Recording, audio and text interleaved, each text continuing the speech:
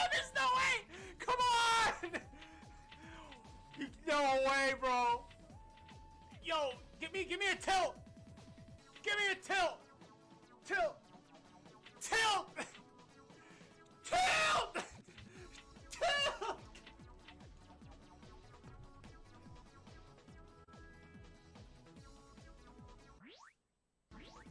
Ah! I'm a little worried. Won't lie. I hope it doesn't crash again.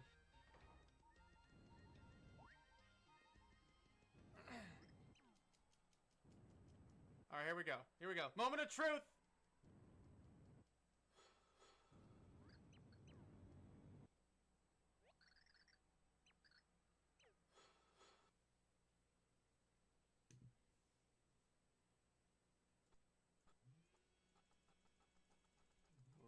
We're getting there. We're getting there. We're getting there. We're pressing through! We're pressing through! We're going in! Yeah! Come on, bitch! You can make it! You can make it! Oh! Ah! Ooh! Come on! Ignore it! Ignore it! Ignore it! Ignore it! Chant with me, chat!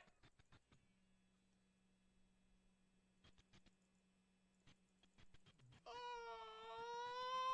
man. We're gonna get there. We're gonna get there. We did it, chat! We made it! Dude. Only you can dash down ladders. I think you can. Alright, I'm doing it.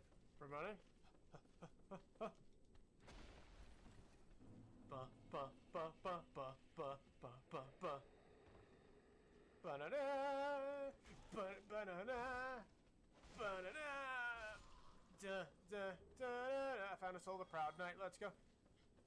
Ba-da-da, ba-da-da, ba-da-da. Oh god, that wasn't my shield. Oh god, there's a blight. There's a fucking toxic guy. Oh god, no, please. Oh, this is bad. These guys are tougher than they look. Running. I'm scared. Ba, ba, ba, da, ba, ba. Oh, he's up above. You fucking bitch.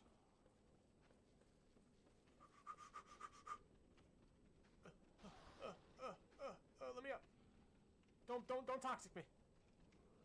Don't do it. Fuck you. Fuck you. Fucking bitch. Thanks for the purple moss. I don't care. I'm running. Go, go, go, go. Oh, that's not good. Go, go, go, go, go. Oh, this is okay, this is not good. We're just gonna fall down. Ugh. No. Yeah. No. Yes! Da, da, da, da, da, da, da.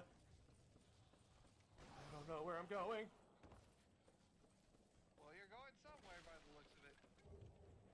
I know the soul of a proud knight. There's a lot of proud people that died down here.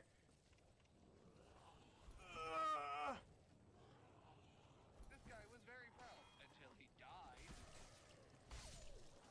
Woo!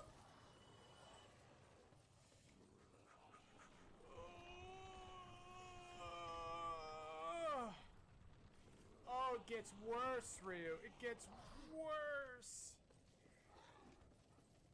Oh, I think I'm in a dead end.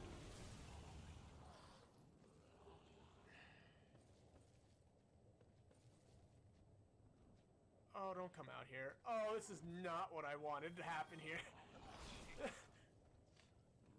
Oh, okay. Don't hit me. Fuck you. Fuck you. Fuck you. Oh, God. Ryu. Some of those guys just freaking fell down. Oh, no, there's another one. Go away. Oh, I don't like being out here. Fall off. Fall off. Fall off, you fucking bitch. Is that awful? Oh, God. How did I... Dude, how did I Mr. Magoo my way here? And then, geez, they all fall down. Are they all dead? I need to know. This is really crucial information if they're all dead. Well, did you get souls? I don't know. I wasn't paying attention. I was running too fast. I can't believe all... Oh, you know what? Suck my dick. There is a god.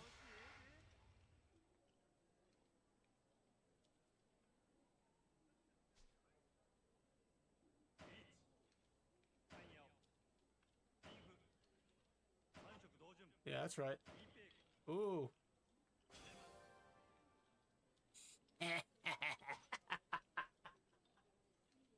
Ah. That's right. Ah.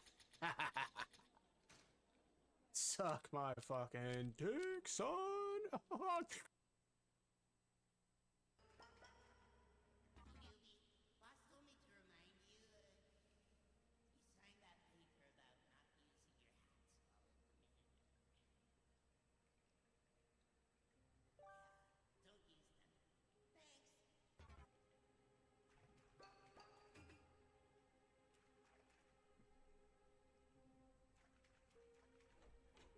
Where was that in the paperwork?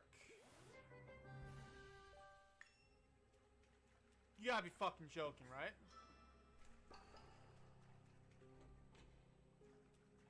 I can't attack or nothing either.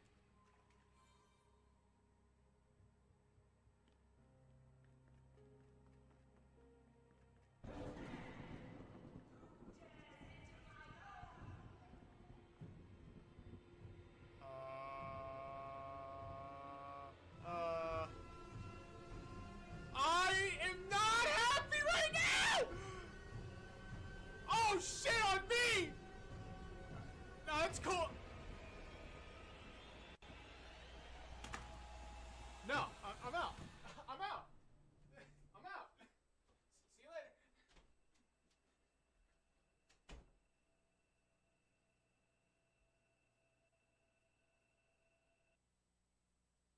Like, yeah! Murder!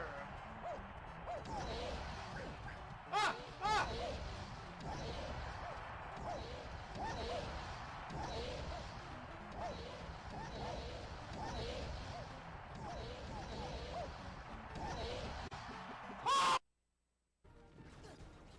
But you know what? Getting a dark matter early is way easier than getting a fucking, See ya.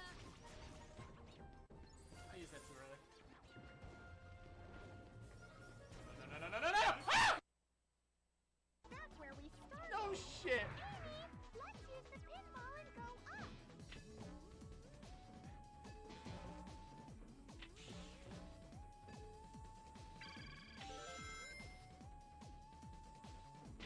Oh, just go up! Yes! My turn.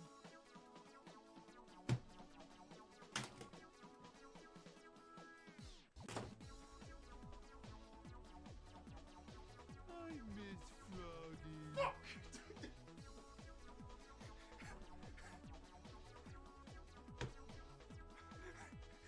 Fuck! What was he doing over here?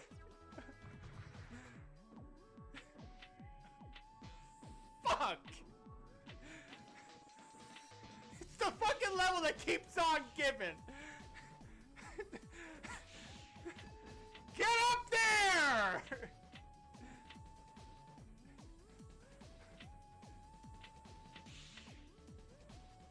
Oh yeah, go back. Get up there! Get the fuck up there! Level up. I cannot believe that. I cannot. Because I was being efficient. I wanted to hit the thing.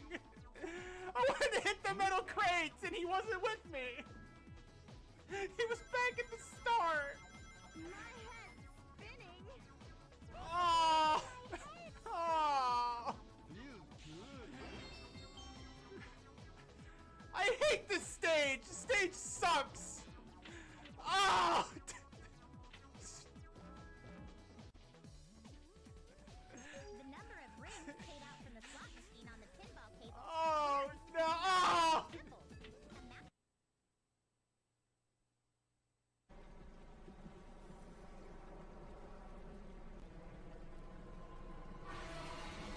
What? Oh, okay. All right.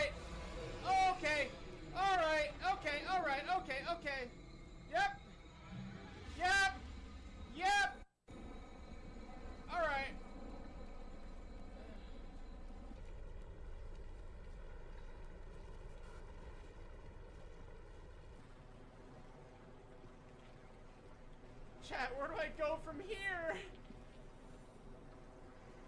What do I do now? Oh, God, no.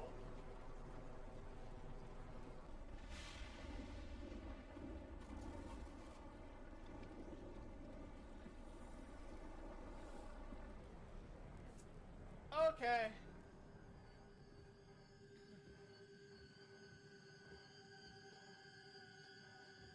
Oh, this is awful.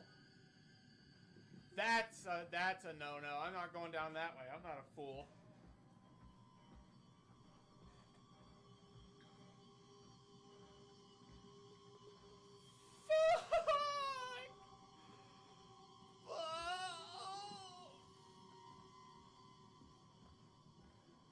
Fuck. Okay.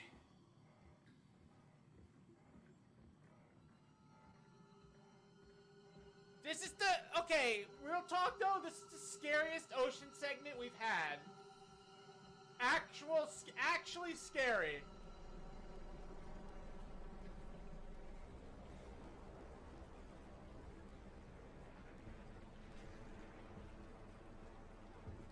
Ah! No! Oh! Oh, I don't like it! Oh, God! We got jebaited!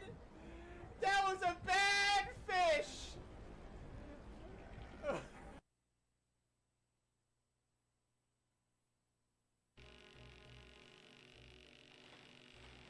No!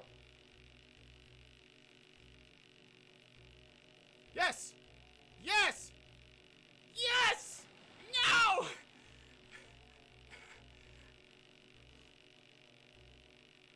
I once caught a fish this big! Oh, let's find. Oh, I think that's the big boy.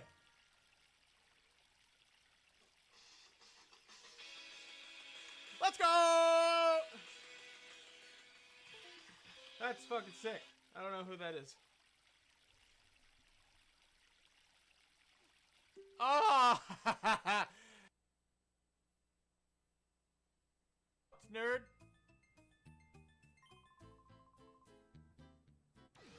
You ain't booting nobody, nerd. Yeah, we're just smile go now.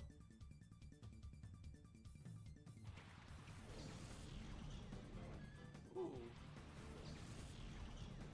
I want that, chat. I want a Yanma.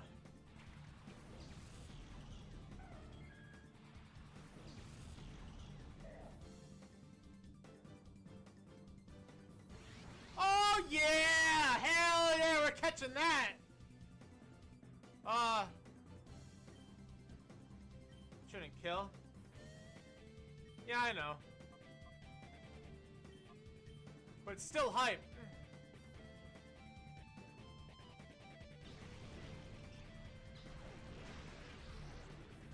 No!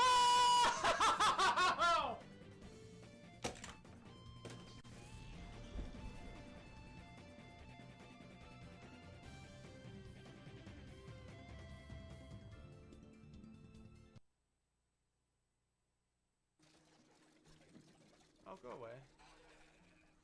See, now I wish I had Abigail. See, that's my problem. I didn't believe enough.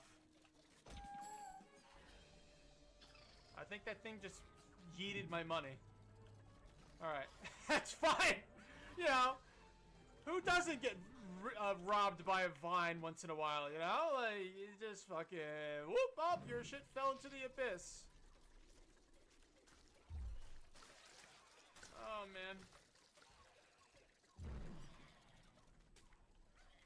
What the fuck is that?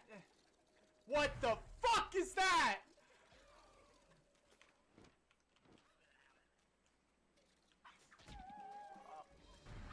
Oh, I'm freaking out! What is that? Oh, hello? Go back in the jungle?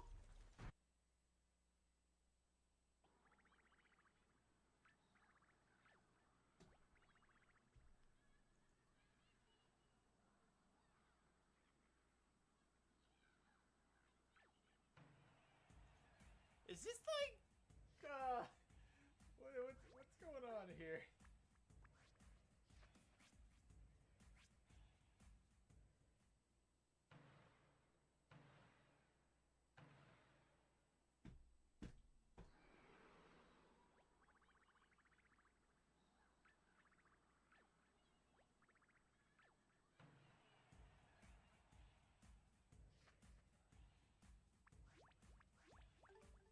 want the end.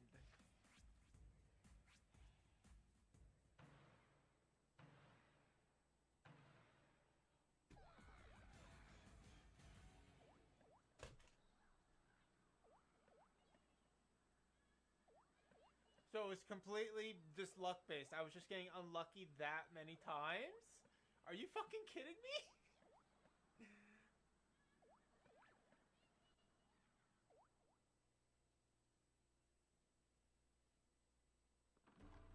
I am so mad right now.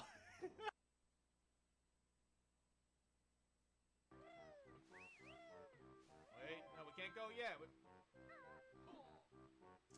want him. I heard him. I saw him. I saw him when they did the thing. When Jiggy Wiggy. When Jiggy Wiggy did the thing. Come on. Banjo, grab the ledge. All right, thank you. All right, are you a Jiggy? Did I get all of you?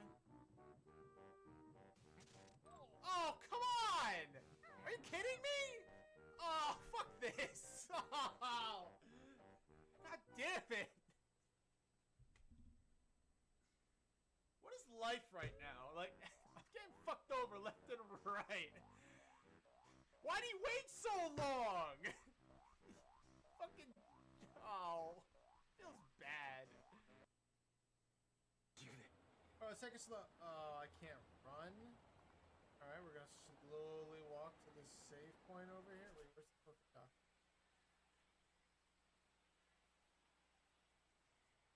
Oh, it's so far away. Are we gonna get there? Everybody hold. We're almost there. Fell over. It's okay.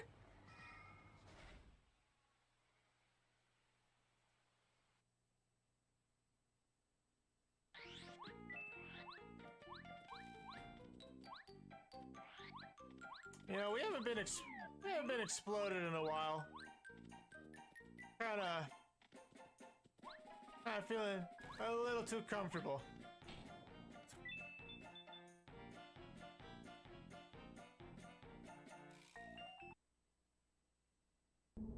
Where is he? Show thyself, bitch! You're fine. I don't care about you. I have a mission. I'm trying to find it. Yeah, he's here. Oh, there he is! Come here, nerd! Where are you going?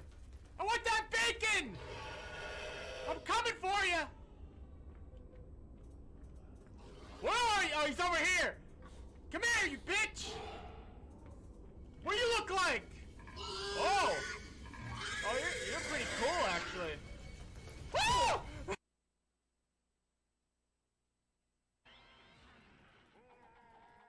Free ass whoopings.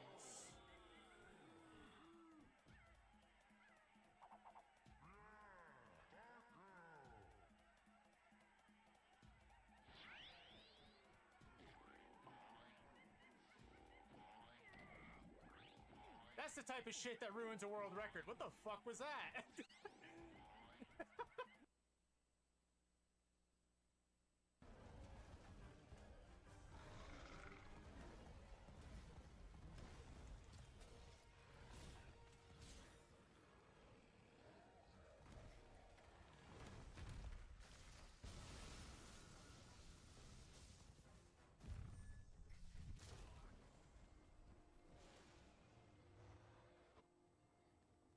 I can't believe he did that! That was fucking wild! All I did was try to clutch claw him and he just fucking turned into an anime protagonist. I don't know why he had to do that to me. He did me dirty. That was really bad. That was really, really bad. Your mom's a hamster, video game. Hello. Really? I was gonna say my hair looks good today, but I haven't washed it, so it's alright. It looks good from that angle. What is up? Chat. Chat.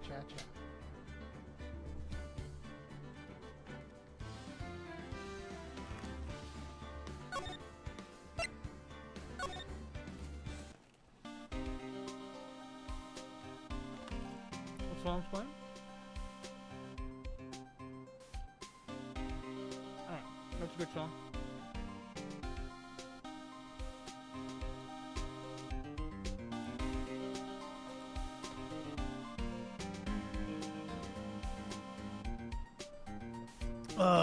Just give me 1 second. Look at my Amazon cart.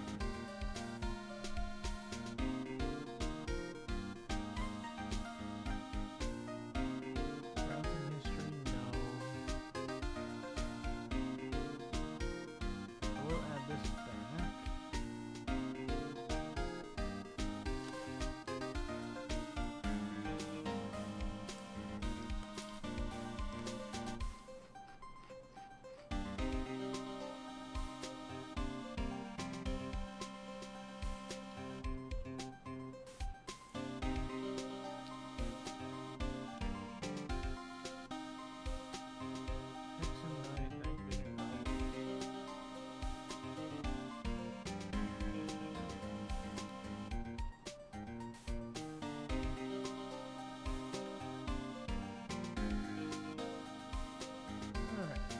Stuff back.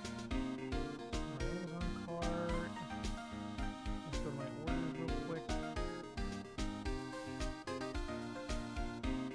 I don't know why the Nocta fans are taking up to fucking 2 weeks to deliver. That's kind of annoying. Having Tuesday, having Monday, having Wednesday.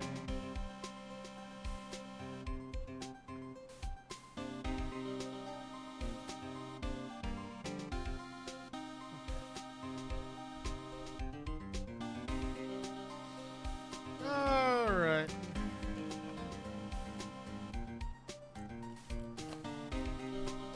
Get going here.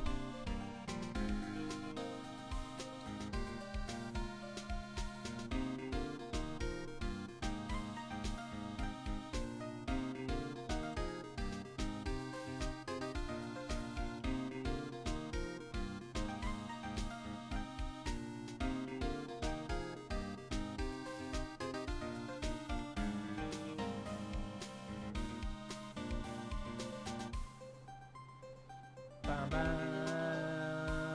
ba, ba, ba, ba. All right.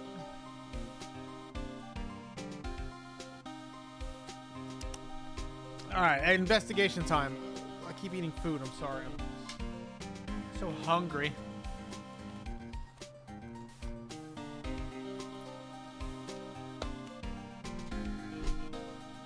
All right.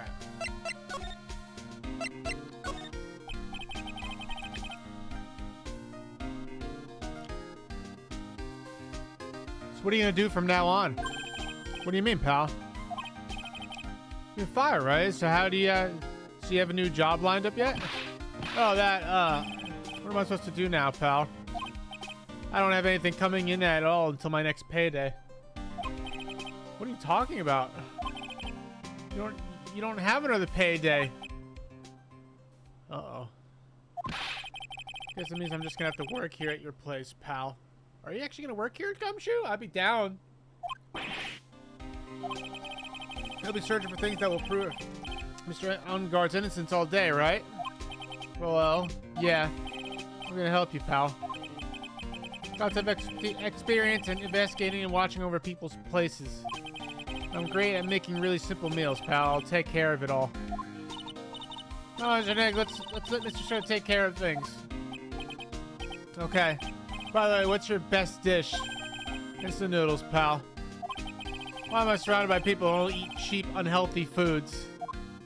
Yeah, I'm down for having Gumshoe in the office. That was the first time I ever seen Mr. Edgeworth act like that. Never thought he'd say something like he didn't care if Miss Andrews killed herself.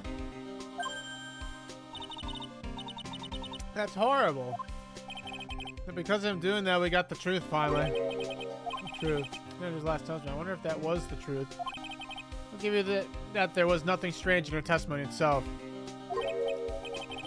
Still think there's something fundamentally wrong with the whole thing. You mean about that thing, pal?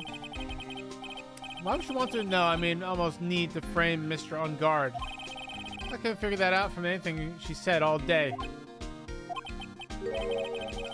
Saying that testimony was a lie? Not a lie, per se. Just feels like there's more here than meets the eye. Or that's what Edgeworth would like us to believe. That is such a dirty trick. Even that woman prosecutor was better than that. Franziska von Karma. Good, Miss von Karma, do you have any more information on her condition? Wasn't she shot this morning? Franziska. Miss von Karma was shot today on the way to the trial by a pistol, pal. But she's going to be fine, right? I mean, Edgeworth said she was in stable condition, but... Well, she was shot in the shoulder, so she's okay and still hanging in there. They should be done taking the bullet out, so she's probably resting at the hospital. Which one? What, are you going to visit her, pal? No, well, I was kind of thinking about it. Hey, you actually kind of got a heart, don't you? She looked like she was being tortured to death, not being able to go to the trial today. Maybe it'd be good for her if you went and let her whip you for a bit, pal. Let's go let her. Okay. No, I'm definitely not going. Let's see. The name of the hospital, yeah, the Hottie Clinic. That name sends a chill down my spine. Well, I guess it can't hurt to stop by and say hi. Alright, Gumshoe, what do you know, man?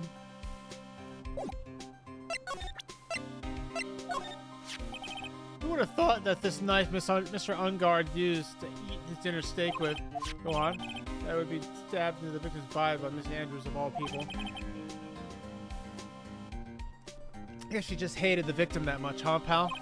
The question isn't why she hated the victim to the extent, but rather why she tried to pin on murder on Mr. On Guard. What if she really hates Mr. On Guard?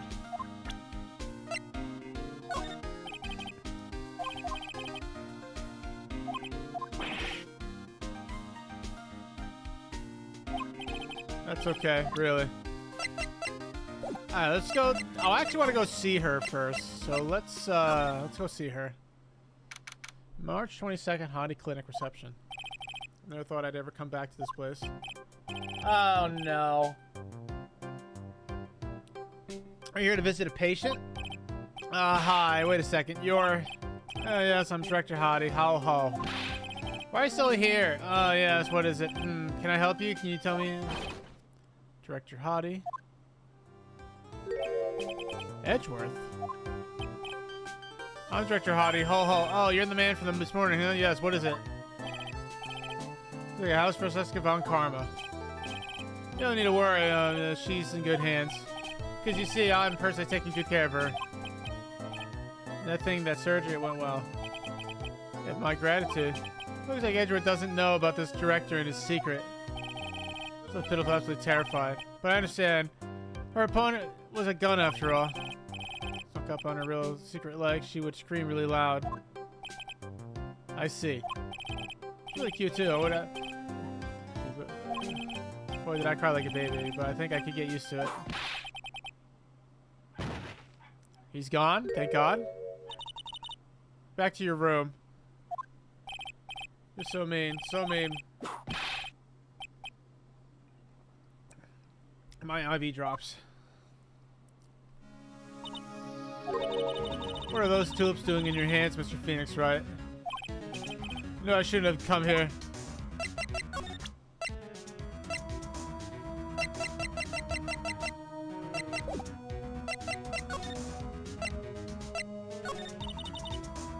The courthouse in my right shoulder. No big deal, this sort of thing happens all the time. I even had full intentions of running the trial this morning. But that would have been too much for you. No need to act tough in front of us, you know. Regardless, I was dragged here by that man over there. He was so unyielding, one has to wonder if he was simply interested in stealing my case. The only logical course of action, given the bullet was still lodged in your shoulder. But by taking over the case, I found myself having to clean up after you and that irresponsible deal you made. I think I know what deal he's referring to. Miss on Karma, you made a deal with Miss Andrews yesterday, didn't you? I don't know what you mean. I want to make sure you got your guilty verdict on Mr. Ongard. You told Miss Andrews to not testify in court today. What are you talking about? Do you have proof that I made such a deal? You're denying it? Looks you were lucky, Mr. Phoenix, right?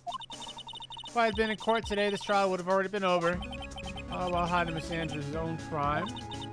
That isn't my problem, whether she had tampered with the evidence or not. I have only one objective, to find Ungard guilty of murder. The end justifies the means, Mr. Phoenix, right? The end justifies the means.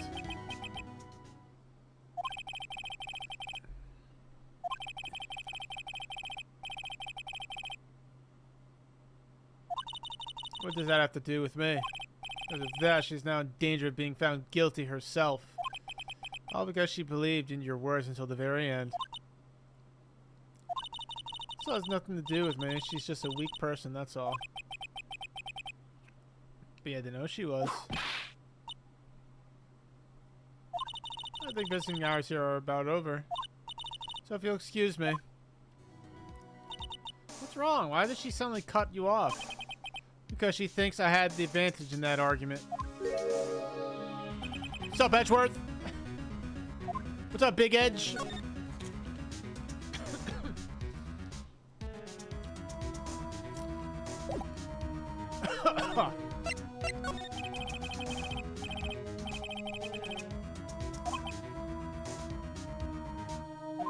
I mean, I know you knew about Miss Andrews' condition. Made her testify as many times as you wanted, but to go that far. But she wouldn't testify about that until I said something.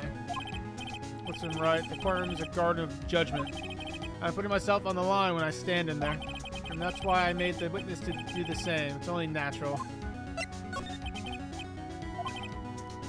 You really, really good court today. That's a rare for you. Give it to me. Hurry. And what you have I can't believe you hid this from me all this time. What is that card? It's so important. What in the world is it? You mean this? Listen, Wright. This is top secret information. You absolutely cannot leak this. Special Investigations Team has existed for a number of years, but few know of it. It's done. The task is to find the owner of this card. A man called Shelley the Killer. And just as his name states, he is a killer, an assassin, the best at that. Assassin? Who is this Shelley the Killer? Name of the long-standing line of assassins.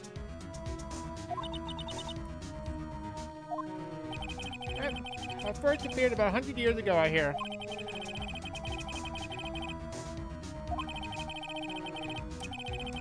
His special name is Shelley. He leaves cards with a shell on them.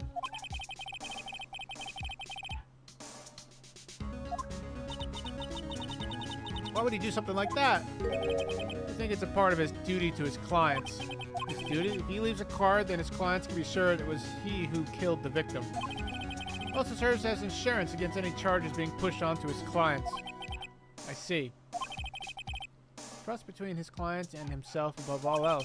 It seems that this is one honorable assassin with an moral conscience. So you think this assassin, you think he's the one who did the killing in this case? It appeared that way. The discovery of the card basically confirms it, wouldn't you agree? Shelley the Killer, huh? I know something at the trial today. You're behaving in a very strange manner. Is something the matter? I guess I should just tell him. Maya, she's been kidnapped. Kidnapped? What does the kidnapper want? An acquittal. I see, I had no idea. I will prepare a rescue team as soon as possible and resolve this by tomorrow. Really? Did you hear that, Mr. Nick? Mr. Edwards is going to... Trying to stall me, Ezra. I don't need your pity. Mr. Nick? No way you can find her. We don't have even a single lead to go on. There's only one way to save her.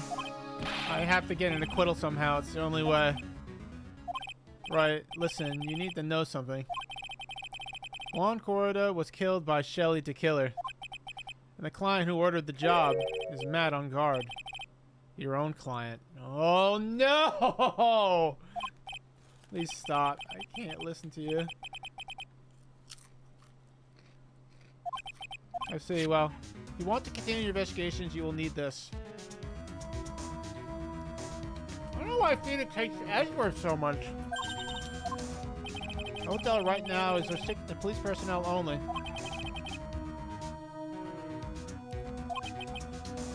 Take this with you to the hotel. I'm sure they will let you enter. Never instruct to add to the court record. In any case, I must attend to the preparations for Maya's rescue team. We'll meet again if anything should happen. Now, if you'll excuse me.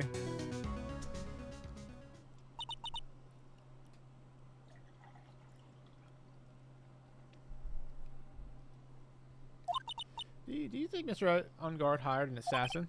No way. I mean, he doesn't have a psych lock.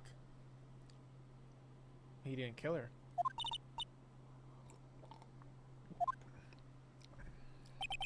Maya? Please. Oh, I didn't get to read that fast enough. Did question mark, question mark, question mark, question mark, question mark. Can be a little clumsy. Clumsy enough to drop a card like this for me. Even though he said he was an assassin. But he's just making that up like how Nick does when he... Anyway, let's try out this card trick.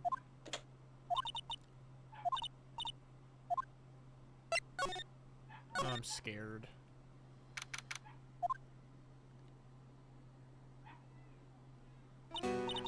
What is this place?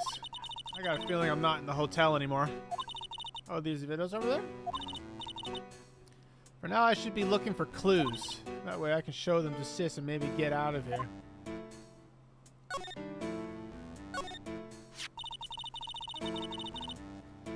There's a framed picture sitting on the coffee table. Picture of a woman, she's kind of pretty. Something's written here. Let's see. It says, with love, Celeste. Celeste Impacts!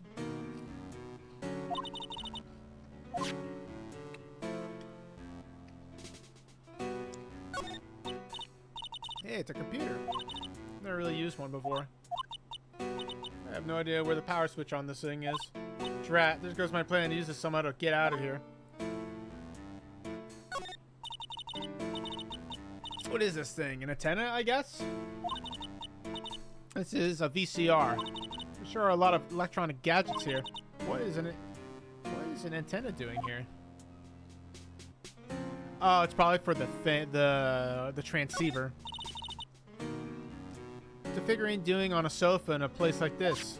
I think it's a bear. Oh, how cute. But it's got a lot of cuts and slits on it. I wonder if it's some kind of puzzle or something. So dark here that I can barely see, but these kind of feel like videotapes, all of them. Just what kind of room is this? Locked, of course, and it doesn't look like I can use the card to open this door. There's a little hole at the bottom of the door. Only if I was a little skinnier, then maybe I'd be able to crawl through there. Simply will not do. I cannot have you wandering around at will. Ah! Seems that your Mr. Wright is truly concerned about you. He is? Well, I would suggest you remain cooperative. If you cannot, there are ways in which I can help you. Ways you mean? Dead men tell no tales is how the saying goes, correct? Dead? Oh, sir, I told you at our first meeting I am an assassin. No way, you're lying. I mean, an assassin? Are not always who they appear to be. Uh-oh. Dun, dun, dun.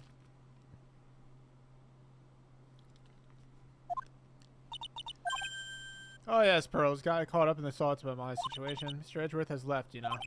Guess for now I have no choice but to believe in Mr. On Guard, but I think I should listen to his story one more time. Alright, let's get going.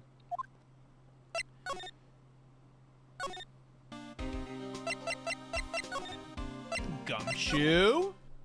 At the office, making noodles. Big fan. March 22nd, visitor's room. Wait, really?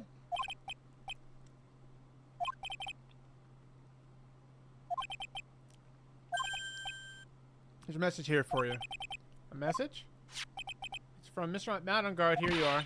What did he write? Is something really important? Something really important to tell you. Uneasy all of a sudden. Oh, Mr. Wright. So actually I have a favor to ask of you. I have this cat named Shu. I didn't put out a lot of food when I left the house, so he's probably pretty hungry. You think you could drop by my house and feed Shu for me, dude? My house is just a little ways down from the hotel, alright? This is terrible. Let's hurry. We have to feed his cat. Sure, poor Shu's stomach is growling by now. Yeah, I guess. Feed my cat, Shu. My house is just a little ways down from the hotel. Request is a request. I guess I go check up on his cat. Let's go here. Gumshoe, I don't want to look at you. Hotel lobby. Alright, now Mr. Nick. Let's go look for clues with the... We shall not pass. Old bag, I'm tired of you. You have to value my name and turn it into a gas, you spiky-headed pettifogger. You, I've been made to look like the bad guy again, although I did get a piece of gum from Edgy Boy, just as he promised. Or, she's talking again. Everybody, relax. Ignore her.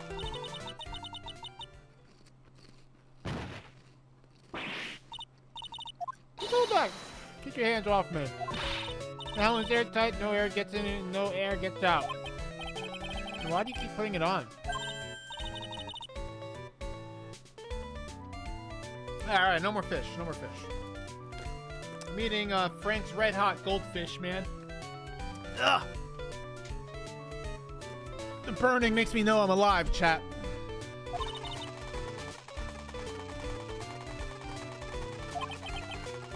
I'm not hearing this. Alright, you know, I didn't want to talk to you anyway, man. I didn't want to talk to you anyway. On guard, Matt. On guard mansion, living room. I'll go turn on a light. Whoa! So this is what a star's house looks like. Must be nice to be rich. Come on, let's find Shu, the kitty cat. Shu! Meow. Oh! Look at that little bastard. So I guess this is Shu. Oh, what a lovely cat. Hello, Shu. Meow. Cat seems to like pearls. Pardon me.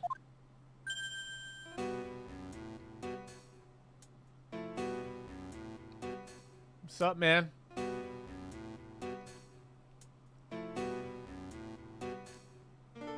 Can I help you with something, mister? I'm Mr. On Guard's lure. The Masters. Then you must be Mr. Wright. Yes. Oh, it's a pleasure to meet your wonderful self.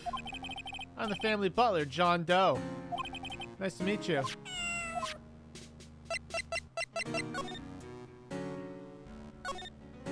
She's in there. Small door at the bottom of this bed. Big door, Mr. Nick. Best for Mr. Unguard's cat to use. Oh, you mean Shu? The door, it's locked tight. Well, I guess that's to keep nosy people like me from entering it. How interesting. So Maya's in his house. The one in the middle of the Steel Samurai. Yeah, that one in the middle of Steel Samurai. The one next to that are the Pink Princess and the Evil Magistrate. They fought many battles against the backdrop of Neo-Old Tokyo. You really know a lot about the Steel Samurai, Mr. Nick. I don't know whether I laugh or cry that I know more about the show than a kid. What's up, man? Must know all sorts of things about Mr. On Guard, right? Honestly, sir, I don't believe my master is capable of such a foul deed as murder. And, anything else? No, not especially. Not appropriate for a lowly servant to speak of the master of his affairs. Not typically butler-like, as it were. Mr. Doe, how long have you served at this residence? Well, sir, I would have to say maybe about 1 year. And anything else? No, not especially. I would have thought Mr. On Guard the kind to have a maid over butler. It's a very cute cat you got there. It is my duty to take care of him. The master rather fancy Shu. And anything else? Got paper anymore. That's no crumpled into a ball and thrown away. Right, I must take my leave if you know. We should probably get going ourselves. So young and yet already so accomplished as a master of law. A lot to be proud of in being a butler in charge of the house and all. Thank you for the compliment, sir. People are not always who they appear to be. Now, if you'll excuse me. Interesting.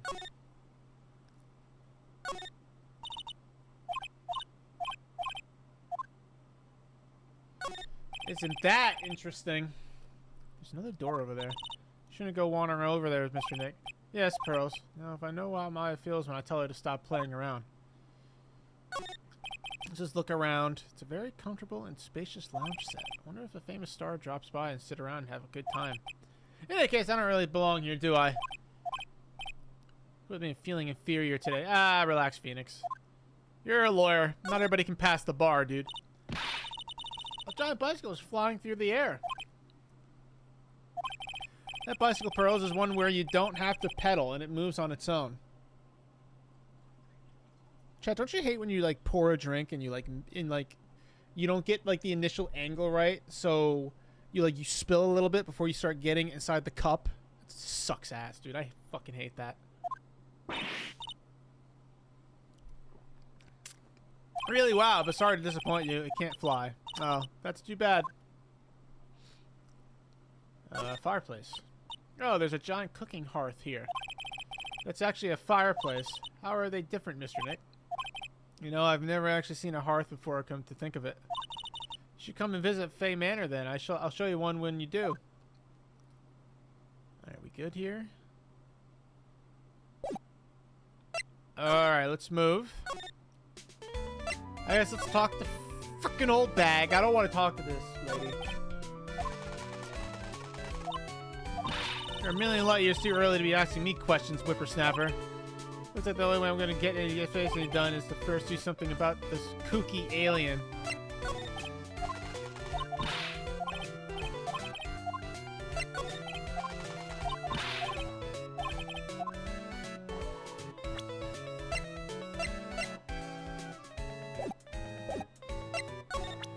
Alright, we don't want to talk to her anyway. She sucks ass.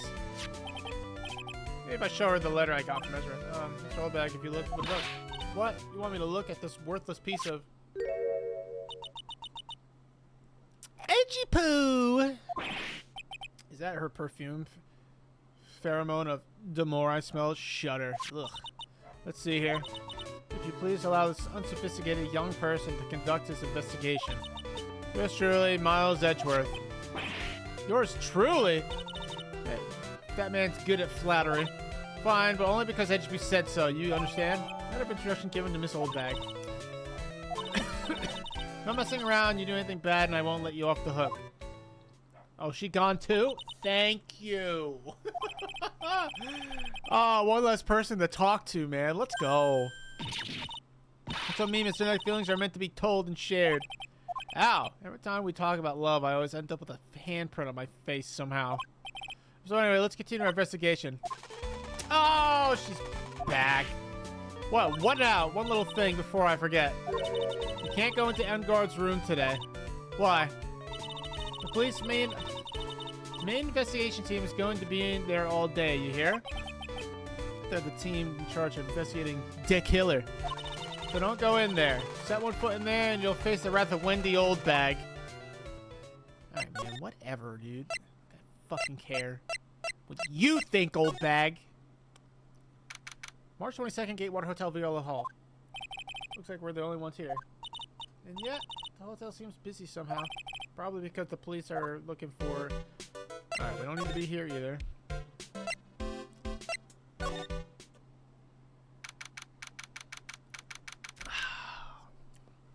Gatewater Hotel Hall. Oh! Hey, city boy.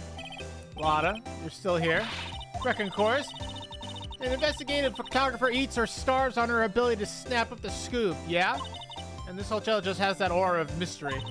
You know, I like something's always about to happen. But do you have a camera? Rec given. Photographer's gotta have cameras out the ear like corn to be real pro, you know? So, I'm hanging around here. Speaking of cameras and feeding them out, do you have mine, you bread thief? I don't have your camera! Oh, I don't want to talk to you. Night of the murder? I want to ask you about the night of the murder. What, you really gonna shell out the bucks for the info I got? You were loitering in the hallway the night of the murder, or were you not? Well, kinda, but... Here it comes. I didn't exactly hang around here the entire time, you know, followed a few stars around. Got a few autographs, shook a few hands, had a soda pop with a few of them too. I'm that night. Surely this also wasn't in this hallway the whole time either. Guess this means there's no one who can tell us who came and went through the night. Scandal. So about the note that was inside your camera case. Oh, the ditty I wrote? I believe what you've written. You mean the stuff about Ungard shoving his manager lady into corridor? Yeah. Oh, well, I reckon you best not be believing that. What? Look, I sort of wrote that on a whim, you know? Written whatever came to mind. Whatever came to mind? Yeah, when you get down to it, it's just a lot of random bull duders. That was a bull duder. Hey, what's up? What's with you, pal? Why are you... Alexa, shut up. Oh. Hey, what's up? You staring at me like my grandpa used to. Hey, and why do you look like you suddenly got older too? Or am I just shrinking here? My baby. My $1,600 baby. What's with that red-coated prosecutor anyway? That guy told me it was evidence and refused to give it back to me. Well, that's kind of how it is. Well, hey, you're that redcoat's friend, ain't ya? So put in a good word for me and get... You want me to do what? Listen, nag the guy real good for about 5 hours and I guarantee he'll give it back. Why don't you do it your own... Why don't you do your own dirty work? It's time for me to get going. A tabloid photographer without a camera is just a tabloid. Yeah, I guess so. Keep yourself together out there, you hear? I'm coming to see you in court tomorrow. Okay, I'll see you then. And you too there, little one. Keep up the good work, okay? Don't be picky about your food now.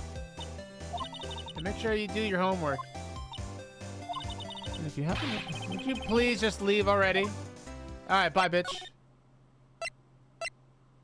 Now we're gonna go to Mr. Gordita Crunch's room. There has to be something here. What the fuck is that, Mr. Nick? What is that otherworldly, ghastly moaning?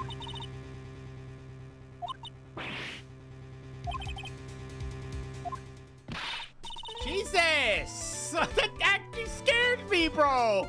What do you want? What's your... what?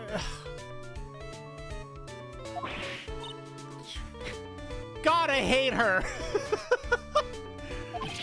Zoinks is the alien. What are you calling an alien? I hope you pass out in that helmet. Oh, it's just you, Miss Oldbag. What are you doing here?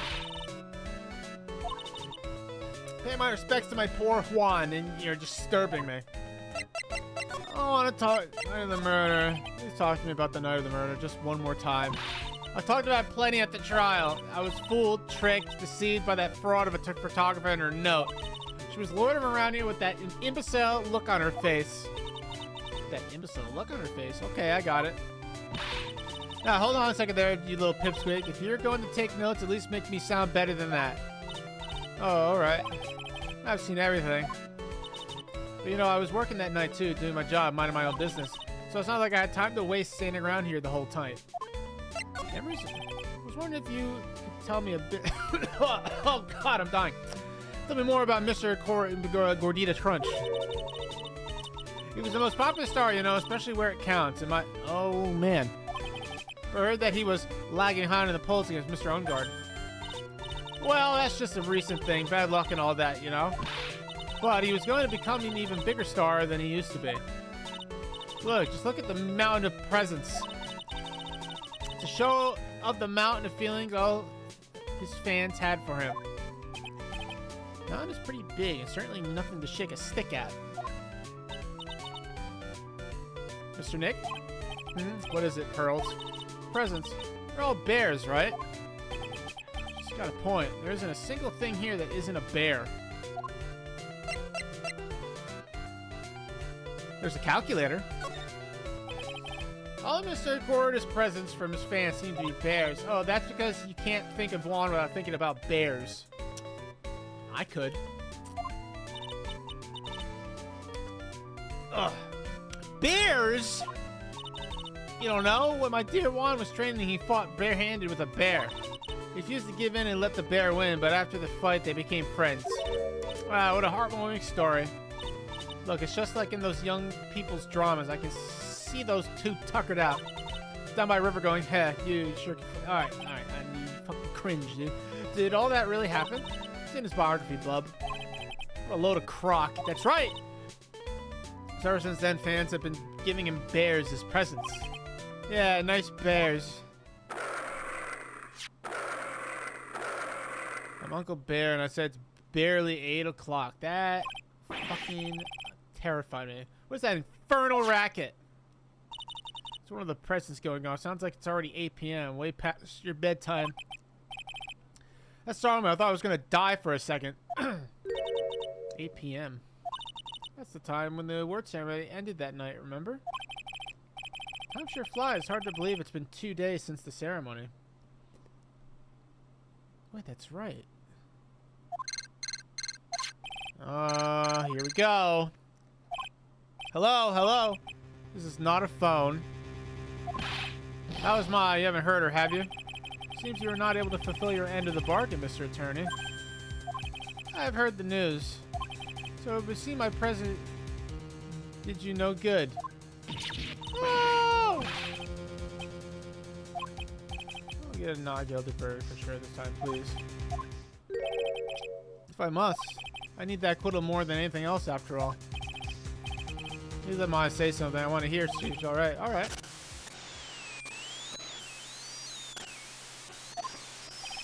What is with that static all of a sudden? Hello? Hello?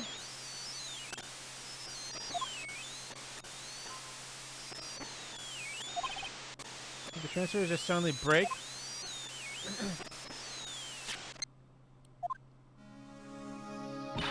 What happened? I don't know. All of a sudden it became nothing but static. Isn't an old bag like standing right next to us? Does she hear all this? Why did the transfer suddenly break like that? I should probably have an electronics expert look at it. Sooner the better. Oh, I bet you $10 US Gumshoe knows stuff about that. I'm just taking a guess here. Where's my boy Gumshoe? Hey, yo, Gumshoe. Oh, he's not here. Hey, welcome back, pal. Thought I'd make you a little something for dinner. That's nice, thanks. Rich man's luxurious full-course meal out of can, that is. Sorry you went through all the trouble to cook, but I don't have the time to eat. Oops. Looks like you don't have a can opener. You gotta be kidding me. In here, I thought he had already whipped something up. Oh, I know. There's one way I know how to be helpful. Ask me anything you want, pal. Go ahead. Well, since he's here and offer, I wonder... Alright. I'm not gonna do that. I'm gonna present you with this, man. The transceiver? Oh, Mr. Nig, you should ask Mr. Scruffy Detective about that thing. What thing? Oh, yeah, it broke all of a sudden. It broke, pal. It just suddenly broke into static. It sounded like this.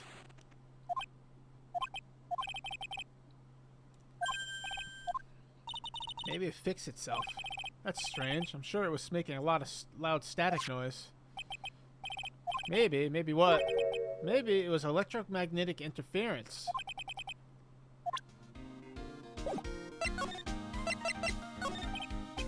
What is electromagnetic interference? It's something that happens when a radio wave gets mixed up with another signal, pal. Oh, when you put it that way. I don't understand what you're talking about. Like, for example, when a cell phone goes off next to a computer screen, the stuff on the screen gets kind of fuzzy and starts acting funny, right? Computer?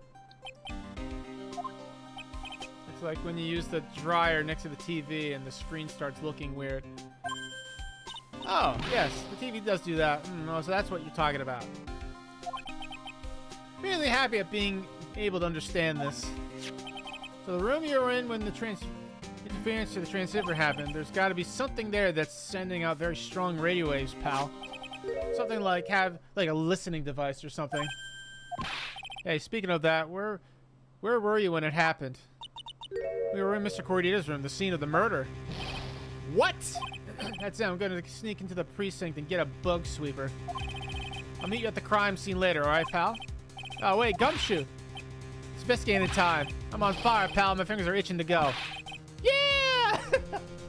I love Gumshoe. That's my guy. Them too, Mr. Nick. All right, let's go. All right, we're moving good. We're moving good here. I'm not going to the precinct. I could think of a million things I'd rather do than go to the precinct right now.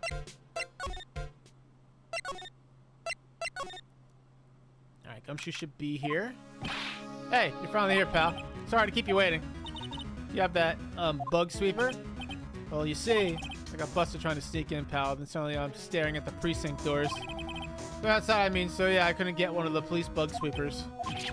What do you mean you're gonna get one? We need that item. Hey, calm down, pal. I didn't say I didn't get one. I just not the police's. Wow, so this is a bug sweeper? Looks a little broken. Maybe when I was in elementary school, pal. Oh, by who? Me, of course. Hey, don't look down on it, pal. Sure, it looks a little beat up, but I put my heart and soul into building this puppy here. Heart and soul. It'll work. Just trust me, pal. It'll do the job. But you can't set the sensitivity, so it's going to beep at anything that gives off electromagnetic waves. But isn't it better that way? Oh, ho, ho. Well, anyway, since I brought it all the way, might as well give it a whirl, right, pal? Okay, now I'll tell you how to use this baby. There's a listening device. Oh my god. A bug hidden in this room, pal. So we're going to find it, right? Right, now, first, let's turn the sweeper on. Ah. I don't like that sound. Next, move the sweeper around to give the room a real... Okay, I'm going to check the phone first, even though that's probably too on the nose. I'll let you know strong your signal is picking up, so keep an eye on it. Once you find something that's giving off a lot of radio waves, press X to lock onto it. There's a lot of things here that's going to give off radio waves, so let's take a good look at anything and everything. This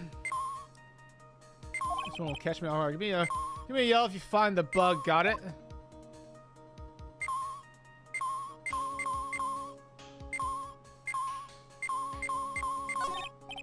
Phone is the most common place for a listening device, I'd say, but I'd take the receiver part first before we get ahead of ourselves here. Don't you mistake. Yeah, I know tons, especially when it comes to taking them apart. It's my specialty. I'm gonna assume it's in one of the bears, man. Is there a listening device in there? No. I really thought it'd be the phone too. Alright, let's try this. What a lovely bear. Is that oh, that's the alarm clock one. One of those fancy bear-shaped toy robots. It's a robot, a real robot. Yeah, it's a real one. Mr. Nick? Yes? How many horsepowers is it? How many horsies? Horsies? Oh, look, it's a bear, so, oh, there's nothing in there.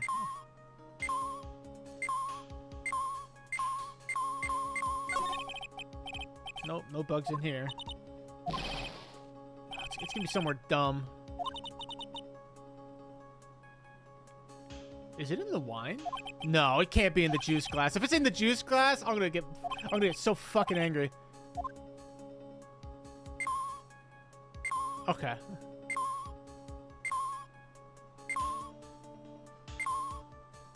Hold.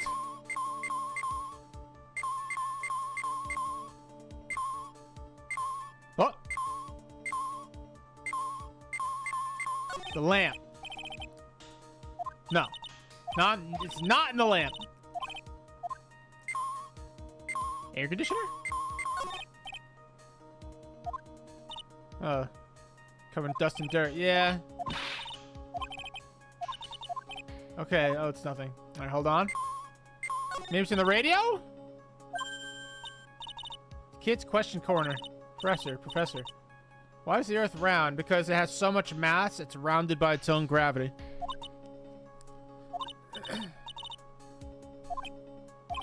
Why don't you listen to the radio program a little more, Pearls? That's a fact, by the way. I didn't just make that up. The Earth is so large. Oh, I can just... Oh! All right, hold on.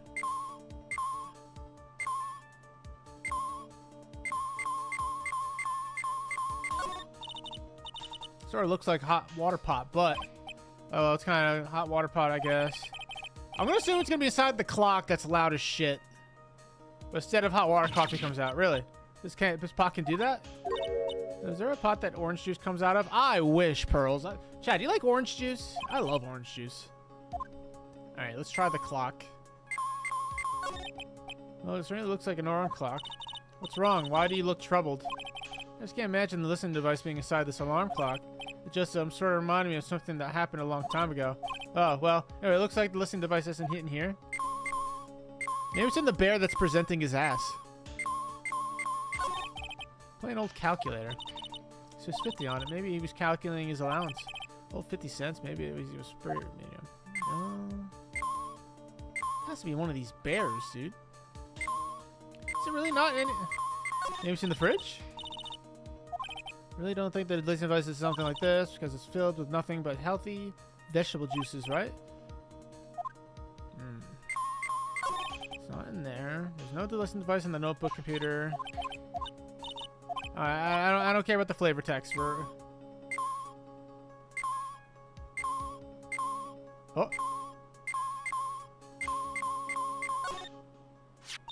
There we go. Okay, I found it. I knew it would be one inside one of the bears. This is just a giant stuffed teddy bear, right? It's the biggest one I've ever seen. So did you guys find it yet? The listening device, I mean. No, not yet, but this bear's eye is... Let's see. A perfectly normal stuffed bear with some really strong radio waves. Sounds like you found the device to me, pal. Let's dig this big fella's eye out and see what we've got. No! You can't! Such a violent act! Oof. Rip. Deletes, I'm not gonna lie. Gumshoe might be one of my favorite characters in this game. Series. I'm a big fan. Also, Deletes, look what I got. You probably missed it earlier. I got Frank's Red Hot Sauce goldfish crackers. Love his theme? Yeah, his theme's good. I like his theme. Whoa!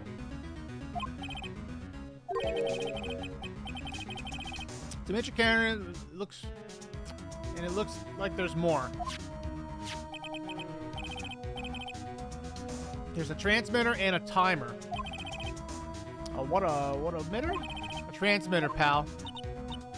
Remember that high-tech stuff? Camera. So this tiny thing is a camera?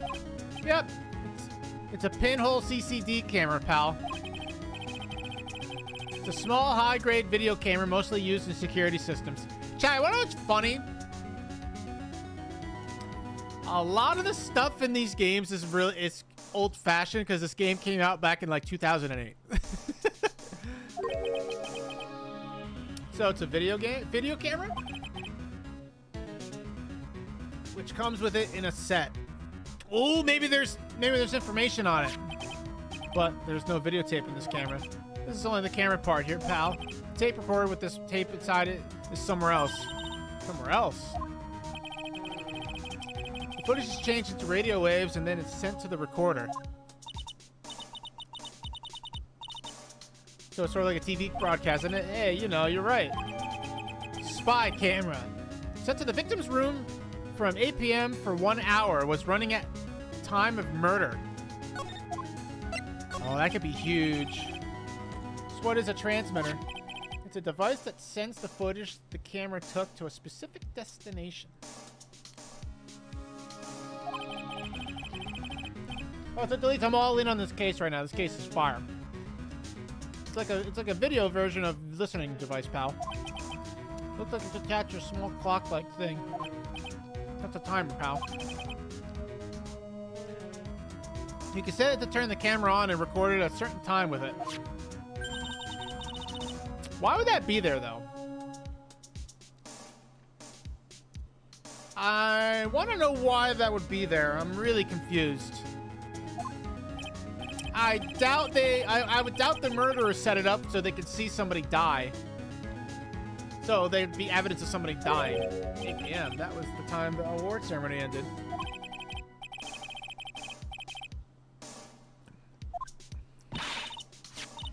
How long has this bear been here?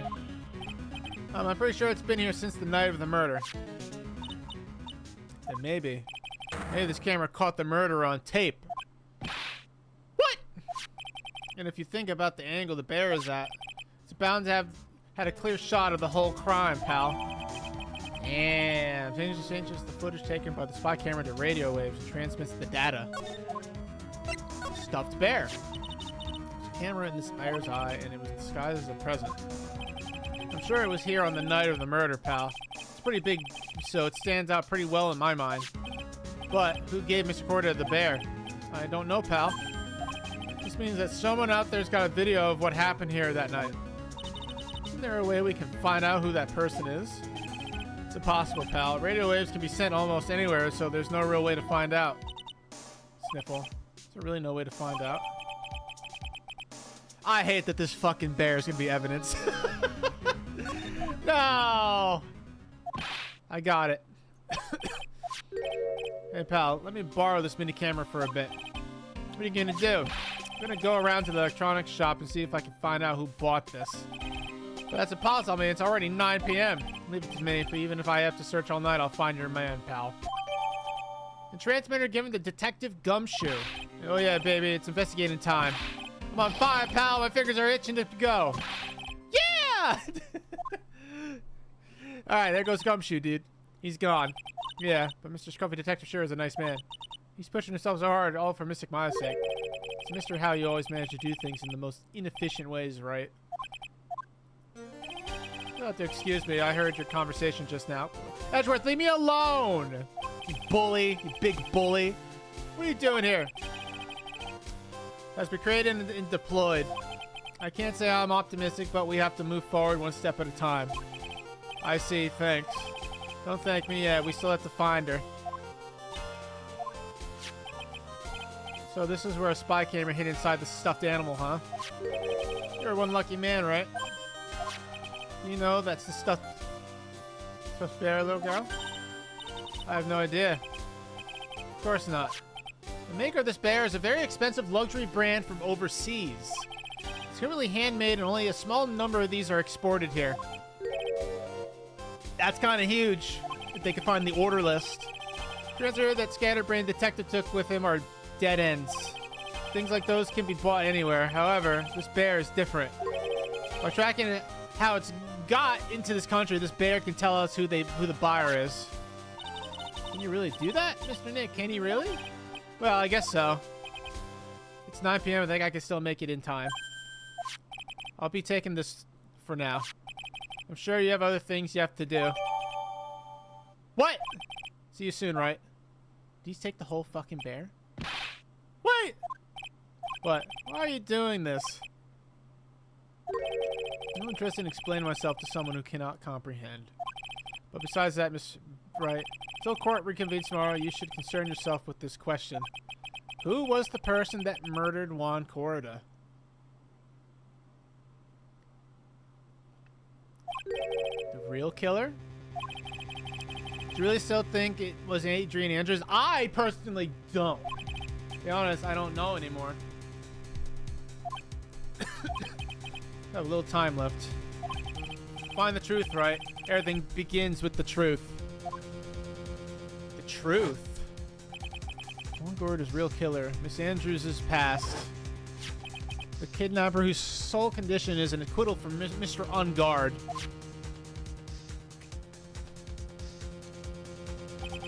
And this card, Shelley the Killer.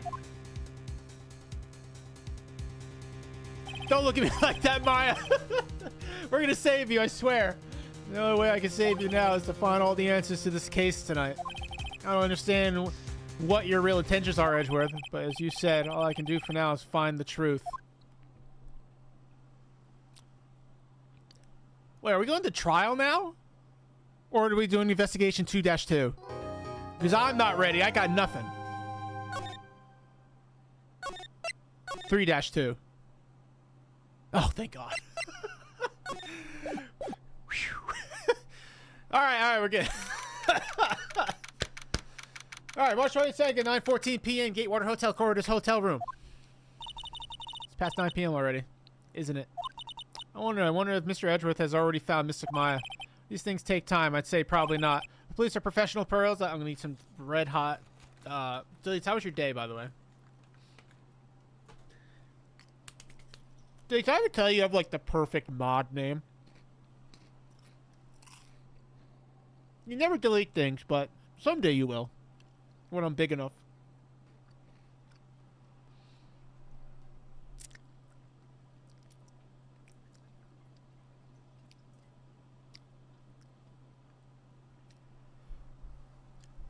Deletes. Wanna know what's surprising? Even like when we've played other video games and stuff like that, like Mario games, we surprisingly never get like a lot of shitters in chat, like random people just looking for trouble.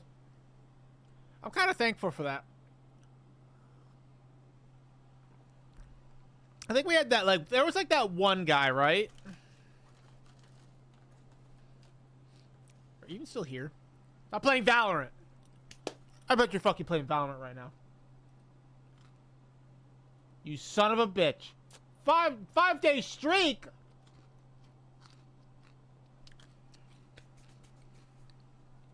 Man, it's been playing Valorant for 5 days. All right, all right. You're grateful too? Hell yeah. Yeah, you know, weird. Valorant's a fun game. I'm just not really good at it. The police are professionals, pearls. Okay, blah, blah, blah. If you can find and win a not guilty verdict tomorrow, then everything will be okay. You're right. What I'm really wondering is if... Here's my theory, deletes. Here's my theory. I wonder if the butler acted on his own.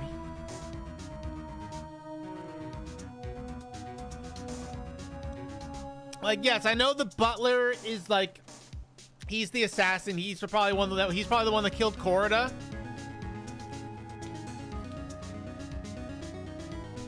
Because that's another thing too. There were no psychic locks on Mr. On Guard, so.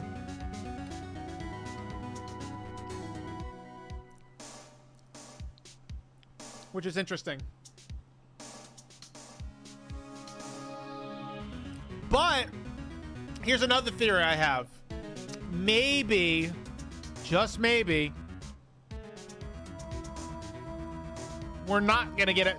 The ending of this chapter isn't a not guilty verdict. Maybe it is. Maybe it is a guilty verdict. Because not every client you're ever gonna take up is gonna be innocent. You know? That's just how things go. And I think that'd be pretty cool. If, like, for once, Phoenix is right, no. Is like, no. Fuck the W. This person's a piece of shit. They're going to jail.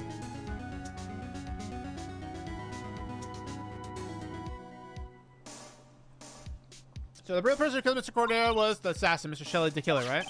And the card Miss Andrews found at the crime scene seems to be proof of that. But if that's the case, then a new question comes to mind. Who is the one that hired the killer to begin with? Who is his client? You mean, who asked for the murder? That person didn't want to dirty their own hands in blood, but whoever this client is, they're still a killer. Who could have hired the assassin? Do you think it was Miss Andrews? No, there's no way. But if she was the client, then why go through the effort to stab the knife into the corpse herself? Yeah, that part kind of eludes me too. What would be the point? What? But if Miss Andrews wasn't the client, then no, it can't be. I don't think it was him either. Really did hire the assassin, and he is not innocent at all. Far from it. He would be guilty of the crime. But it can't be Mr. On Guard, right? I mean, when we first talked with him, Mr. On Guard, I'd like to ask you one more question. Did you kill? Yeah, he asked if he killed him. So clear, dude. I didn't kill anyone, and that includes Juan Corrida, okay? He didn't ask if somebody else killed him. I didn't say any yes that time. Actually, that reminds me. Did you see? She said something interesting. Oh my god. So what is this interesting thing? Oh, that's right. You didn't hear it, did you, Pearls? God, I forgot she looked like Samus Aran. Wanted to bet everything on the Jammin' Ninja this year. And if he lost the Grand Prix, He was going to make sure Matt was going down with him. That's what he thought anyway.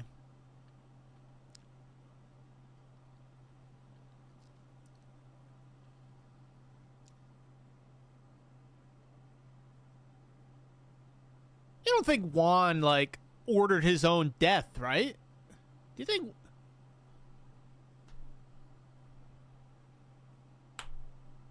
I just thought about that. Because if he bet everything on it, then his life was over after that. What if he ordered his own death and he made it look like Mr. On Guard killed him when he actually hired his butler? No, but why would his butler do that? Oh, there's so many different ways this could go. Like someone Juan had in his hands a secret so powerful that it would destroy Matt's acting career and had it been revealed. Is our guard's secret? What is this secret? I don't know yet. But for now, let's think about it this way. Mr. Gordo was going to reveal the secret. I mean, I have plenty of motive to have Mr. Gordo silence. Or his butler did. I still think the butler acted on his own. I think his butler killed him, but then he got sloppy. So what do we actually have in evidence now? Do we just like lose everything that we had? Yeah, we gave everything away already. God damn it. Alright. Oh shit. Hallway? Really getting late, isn't it, Mr. Nick? Yeah, it's past 9 p.m. already. But we still have some things to prepare for tomorrow's trial. It's still a matter of the secret, Mr. Gorda was helping. Real intentions. There are 2 things I must know tonight. Were the visiting hours over the detention center? I'm sure we'll think of something, Pearls. Don't you worry. Oh. Feel the hall. I can't escape this bitch, deletes. It's over for me. What is it, whippersnapper? All I know is nothing that has to do with you is ever good. Like just now, I was handed this strange device for who knows what reason. I was told to use it to search the whole hotel. That's the bug sweeper, isn't it? The one Gumshoe made. I don't know, frankly, I don't care, but the request came from Edgy Poo, so... Edgeworth? And he said... You feel angry, direct your anger at that unsophisticated lawyer. So I'm going to feel free to direct all my anger towards you. Gee, thanks, a bundle, Edgeworth. What a pal you are. Do I still have to talk to you? Ugh. So you better keep it to yourselves. I heard that they found a spy camera hidden in one of the... Very interesting. I'm sure it was, you know. It was to catch poor Juan in the middle of a scandalous meeting. Oh, wait!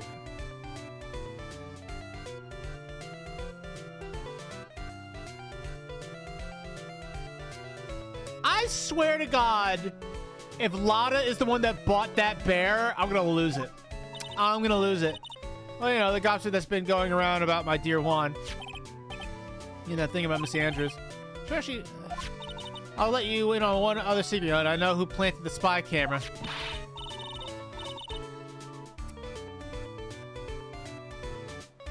I hate it here.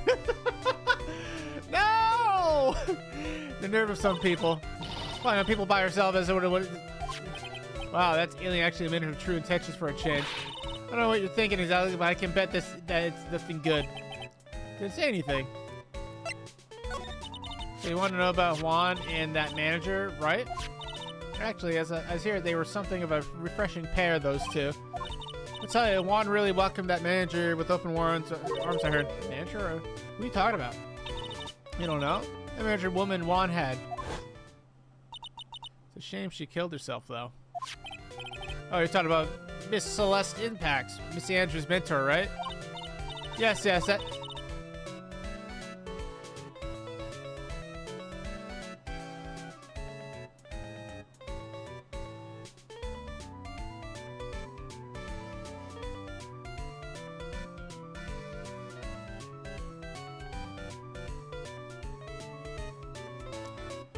Uh-oh.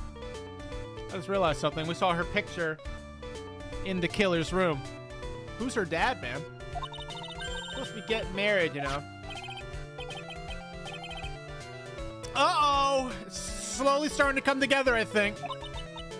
You young kids today don't know anything, do you? That girl Celeste killed herself 3 days after their marriage announcement. 3 days after the marriage announcement? What in the... Why would Miss Suspect want to kill herself? She was going to get married. Well, that's because she was thrown away, you see, by Juan. What? But they were going to get married, right? They promised each other, right? They held a grand announcement session, but 3 days later, Juan suddenly canceled their marriage. Alexa, turn off the air conditioner. Is that true? It was in the weekly magazines. But why? Why did he do that? That was not in the magazines, unfortunately. I see. That night after Juan called off the wedding, the manager, Celeste, killed herself. And he hid the note. I wonder what happened between those two. Very interesting.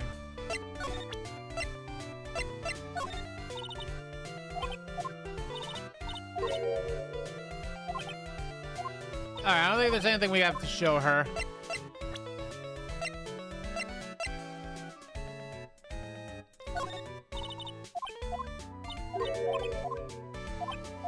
Just want to try a couple things here.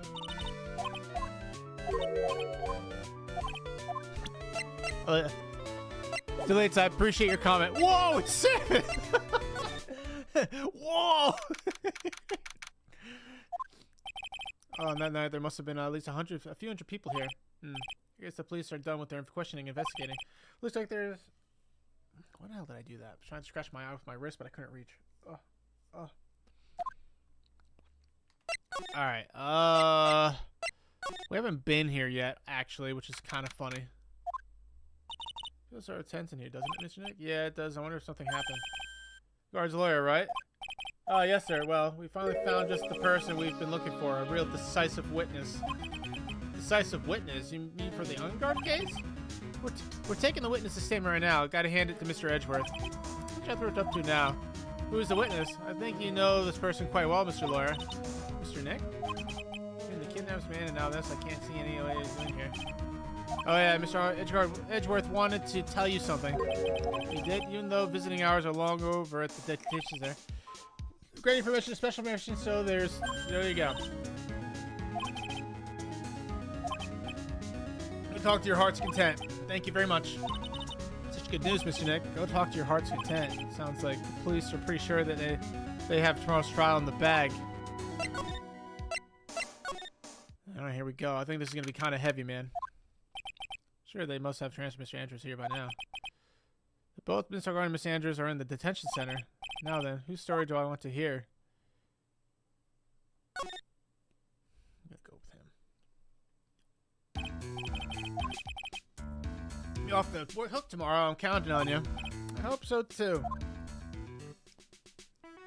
Real question is, should I? By saying Vera was killed by an assassin. That the assassin client is this man, Matt Ungard. Mr. Ungard, there's something I must know with 100% certainty. You seem kind of different. You're totally not like yourself, lawyer, dude. About the press conference. Or Juan was going to dress up as a Nixon. Yeah, I heard a little more about it from Miss Andrews.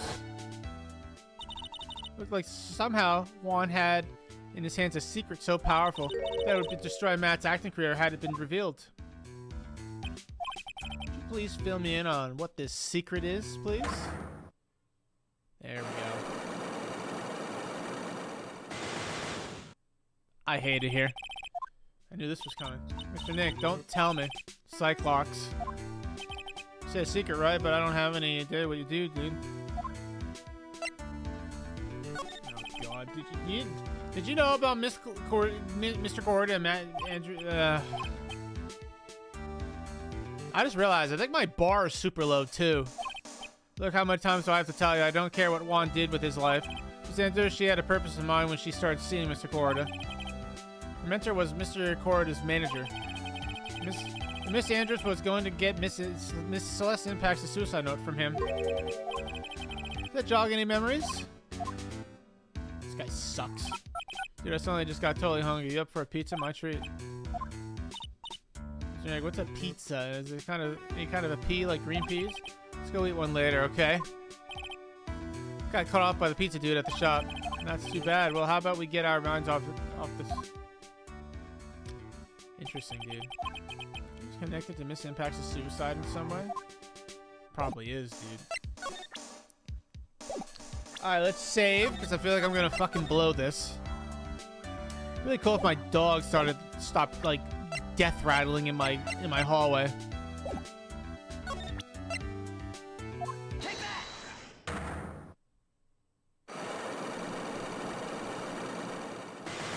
5 locks, you son of a bitch.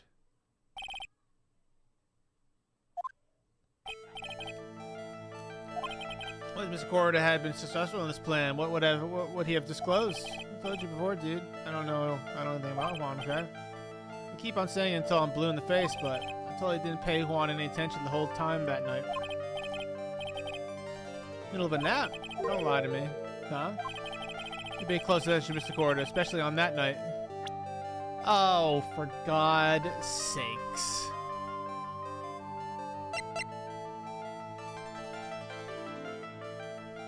I really do only have 1 bar.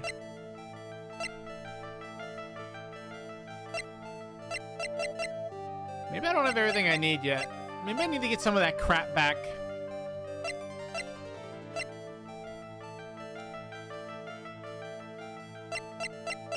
I mean, we could try, like, one thing. It's not gonna work, though.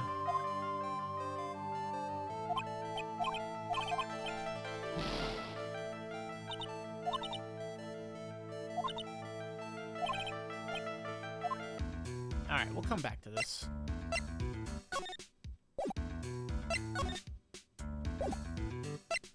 Let's walk around.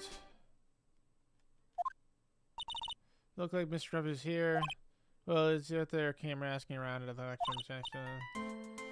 Then I'll make some salad for him for dinner. The Pearls really appreciates what Gumshoe's doing for us. Mr. Nick?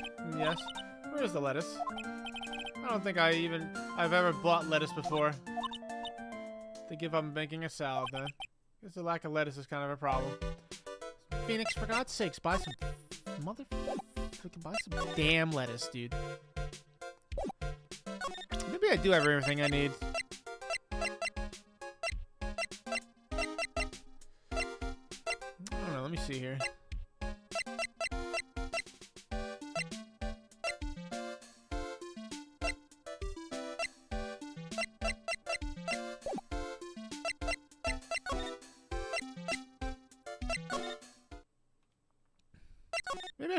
Maybe I should talk to her first.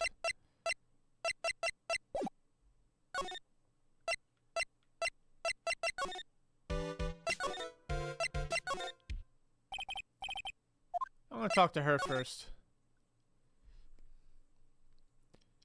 Oh, now she's... Oh, it's you. I'm sorry to be visiting at such a late hour. I absolutely have to ask you tonight. Me? I thought your client was Matt. Miss Andrews knows something. She can't be clueless about the secret Mr. Corda had on Mr. Owner. About Madagar, if you don't mind. Mr. Wright, you still don't know, do you? The real him, I mean. You seem to bear a lot of resentment towards Mr. Ungard. If that's the case, then why did you become his manager? And why would you become intimate with his rival? Nothing to do with this case, nothing. About Miss Celeste's impacts. Finally put her death behind me. And now, thanks to you, it's all come back to the surface. I'm sorry. I was shocked by her suicide, and it's true that when I heard the rumor that Juan was the one who had hidden her suicide note, I began to draw close to him. I wanted to get her suicide note back and to burn it. I wanted to burn it, but why? I didn't want it to spread like just another piece of gossip. But I never held any murderous intent towards Juan. I never do something so stupid. So I know, huh? I wonder what it said. Why frame it? Why did you try to frame Mr. Ungard? That's simple, because he's the killer, that's why. Isn't it the duty of every good citizen to inform the police? There has to be another way. Police are excellent at doing their job, so they'd figure it out, right?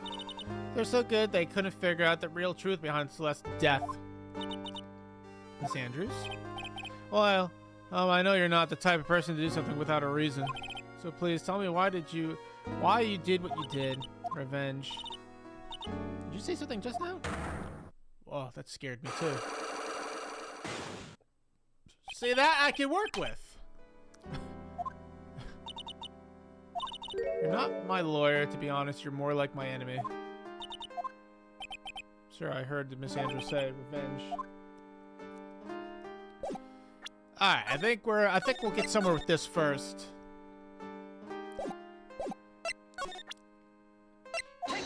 Alright, let's take that.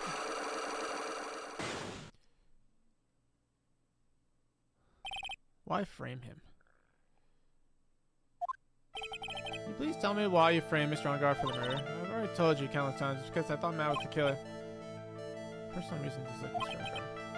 I think I didn't hear it, but I know you said something earlier. You said revenge. So you're saying I was taking my revenge out on Matt, and that's why? What an absurd idea. I don't have anything I want to take revenge for. Miss Andrews. A woman who lives by being independent of other people. Someone in her past.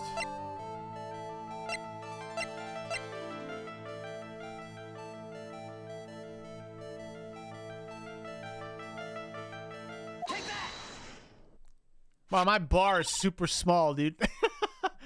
Celeste. There's one catalyst that could cause such strong feelings and even revenge, and that is Miss Impact's suicide. What are you trying to say? Celeste was Juan's manager. On top of that, the one who hit her suicide note was also Juan. What does all this have to do with Matt? You're right, you haven't mentioned him yet. But for you to hate on Mr. On Guard, it would mean that he must have had some relation to Miss Impact and her suicide.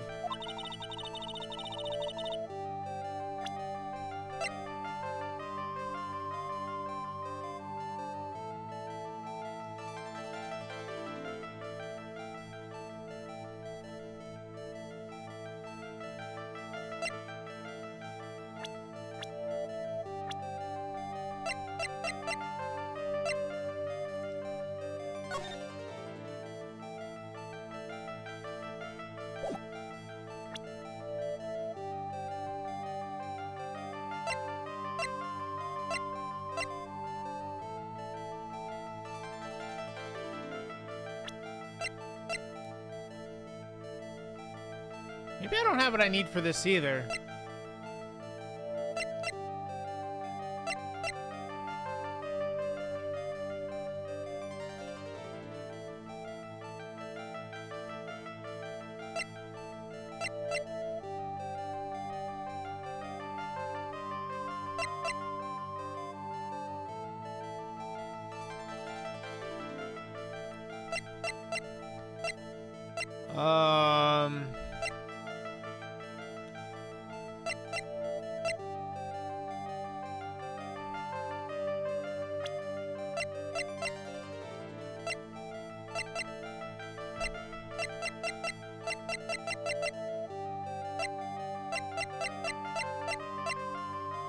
I don't think I have what I need. I think we gotta go poke around still.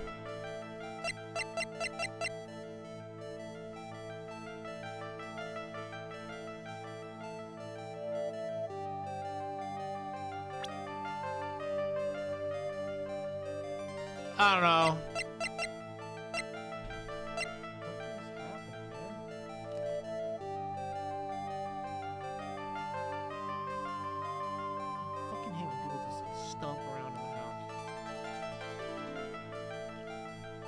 I don't know, I'm just gonna pick Juan and we're gonna go walk around.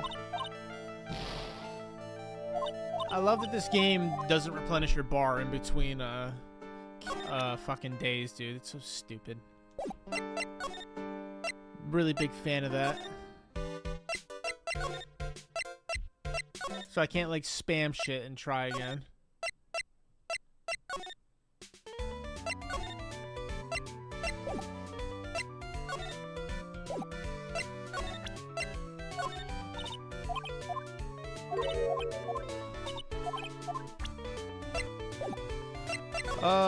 Actually, I just realized something. Hold on, since it's a fresh day. Looks like no one is around.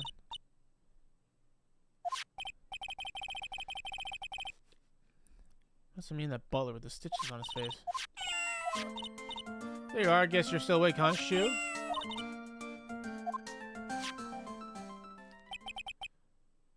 It's already asleep or not.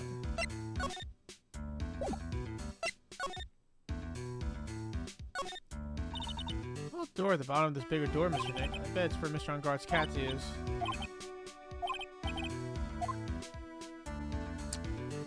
Oh, there's gonna be nothing here.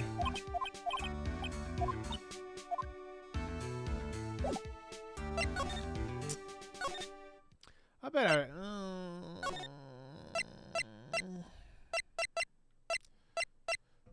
fucking blows, dude. Oh, something news at the department. Please, you have to help me. Uh-oh. Mr. Powers. Alright, this is a development.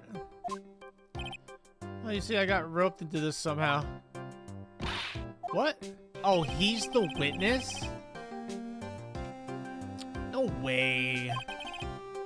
Mr. Powers, I was talking with the detective until a little while ago, and I was on my way home. All of a sudden, you're under arrest, and I was brought back here. Oh. He said my face and whole self and gyro looked suspicious or something. Well, I guess I could see how they thought you looked suspicious. On an exercise show for kids, is that a crime? What do you know, dude? So about the testimony you're giving, what are you going to talk about? I really don't know yet. It sounds like I saw something pretty important from what they tell me. You saw something important? What was it? They were told me not to talk about it. You can't tell anyone, and especially not that lawyer, he said. Who do you think is that lawyer and the detective was talking about? I'm going to take a wild guess and say it's me. Yeah, you got it. Mr. Nick, Mr. Maya, and myself are only two allies in this whole world, but it's alright. I don't really have a lot of friends, do I? Yeah, you know what? You know what, Phoenix, it's always Gumshoe. This is going to do a lot of damage to Matt, you know. Because he's got that refreshing like a spring breeze image going. What is he really like? Well, let's see. Matt's always been kind of a player with women. He would never really turn a pretty face away, if you know what I mean. He'd always say it's just a game to justify himself. How horrible. That's unforgivable. That's interesting. I didn't know that. Didn't mean to offend you. But you know, he said once that there's only one person in the world who won't swoon over me. One person who wouldn't swoon over him? His manager, you know. It's Miss Adrian Andrews. Why is Mr. Power suddenly looking kind of energetic?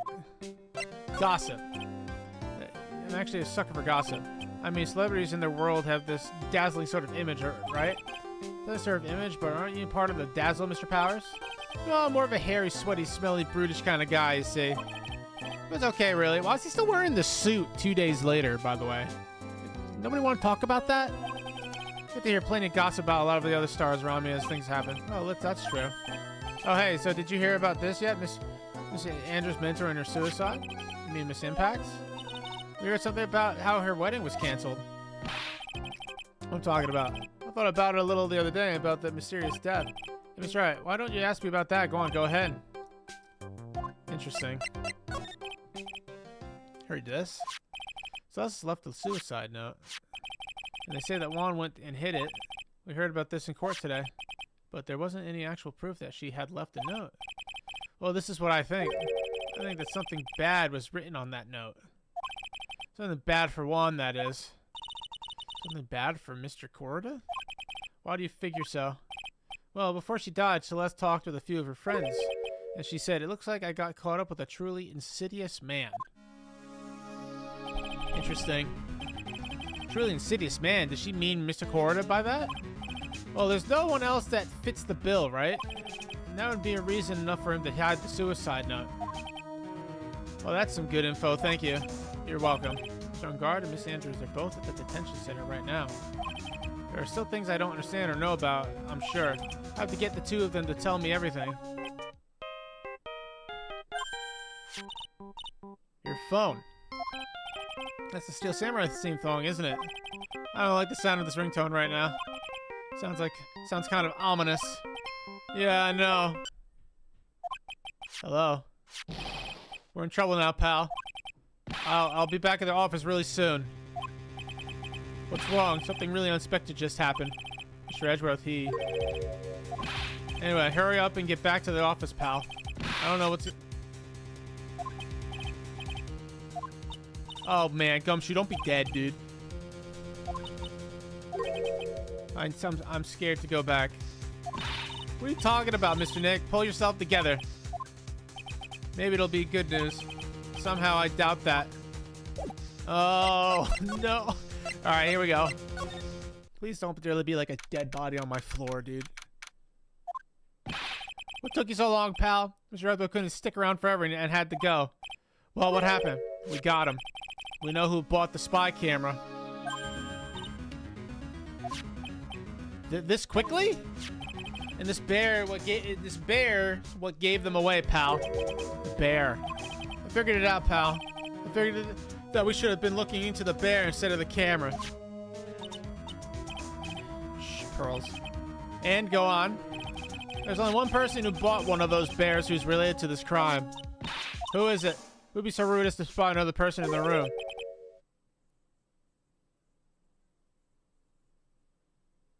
Uh-oh.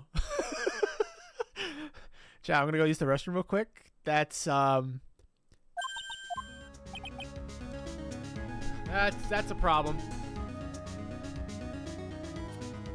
Here, let me be right back. I gotta use the bathroom. I'm holding it in, and I realized, you know, I don't have to do that. I'll be right back. Delete, tell a story about how you're great at Overwatch or whatever. I'll be right back.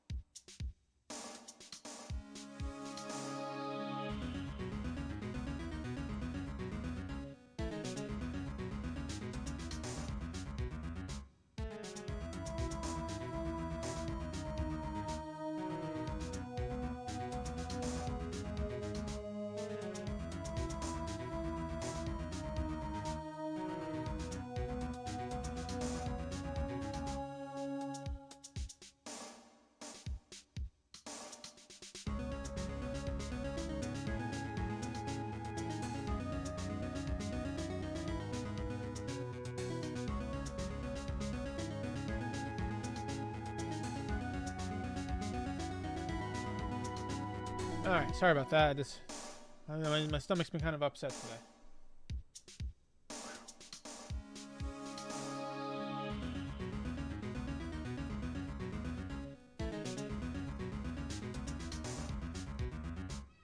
Alright. Matt on guard declined. That's who, pal. Here I thought things couldn't get any worse. Stuff there. Are you sure you heard right that the person who bought the bear was ordered from the department store clerk, pal? This is the credit card receipt for the purchase. It's for $3,800, pal. That's an exact match to the price of that stuffed bear. Receipt, that's all you have? It's not just the receipt, pal. The store clerk said so himself. He told me that I'm sure I sold the bear to Matt on guard. Clerk even got Mr. On Guard's autograph out of it, pal. So I'm sure the person that bought the stuffed bear was Mr. On Guard himself. Just feeling me, this can't be. Credit card receipt added to the court record. So what about the spy camera we found? Oh, that was a dead end, pal. I mean, you can get this kind of thing from anywhere. But for now, I guess I can give these back to you for your file, for you to file away into evidence. Oh, you don't want to give it up, pal. I never thought didn't think it was possible. The person who put the camera in the Juan Grita's room was Matt On Guard. Why would Mr. On Guard do something like this? That was to catch Miss Andrews and Miss Cord in one of their rendezvous. It's not. I bet it's not good enough for me. I have to know the absolute truth behind this camera. You going to see him, Mr. On Guard? I mean, yes. I'm scared, Nick. I wonder what we will find out next. I'm scared myself, but I have to put it on good face for pearls. What in the world have you done?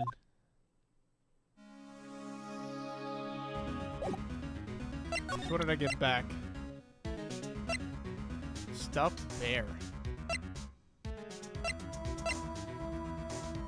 Think about the spy camera. Radio waves.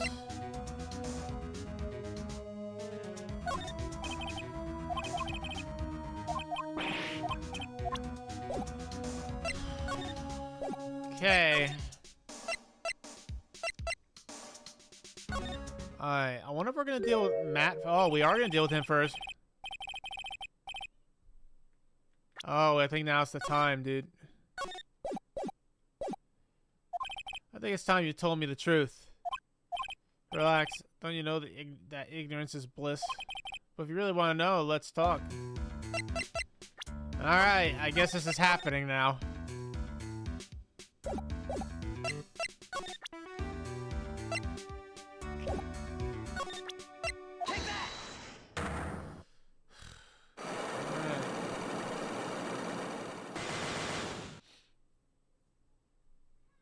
We must have everything we need. What this secret of yours is. Oh, Mr. Gordon.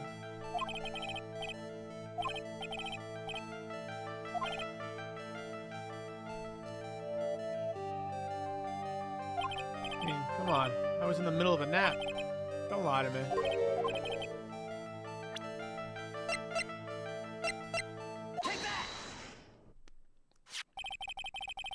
Someone used his camera secretly to film Mr. Corrida's room that night of the murder.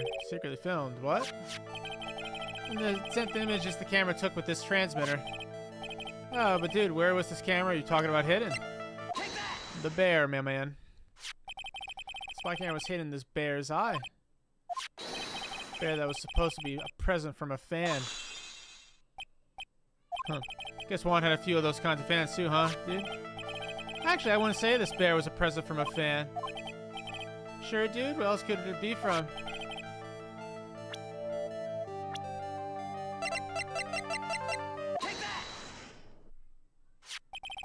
Mr. On Guard, don't you know the bear? Don't you know this bear from somewhere? I don't think I've ever met Mr. Bear before, dude. But he says he knows you. How could you forget such a great friend? What else did the bear tell you? He says that the one who put the camera in the eye was you, Mr. On Guard. I didn't know you worked out. I think I was in some serious trouble. Come on, this all joke, right, dude? You're just pulling my leg. It's like you're not ready to give up your secret yet. Well, do you have any proof that that you want to show me first? It's weird that you put the camera inside the bear. Take that! I have here one credit card receipt, Mr. On Guard. It's from when you bought the stuffed bear. All you can tell from this is I spent $3,800. I go to the department store all the time, okay? This could be the toothbrush I bought that one time. It's ivory and it's got elephant hair for bristles. Ew, elephant hair. Is that what rich people use nowadays? Anyway, store clerk already remembers you and your purchase. After all, you even gave an autograph, did you not? You should have said that earlier. Oh no! There's more! Can I see one thing? Yes. You're my lawyer, right, dude? So if you are, then why are you looking into stuff like that? If I don't know the truth, I can't help you. Sounds more like stupid lawyer talk to me. Hey, let's stop talking about this, okay? No, not yet. I haven't asked you why you set the camera up yet. And what your secret is, of course. It would be strictly confidential. What are you going to do now? I'm going to find out what I want to know, because I must.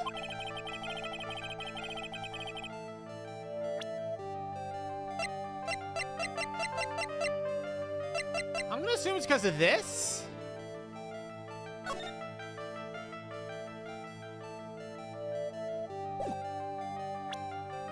Take that! Yeah. Adrian Andrews. There's a rumor going around that Miss Andrews and Mr. Corda were having secret meetings. You, who was keeping tabs on Mr. Corda, you were going to reveal this as fact and turn it into a scandal, isn't that right? Dude, you can be such a moron. Huh? Oh man, Mr. Lawyer, dude, that kind of scandal. That's the good stuff. That's what we in the industry call juicy. The good stuff? Juicy? Look, we can get publicity without spending a penny with that kind of stuff. I mean, if people stop... Oh, his true colors are coming out. If people stop paying attention to us, then it'd be the end, dude. Yeah, bad that wasn't your intention.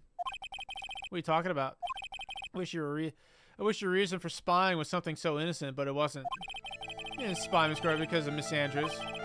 There's only one reason I could think of for you to do such a thing.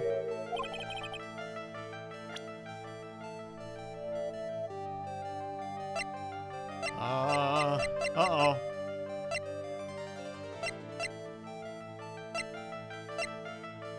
Uh-oh. Oh, I don't know!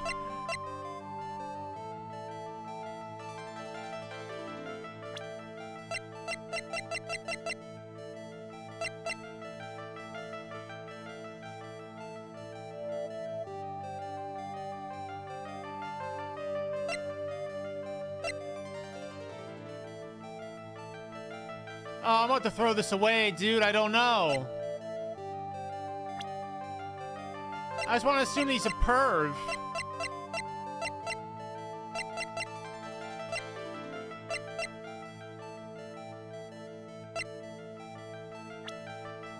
I'm gonna take a stab at it.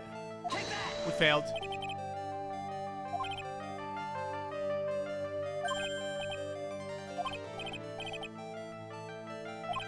This game sucks. I gotta go through all that again. All because I don't know why he would... Because this game wants to be fucking cryptic. Like, it's already obvious that he wants to fucking get with her. So stupid.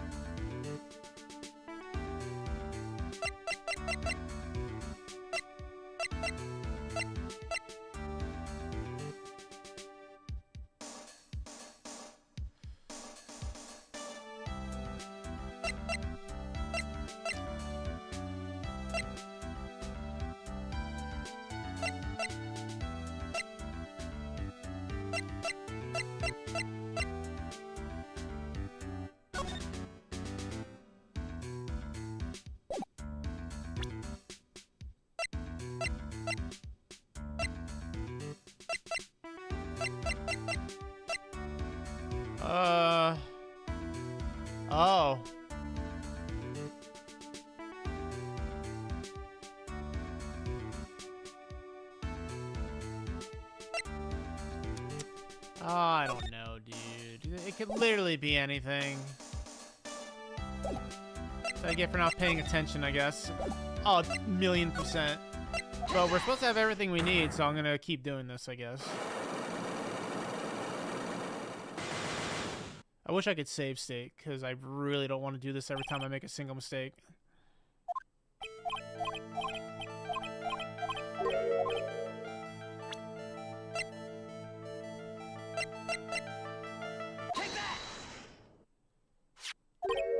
It's gonna literally take forever.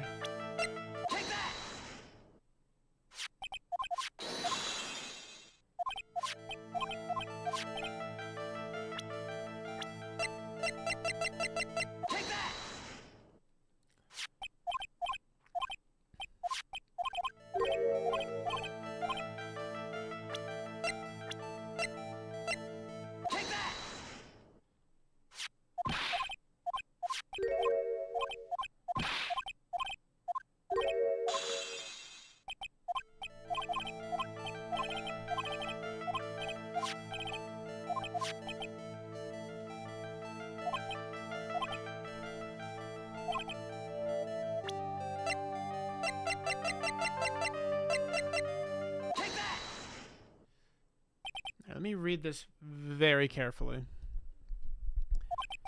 So we're going around. Miss Andrews, make sure secret here.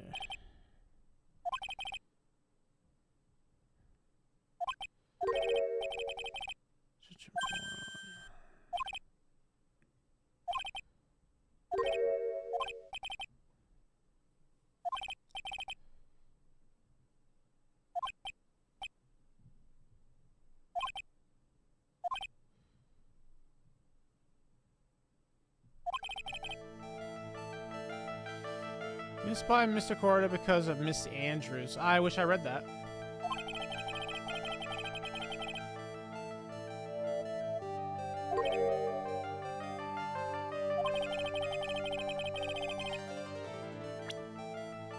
Was it so he could spy on Corda instead?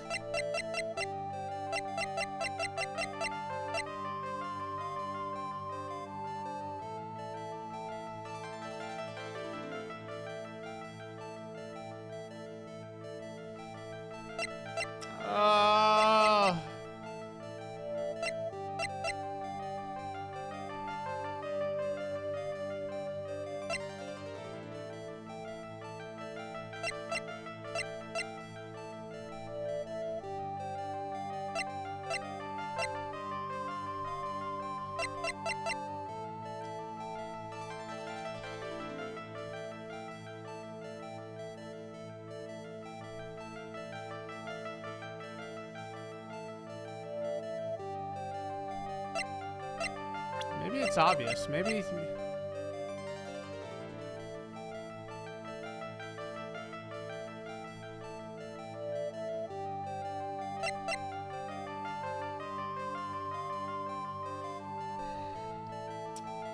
Bro, I don't know. I already know, like, I already know because he wanted to see what was going on inside the room, but the game wants you to explain it, And that's where I never do well. Because the game wants you to explain it in the stupidest fucking way possible all the time.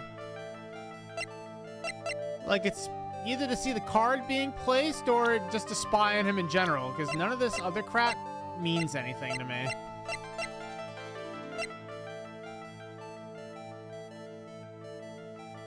I doubt it's the guitar case.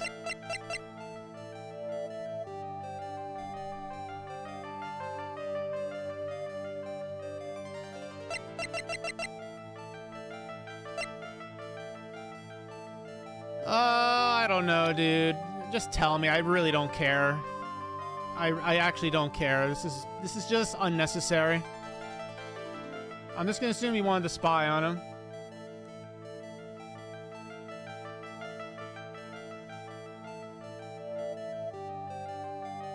Yeah, I don't care. This lock stuff is boring me, and I'm not gonna waste the bandwidth to look it up. Just tell me what the killer.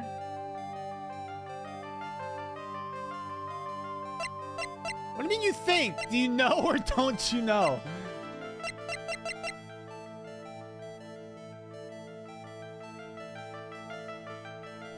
just gonna look it up. I really don't care. These lock puzzles are so dumb. Especially because they use your court bar and then you get one shot. Like, it's so dumb. I can see why this game isn't remembered fondly. Alright, let me see here. Max on guard. Actually, no, I don't.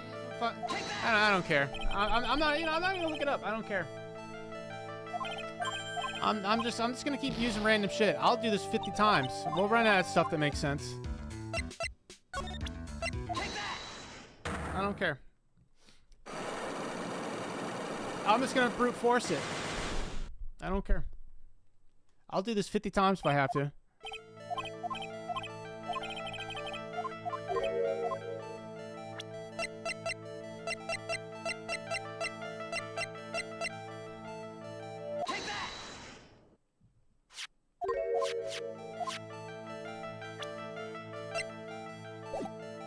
Are you serious? Why didn't the X button work? Are you fucking kidding me, video game?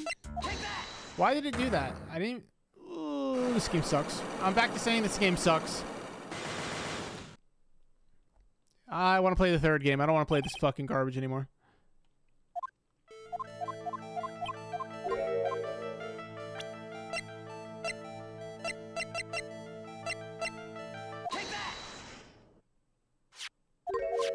I don't know. I'm gonna even try Kodera or the card next. Maybe I'm not reading chat anymore, by the way. We're just gonna brute force this until it works.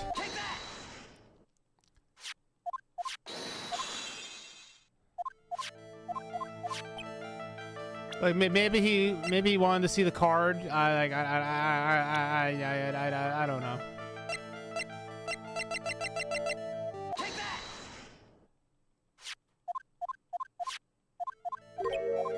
Why would he want to see the card, though? That sounds stupid. I don't want to pick that.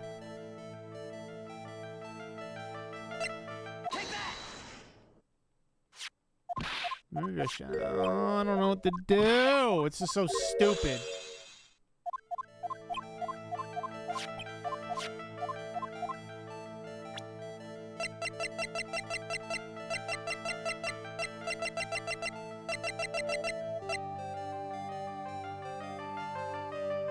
Why would he... I don't know. I don't know. I'm just gonna... It's either gonna be Cordera himself, he was spying on him, or it's gonna be the card. I don't know.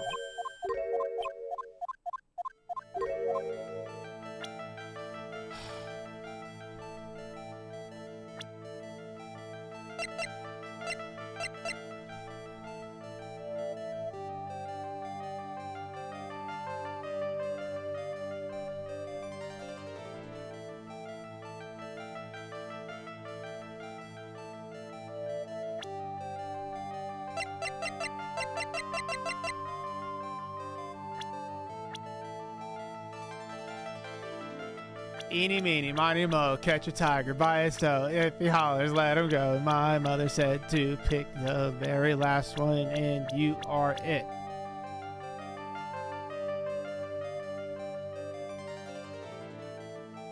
I'm going with my gut. Oh, it would be that. Why is it that? I don't understand. That doesn't make any sense. Why? I guess because the card was placed in the... I don't know. Yeah, like,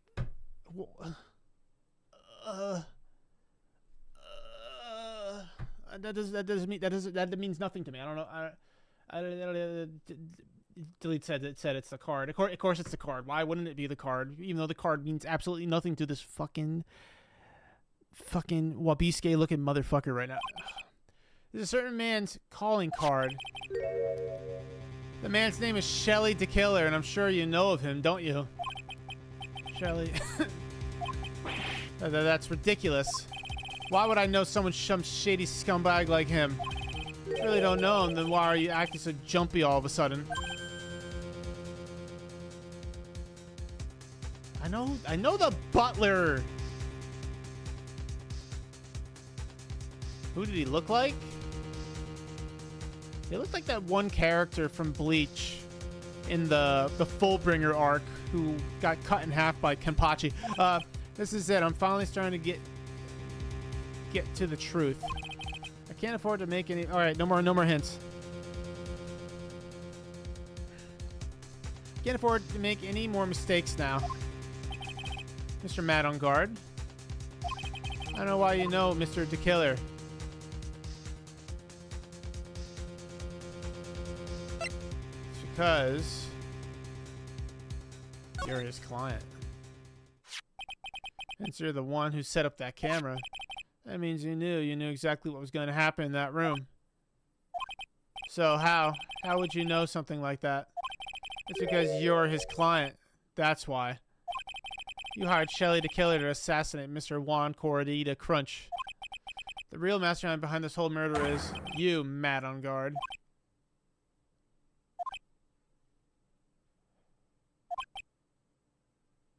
Uh-oh.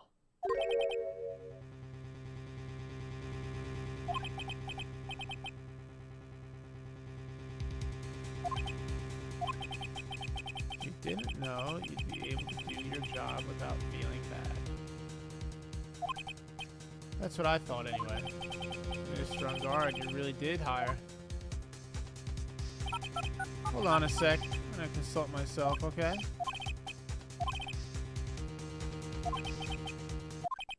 It's time.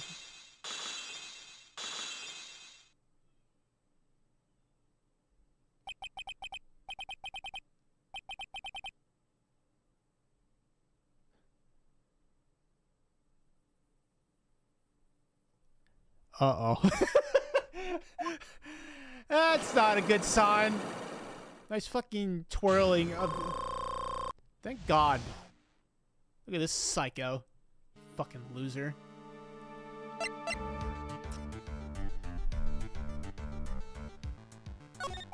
Well done, Mr. Wright. I bet it wasn't easy to gather as much information as you have. So you're Shelly the Killer's client? You didn't really think I would dirty my own hands in this, did you? Buddy, there's a camera right there, you fucking idiot. And that woman, Adrian, was quite brave herself, trying to stick the crime on me. I didn't think she had it in her. But all I care about is that Juan is dead, isn't that right, Mr. Lawyer? You're lying. What a terrible... It's way past your bedtime, little girl. Hey, how about you shut the fuck... Hey, nice scar on your face there. Fucking moron. Go on, let us grown-ups talk about more adult things. You hide the video camera. Wiggling soon believes the words of others, just like that pathetic Adrian. You know about Miss Andrews' secret. I don't know, Wiggling. I don't believe anyone. Least of all, assassins. Now, Mr. Wright, assassins aren't above blackmail. They turn their clients into cash cows by holding the sinful deed over their heads. A superstar like me, how much do you think I'm worth? Care to guess? I don't really fucking care, actually. And that's why... Yes, that's where the video comes in. It's got his face and the crime scene recorded on it, preserved for all time. With that, I can keep him at bay and even blackmail him if I want. That's right, the video is my insurance. Isn't that what they call it, Mr. Wright? Why would you do something so wrong?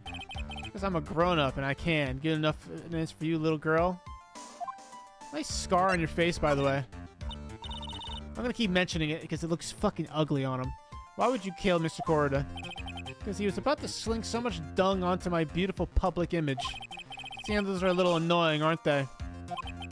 This is all because of that press conference, isn't it? Mr. Corrida had been able to give it, then Mr. On Guard's secret would have. Oh, well, that's what we call taking advantage of the situation, you know. I had no interest in doing it, really, but bit by bit, it crept up on me. Then the situation just presented itself perfectly. How beautiful, I thought. That's how Mr. Corrida ended up dead. Let me tell you something. I'm not like Adrian. I don't depend on anyone. Yeah, you do. You're a fucking nobody, man. People are simply things to be used and thrown away. Put on a sweet little innocent face and people will swallow anything you feed them. Adrian fell for it, the assassin too, and how can I forget? Even you fell for it, Mr. Lawyer. All working their butts off for me, Matt on guard. Did that leave you speechless? What a shame. What's wrong, Mr. Lawyer? You've grown awfully quiet. How could I have been so deceived by you all this time? When we first met, I asked if you had killed Juan Cordia, and you answered very clearly that you hadn't killed him. Told you any lies. The person who did the killing was the killer guy, right? All I'm guilty of is taking a cat nap in my room. You killed Mr. Corda. I dare you to say that in court tomorrow. But too bad you can't. You're my lawyer after all, aren't you? You could always drop my case and refuse to represent me. How does that sound? Oh, but you can't, can you? That would be the one thing that you absolutely can't do. This guy's a fucking pussy, dude. You want to test the killer. He's a man of his word, sir, so I hear. Yeah, getting a certain friend of yours rubbed out if you lose. Scoundrel. Call him what you want. Call him what you really think, dude. This guy's a punk bitch. If I were you, Mr. Esquire, I think I would give it my all tomorrow. Everyone likes a happy win-win resolution. I'll get you for this. That's such a cliche phrase. Once said something just like that, if memory serves. Of course, well, we all know how legs had to turn out for him. Good night, Mr. Lawyer.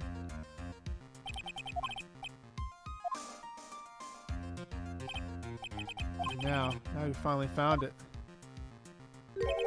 Starting line of this case.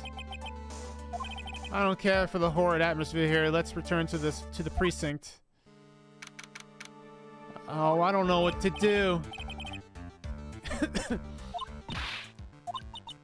Do that. That's right. He's holding my hostage. What should I do? That's not something I can answer for you. Mr. Edgeworth. Right. Only you can decide where to go from here. 1 year ago, at that time, I didn't truly understand what a prosecutor was. And that is why I had to leave the prosecutor's office. I felt that I couldn't stand in court of law until I knew what a prosecutor really was. And now, Wright, it's your turn. My turn? What is this thing called a lawyer? What can you do as one? You must find the answer, and you must find it on your own. I became a lawyer because I thought I could save people who were suffering and in pain. But when I look at this mess we're in, I can't even protect the person closest to me. Even if I win the case, I still lose in the end. I just don't know what to do. Right? Would you get a hold of yourself? You have it all wrong. We aren't some sort of heroes. We're only human, you and I. You want to save someone? That's something easier said than done, wouldn't you say? You are a defense attorney. You can't run away from that. You can only fight. That's all you can do. A lawyer, but to fight for someone who is clearly a killer, that man is really... It doesn't matter who. Every person deserves a proper defense in a fair trial. Isn't that the basis of our judicial system? Proper defense. What exactly is that? Is it where a lawyer forcibly blindly gets an acquittal through shouting and trickery? That you of all people should say such a thing. Isn't that exactly how you fought for your clients up until now? I plead the fifth. Well, that may be true, but that's because I believe my clients to be innocent from the bottom of my heart. If I were to get on guard's inequality, that isn't a proper defense at all.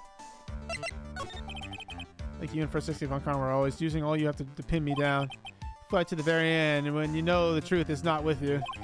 But I'm not like you. I can't fight for a false verdict for a man I clearly know to be guilty. There's Iska. She fights for herself. The only thing she fights for is her perfect win record, that's all. Isn't that the same as you? Isn't that why you ran away a year ago? Because your precious win record was destroyed? You are so petty. I see. Now I understand why you despise me so. However, you are mistaken. Thanks to you, when you sealed off my path to a perfect win record, I began to realize the error of my ways. I realized that things such as a perfect record were meaningless. I don't believe you. Are you saying that is why you left the prosecutor's office? Then why? Why are you here now? The answer to that is something you will find out on your own. I have faith you will see it before the verdict is read tomorrow. But if you can't, then you'll be powerless to change the ending of this story. Oh, man. Mr. Nick?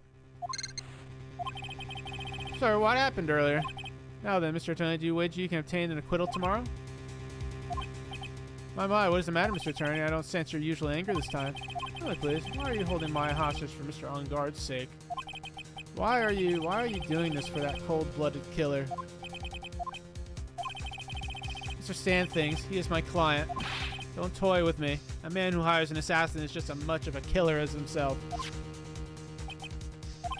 I believe you were asking me for a reason as to why I'm doing what I am. Yeah. That is what I like to call my aftercare. What the heck is aftercare? My name carries a certain amount of honor and dignity, Mr. Attorney. I take great care to ensure that no suspicious falls upon my clients for my handiwork. That is what is called client relations, and it is part of an assassin's duty. Assassin's duty? I'm unlucky this time, and my client was arrested as a suspect. As a result, I did what I had to do to enlist your expert help, Mr. Attorney, and to ensure that you would do everything in your power to the very end. What is your name? I believe I told you once before. You did, but my name is DeKiller. Shelly DeKiller. You're Shelly DeKiller? Please keep in mind you do not have much space to maneuver with me. As a DeKiller, I always finish what I set out to do. If you fail to keep up your end of the bargain, it would be my duty as an assassin to see to she receives a nice long nap. Oh boy. Now then, if you'll excuse me, if someone were to trace the signal back to me, it would be quite troublesome. I don't know what to say. Edgeworth. Did you hear that at the end of the transmission? The cat. That sounded like a cat. It can't be that cat, can it? What is it? I know where Shelly DeKiller is holding Maya hostage. Ooh, shit! Let's head for Unguard Mansion immediately. You hurry over as well, then. Don't lose hope yet, Pearls. This fight had only just begun.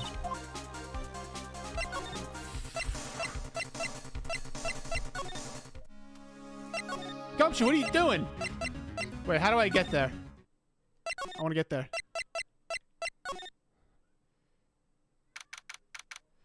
Mansion living room. Oh, shit. We have this area completely surrounded. There's no way for him to escape. Assuming he's still in the area. I can't believe it. That butler all the time. He was a dick killer. We're working together all this time. I'm sure they had worked out a contingency plan ahead of time.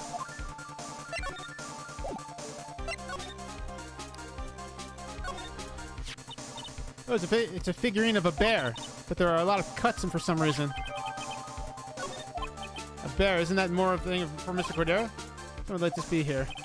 Right, look down. There's a little pet door installed here. I'm sure that's for Shu. Yo, Phoenix, knock that door down. It's locked. Well, I'm pretty used to breaking down doors now. Let's go, Edgeworth.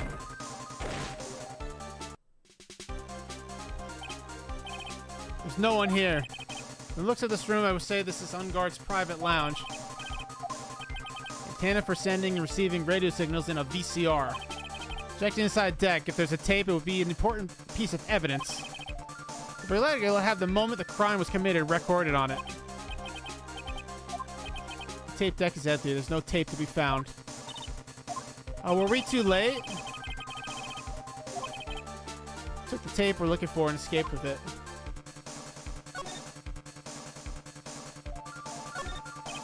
VCR and antenna. The footage that the spy camera took the scene of the crime was being here and recorded on tape. If only we had it tape, we would have been really helpful. It's on Guard's computer, Maya. Why couldn't you have used this to get help? Where's the power switch? Oh, I get it. So that's what happened. She couldn't find the power switch. She's in the room behind us, right? Very small table. I bet we could barely squeeze 3 pearls on there. All right, what about the Pornhub couch? What a spacious sofa. I bet 10 pearls would fit on here. Uh-oh. Let me fit in Mr. Nick. I can't read all the labels, but there's a very large collection of videotapes. Looks like Unguard taped all of his own shows. Little door for Shu in this big door. I'm sure Shama used this to shove this out here. I'm sure it was her. Every time you give me some piece of evidence, it's always the most crucial. Time too, I'm sure. Huge television, speakers in the room larger here. I'm sure if Maya saw this, she'd say, die a happy samurai fan if I could see the Nickel Samurai on TV like this.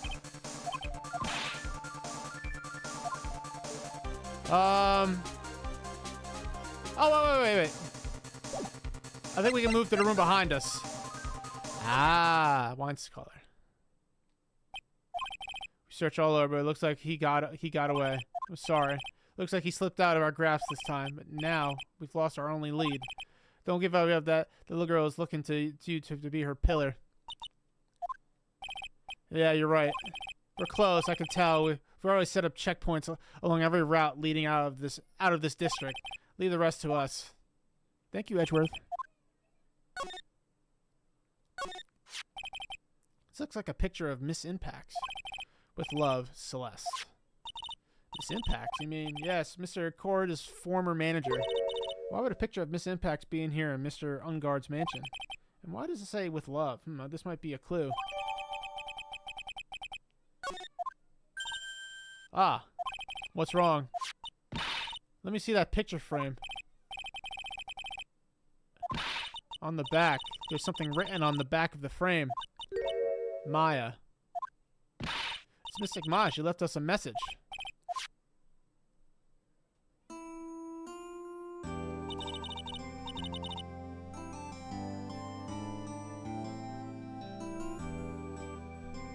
One more juice? Hold on. Are we finishing this tonight? I thought you'd come. I knew you would. Now listen up. You better get Ungard a guilty sentence, okay? If you get that creepy slime bag and knock it, I'll never forgive you, ever. I'm fine, so you don't need to worry. There's so much I want to write, but I don't think I have a lot of time left. Pearly, you're there too, right? Make sure you help Nick, okay? Someone's got to watch out for the helpless lunk. I didn't read the end of it. That's I. No! Mystic Maya, what's wrong? Why the blank stare? Oh, nothing. We searched the house, and this is the last room. It looks like he eluded us. As far as clues go, I think this is about all I've going to get. But I'm still short one last thing. And what is that?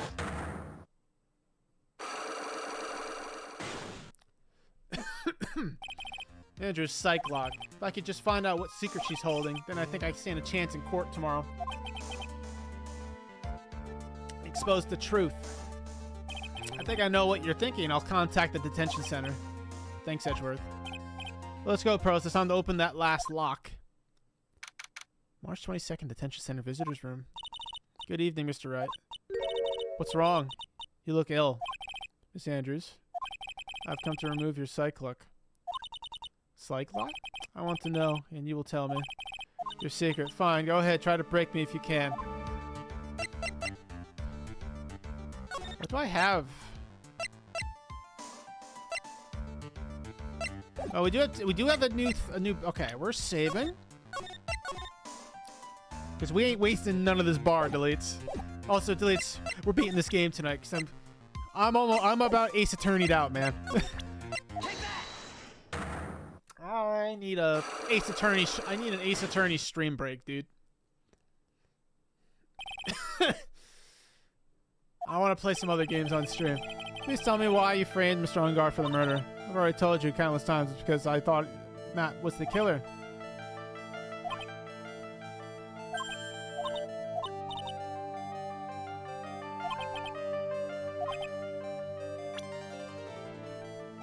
Is it actually just the... Oh.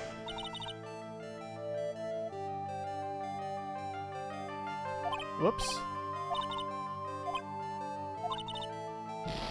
Alright, I guess that wasn't it either.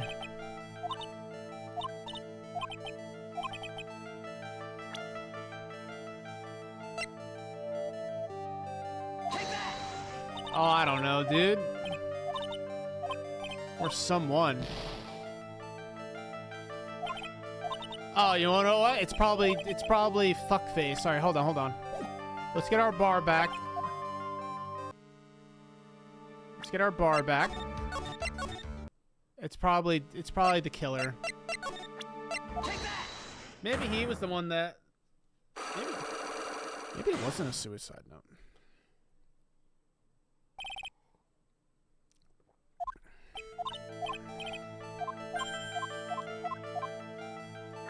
Alright, let's try again.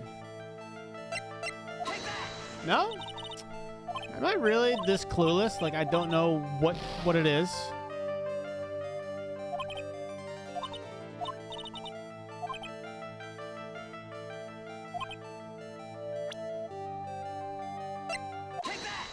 Was it really that this whole time? I already had that. Am I dumb?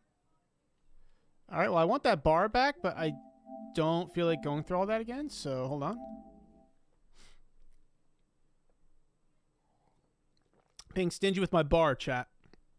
I don't care. This game is unforgivable.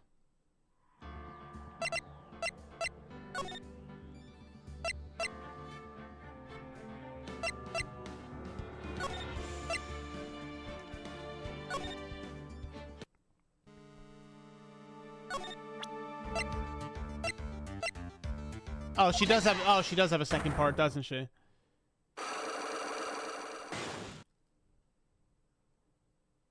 I bet it's gonna be the wooden bear.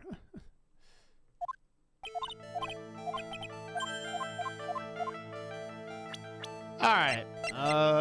Maya. Alright, that's right. I forgot there was 2 parts to this.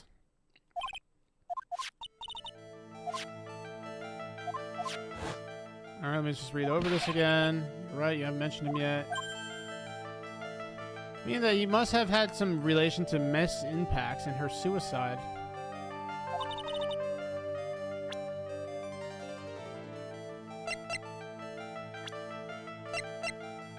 Alright.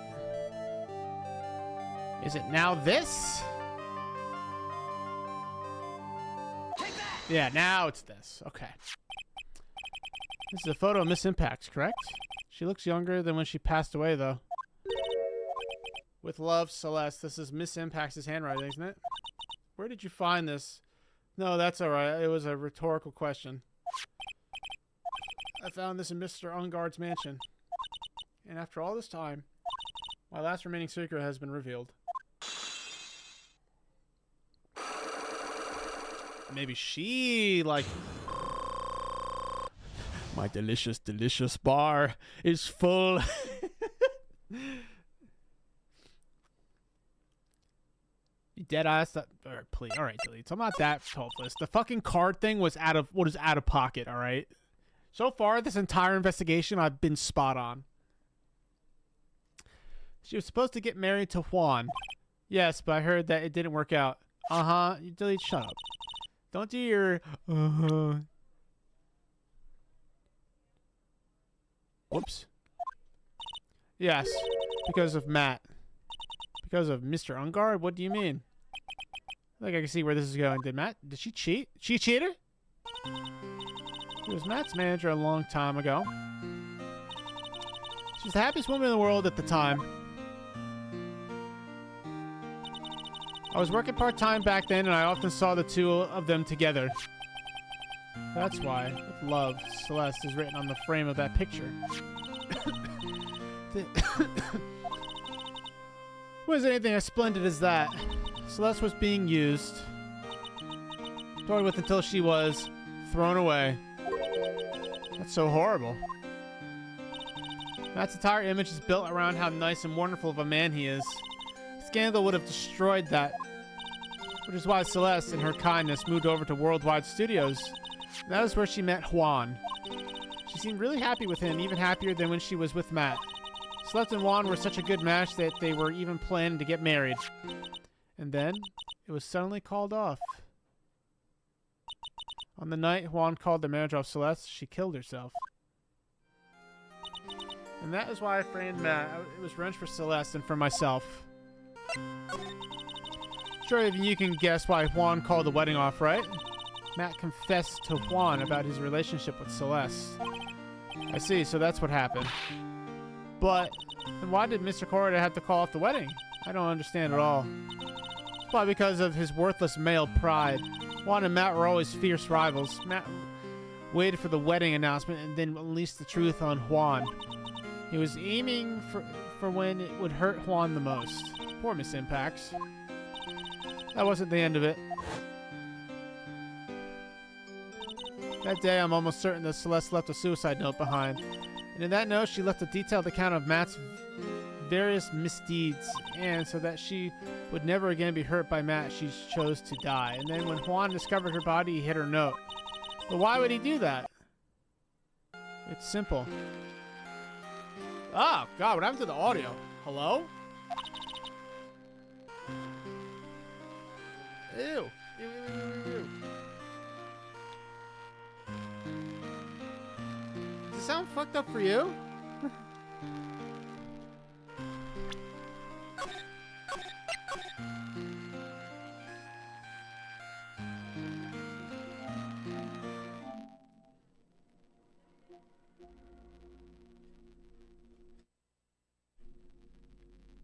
Interesting.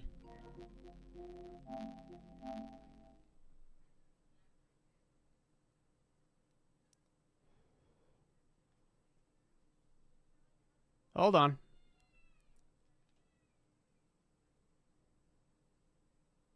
Hello? Is it my microphone too?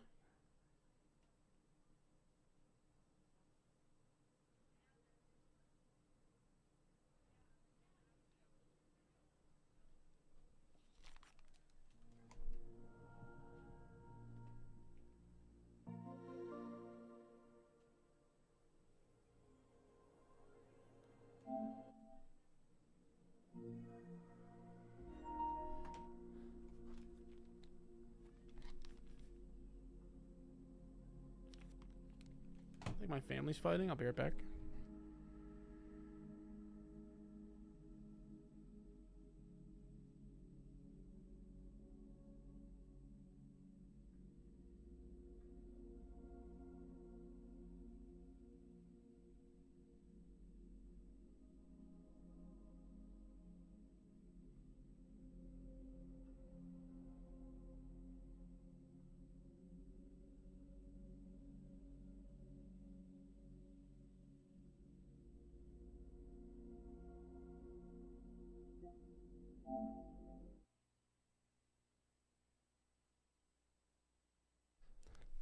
All right, that was weird. I don't know why my PS5 took a dumpy.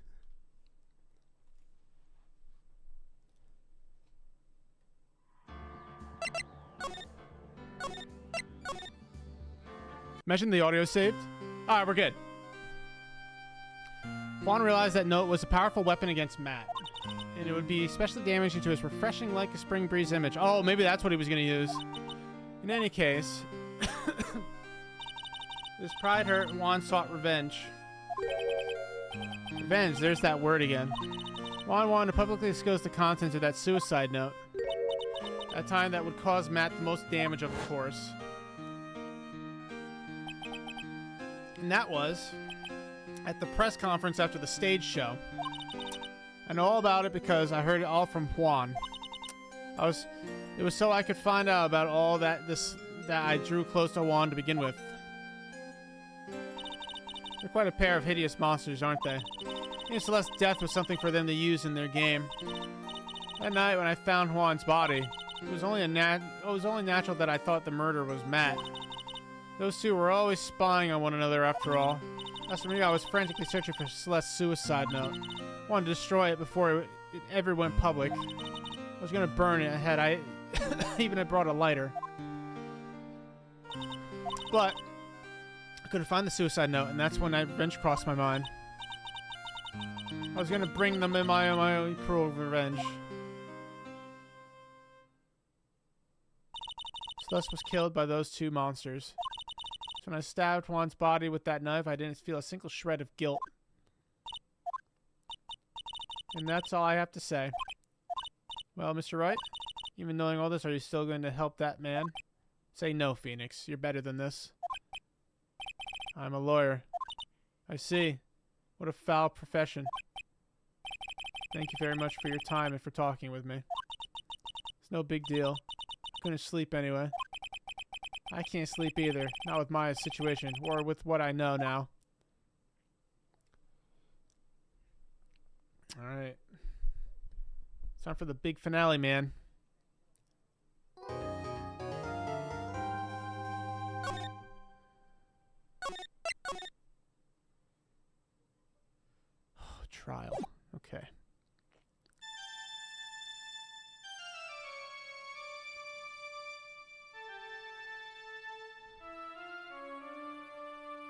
get into this mess.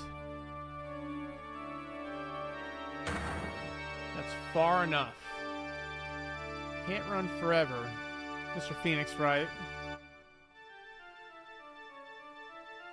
Hello? God, is that you? Go on like this. I'm just a sinful defense attorney. Silence. You are no longer worthy of your title.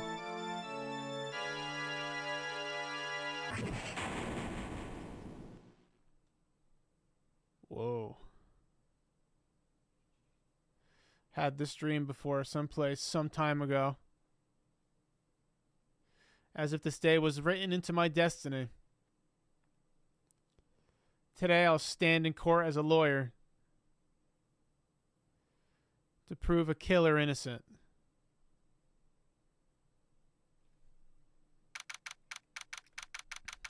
District Court, defendant lobby number 3. 943. Beep. Hello, this is Phoenix Wright. You don't look so well, dude. You're gonna prove me not guilty today, right?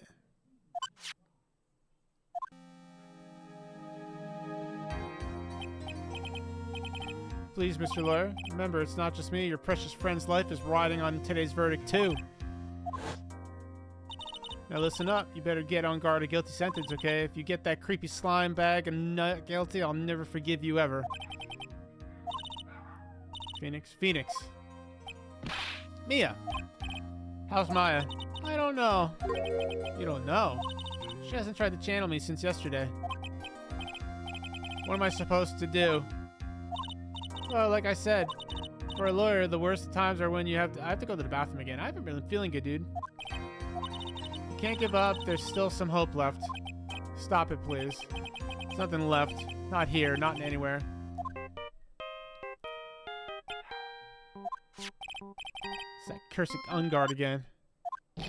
Will you leave me alone? Look, I don't come here. I mean it. You're really mean, pal. Ah, Gumshoe, I'm really, really sorry. Where are you? They let me join the investigation team and we're chasing after the killer, pal. Then you have some sort of lead? Sorry, but right now we've got 0 leads on the guy, but we're not going to give up. Until the trial's over, until the verdict is handed down, we're going to do everything we can to find the killer. If we can get Maya out, then you can get on guard the guilty verdict he deserves, pal. That's true, I could do that if they found Maya first.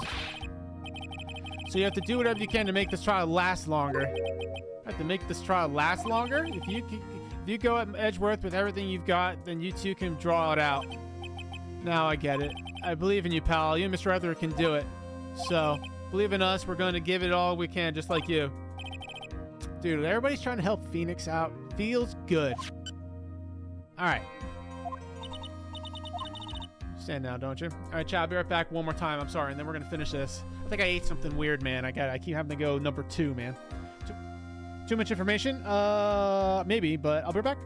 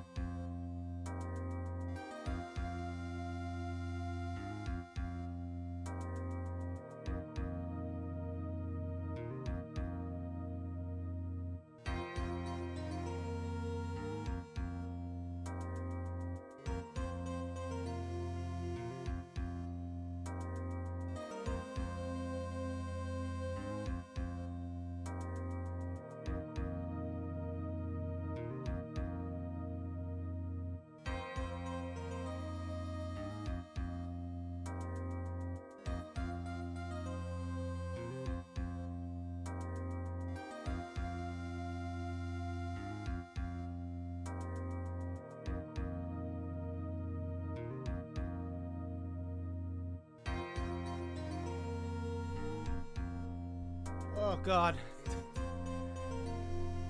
It hurts so much. I keep having to go to the bathroom. You understand now, don't you? Yeah, something money will never be able to buy. Friendship. Yeah, anime. Power of friendship. Gurren Lagann, whatever. It's the strongest weapon in the world, and you have it in abundance. Yeah, yeah! Looks like we're coming to the end. I have to make the trial last as long as I can. Gumshoe will come through, I know it. March 23rd, 10 a.m. District Court, court number 3. Court is now in session for the trial of Matt on guard. Defense is ready, Your Honor. The prosecution has been ready for a while, Your Honor. Now, as I recall, we concluded yesterday's session with a big mystery on our hands. B, what exactly was Miss Adrienne Andrews' role in this murder? As to say, is she really connected to the crime itself? Mr. Edgeworth, if you please, inform the court of today's proceedings. Adrienne Andrews. She forged evidence that threw suspicion onto Mr. Ungard, and then proceeded to escape the crime scene by wearing a nickel samurai costume. The guilt of these actions are those from which she cannot escape. And you're saying that she is guilty after all. I'm not finished, Your Honor. Miss Andrews has nothing to do with committing the actual murder. I would like to just direct the court's attention to this card. What is that? It looks like a shell. It's the calling card of a certain assassin. Assassin, you say?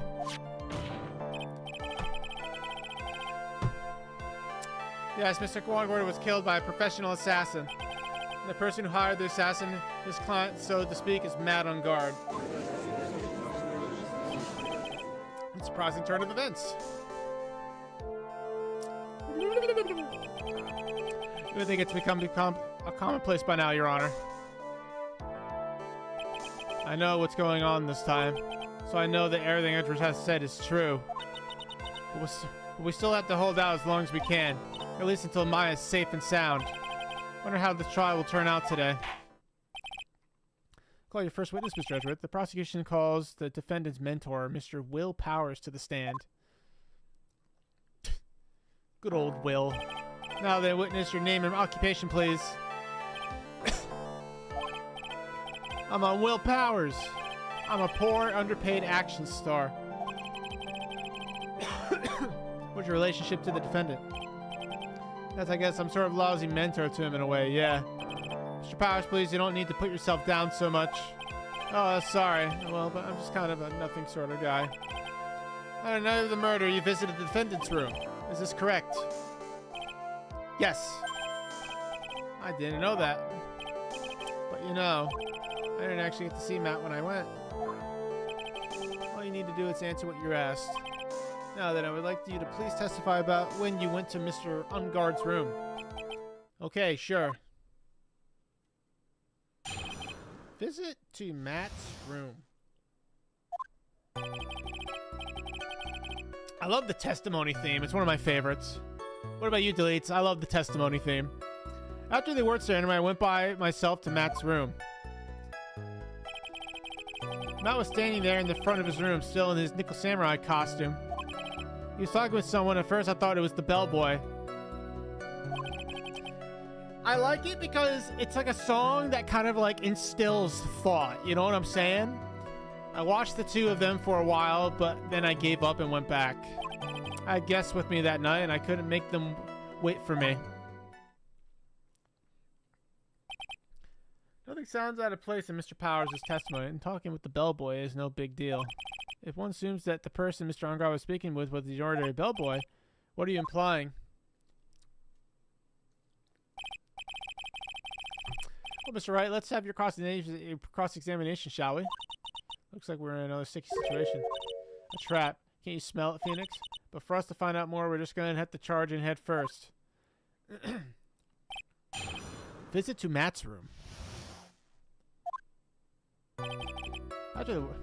Hold it!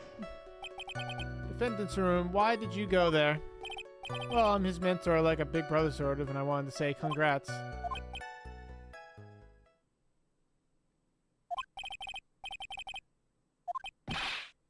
Mr. Wright? What is it? You're going to try to trick me into corner, aren't you? Huh? I know I'm just a poor, underpaid actor star, but I'm not the killer. No one said you were, Mr. Powers. No, please, don't trick me. Every time you do your lawyer thing, the witness suddenly turns into the bad guy. Every time, witness, I will personally talk to the defense at a later time. So for now, please kindly cooperate and continue with your testimony. So you went to the defense room and then? Wait a minute.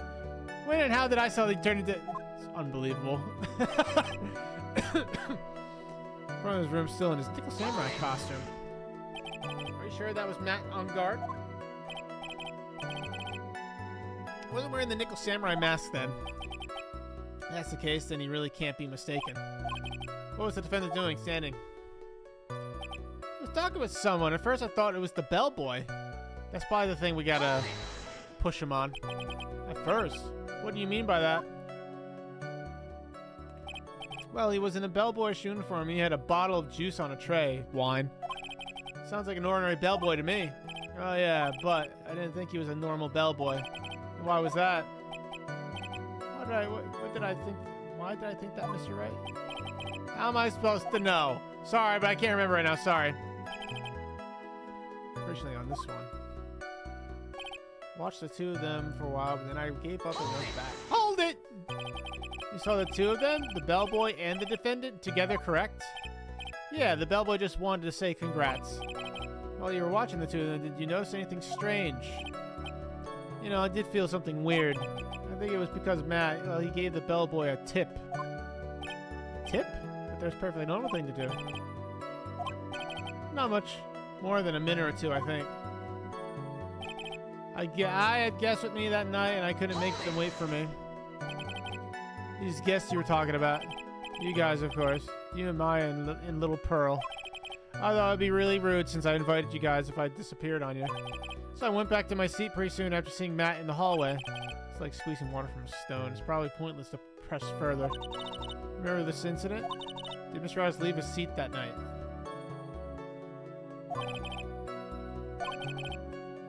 Such a racket in her hyper state. Focusing on her. I see. In any case, from his story, he probably wasn't gone for very long.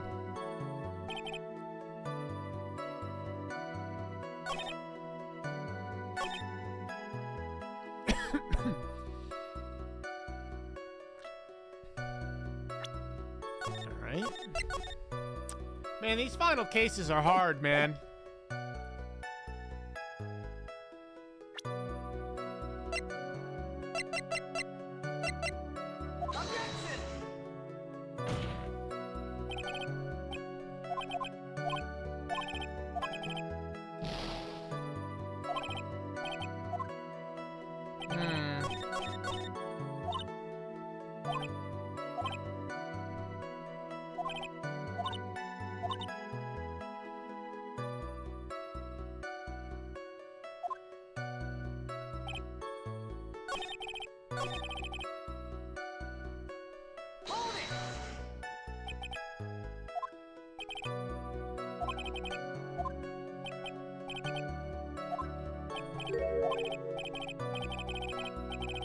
Oh!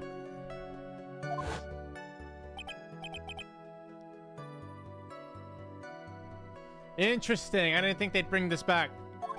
I think it was because of Matt. Well, he gave the bellboy a tip. You that you felt something strange about the tip-giving incident itself? Ah, yeah, that's it. You really know your job. Mr. Edgeworth? Yes, Your Honor. This bellboy, he wasn't an ordinary one, was he? We should let the witness tell us. Very well. Mr. Powers, please amend your testimony. You mean about the bellboy, right? Gave the bellboy a tip. They gave the bellboy a tip, so what's so strange about that? Oh, well, you see, Matt's not a penny pincher like me. I was trying to figure out how much it was because the tip really shocked me. How much it was? But that's when something even more surprising happened. The bellboy was putting the tip he got in his pocket. And that's when I got my first good look at the guy's face. I was really shocked. I don't follow at all. It sounds like Mr. Powers was surprised twice by this event. Which one? What's so shocking about the bellboy's face, Mr. Powers? Well, he wasn't exactly a boy, more like an old gramps. Hope you know that discrimination towards old men is a no-no in my court. Shut up, Judge. Also, Delete, what did you think of my thumbnail? I think my thumbnail's pretty fire. No, that's not what I meant at all.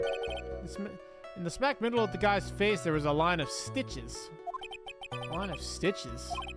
Yeah, and it went straight from the tippy top of his head down to the bottom of his chin. Almost like if that thread snapped, all the stuff in his head would come spilling out. Why am I the judge? Because, I'm the one that's in control. Ah! He was there. At Onguard's house. He was that butler. What is it, Mr. Wright? Nothing, Your Honor. That means Onguard was talking with the killer then. If that was fair to be exposed, Onguard would be declared guilty in a blink. Pretend you don't know anything. Yes, Chief. You don't know anything you would like to say, Mr. Wright? What did you just say, Your Honor? Nothing, Mr. Wright, nothing. I have a feeling the judge is kind of understanding, too, what's going on. How long when were you guys going to tell me about him? When did he get in here?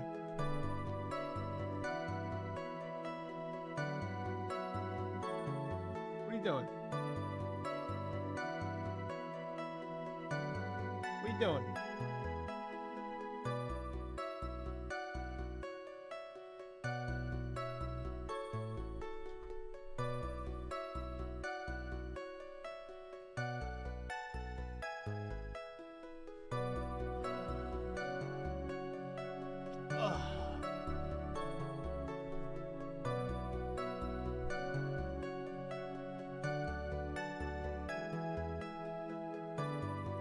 This big old boy.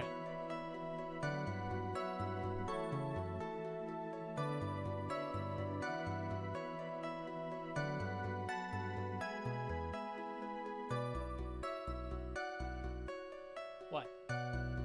What? You don't want to hang out? What? I'll kick you out, man. Whoop. Marmy, you're too old to be jumping down. Why don't you just let me place you, dude? Hold on. I think he's just gonna get that out.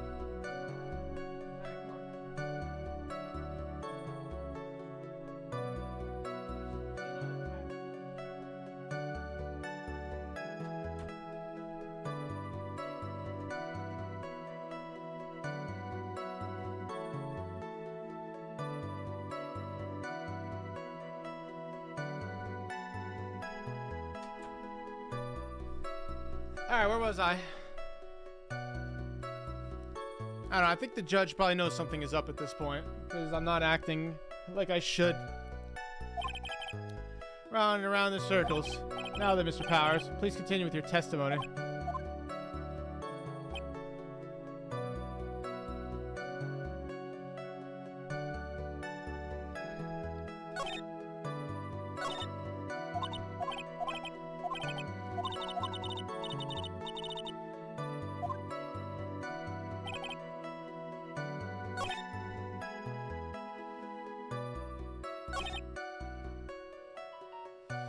Let's press it on the other thing.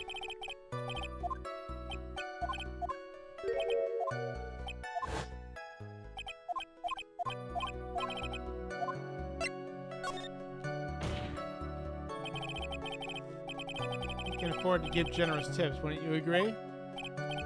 Sure, but giving him that much was maybe a little too much, I think. Please clarify for the account how much would you say the defendant gave to the bellboy? Why is that? Give that bellboy really, really fat roll of cash. A roll of cash? Any reason why he's still in his, like, good suit? Oh, well, how interesting. It was a very generous tip, wasn't it? Very fat roll of cash. That can hardly be called a tip, Your Honor. The judge is beginning to look awfully suspicious of us.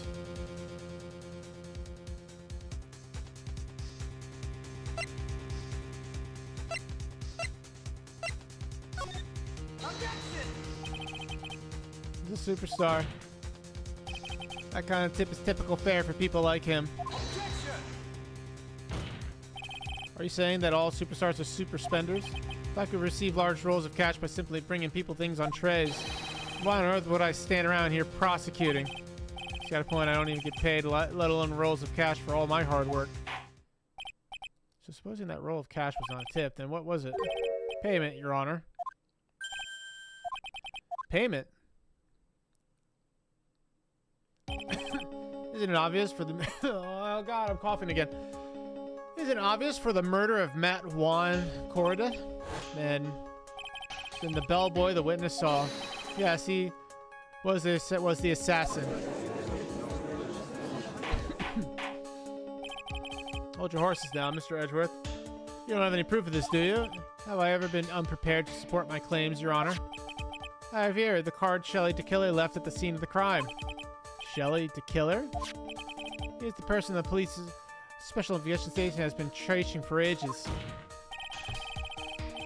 I'm certain that the person the witness saw was the very assassin Shelley DeKiller. Really? What's wrong, Mr. Powers? Oh, nothing. Something just clicked in my head, and I think I just figured something out. Oh? Actually, I saw that bellboy again later on that night. What?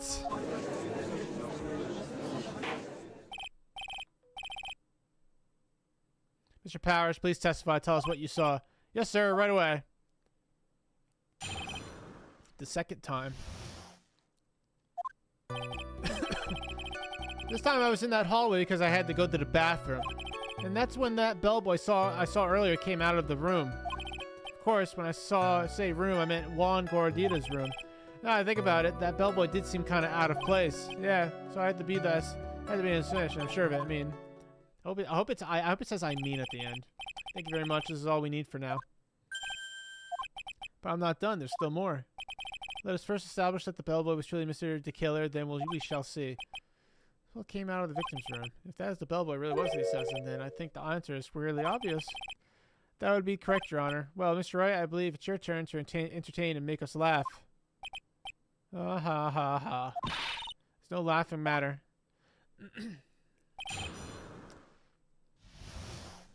The second time. Hold it! And what time was it? Oh, well, I don't remember. The award ceremony ended around 8 p.m., right? Matt's room pretty soon after that. And then I came back. And then I went to the bathroom. So I guess maybe it was around 8:10 by that time. That's interesting, because the time of death is 8:15. You're not one for details, are you, Mr. Powers? Sorry. Thought I could maybe catch Matt and say my congrats. That's when the bellboy saw earlier came out of the room. Are you sure it was the same bellboy? Yeah, and how could you tell? All the bellboys wear the same uniforms after all. But you see, well, he had those stitches in his face. Irk. So I'm sure it's the same guy that was talking with Matt. Which room did the bellboy come out of? Mr. Gordita Crunch's room. Victim's room, huh?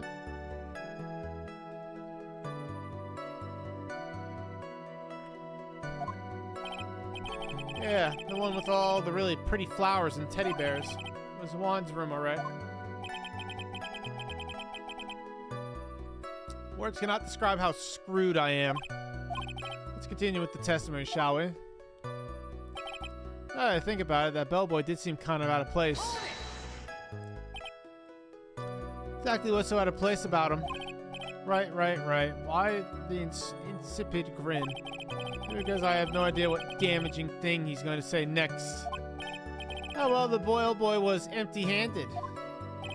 Empty-handed? That bellboy was one of those room service people, right? But he wasn't pushing a car and he wasn't holding a tray either. You could call that a little strange too. Wouldn't you? I agree, that is a bit strange, Mr. Powers. Is it really that unusual for a bellboy to be empty-handed? What should I do? Should I let Mr. Powers' testimony slide? I'm gonna try to pull a fast one. Nothing strange or unusual about an empty-handed bellboy. But there really is. There really isn't.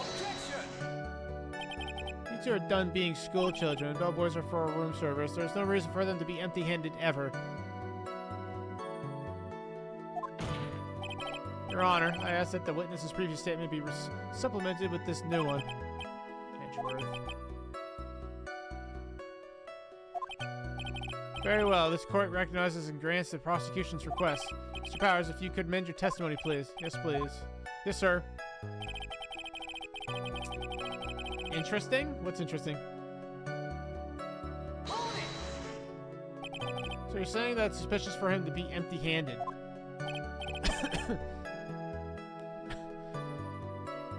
Yeah, really suspicious. I mean, when I first saw that bellboy, he was holding a tray in his hand, and then there was a bottle of juice in a wine glass on it. What kind of juice was it? Sure, it was tomato juice. We could come up with some sort of reason as to why he would come up empty-handed. Some sort of proof, then I think we can dodge the bullet on this one for now. Sounds like another record job for the court record.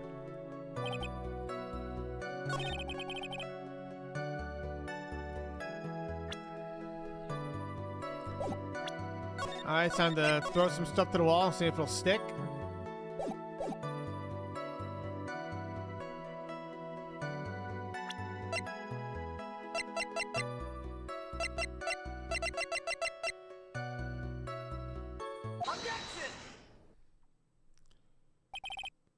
Mr. Powers. Yes? You're easily influenced by other people's words, aren't you? As soon as you heard that the bellboy might have been the killer, you got caught up in believing it must be true. But isn't he really suspicious? He's got all the stitches in, and also a baseball has stitches. Are you saying all baseballs are suspicious because they have stitches? Yes. Alright. Gulp. Well, there's also, I mean, what about him being empty-handed? That's the court to please take a look at here. I can't believe this wine glass came in handy. This is the crime scene. There's a wine glass sitting next to Mr. Corridan's body. The liquid inside this glass is tomato juice. Now, if you would look at what is on top of the table in the lower right corner of the room, and we can clearly see that it is a tray with a bottle of tomato juice on it. Doesn't this incriminate him more because he was in there? Just brought this to Mr. Cordia's room. He left the tray in the room, which was why he was empty-handed. No, they don't leave the trays, man. That would mean that the bellboy had seen and left a dead body in the room. He proved that Mr. Cordia was already dead at that time. But Mr. Edgeworth, yes. I blame you for leading me down this route. I'm terrible sorry. What is with him? Why is he laughing? Witness, is there one more thing you would like to share with us? Is there? The bellboy was empty-handed, or should I say, empty-handed. I recall you had something interesting to say about his hands. Oh, please tell me he has like a hook hand or some shit. What? The bellboy, he was wearing gloves. Uh-oh. Gloves? Yeah, pitch black leather ones. All the other bellboys don't wear gloves like that, right? Black leather gloves. Why don't you mention them earlier? Sorry, I slipped my mind. Boy, does this make the bellboy look really suspicious.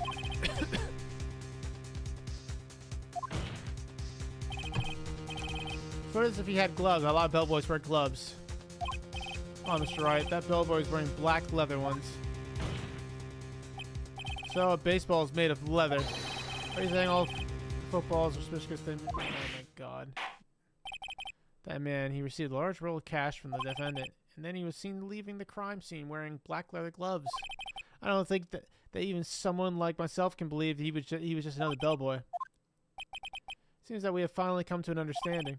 Now then, witness, please continue with the rest of your testimony. The rest? Oh yes, please tell us more. Okay. Interesting. That's their second meeting. Oh no, this is like the not good testimony song. This is the things are dire testimony. After leaving Juan's room, the bellboy went and knocked on Matt's door just like that. He gave something to the person inside the room. Then the old guy just left without even going into the room. After that, I went to the bathroom and then back to my seat. So the bellboy, after leaving the crime scene, next went to the defendant's room? Yeah, I kind of saw that by accident. I say you saw too much. And all it was suspicious to high heaven. I think it's safe to say that he can no longer consider this bellboy to be normal. Now then, let's get started, shall we, Mr. Wright? Your cross-examination, please. Yes, Your Honor. Whew, boy. It's getting rough, chat. Alright, let's save. Chat, I'm gonna be honest. I don't like the turnabout music for this game. When Phoenix is hot, I don't like the turnabout music in Ace Attorney 1 is way better. After leaving Juan's room, is that what you saw while you were busy spying? Excuse me? Or maybe poor underpaid action star. Now you wouldn't stoop to spying. Well, I think the point is, where did you watch all this from, Mr. Powers? Oh, I'm from the door of the bathroom with my left eye and this sort of sneaky spy-like. I knew he was spying. Please, does it really matter if he was doing it over or underhandedly? What did the bellboy do next? That's all I care to know. Do something to the person. I said, hold it. Okay. That's better. Yeah, Phoenix? What kind of statement is that? Please elaborate and give us a few more details. Okay. Should probably ask him only one question at a time.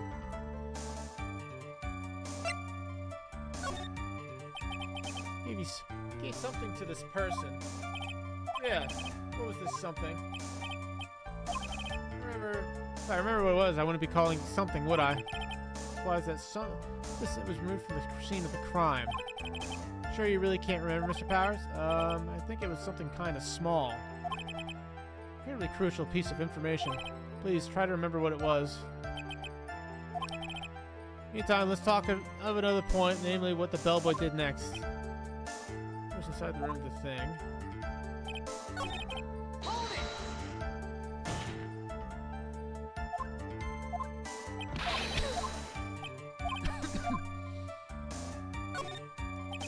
Who took the something the bellboy handed off? Actually, I don't know. What do you mean?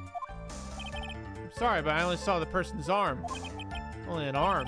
And you're saying you didn't see the person's face? Yeah. I would like to summarize the testimony up to this point if you don't mind. Well, he left the crime scene. He immediately went to the defendant's room. There he handed a small item of some sort to the person inside. As for the person who received the item, all you could see was the person's arm. Yes, it was just like that. Mr. Edgeworth, is all this really that important? Of course, Your Honor. I think this is the utmost importance. This is when whatever was removed from the crime scene was handed over to the client.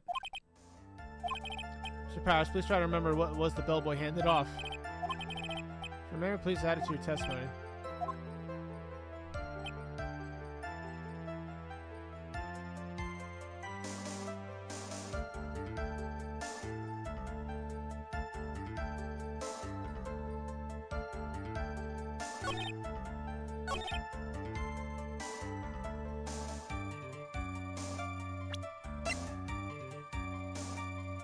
Objection!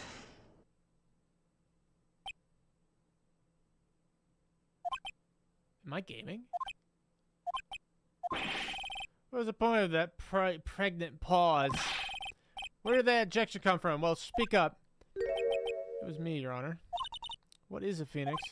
I have a feeling that something bad is going to happen once I show this. Mr. Wright, if you have something to say, please spit it out. Yes, Your Honor. Okay, Phoenix, deep breath. Mr. Powers, this is something you saw. Was it this item? Oh, hey, that's it. That's the something. This is not looking good. Wow, Mr. Wright, you really figured it out. I recall we found this at Matt Ungard's mansion. Oh, boy.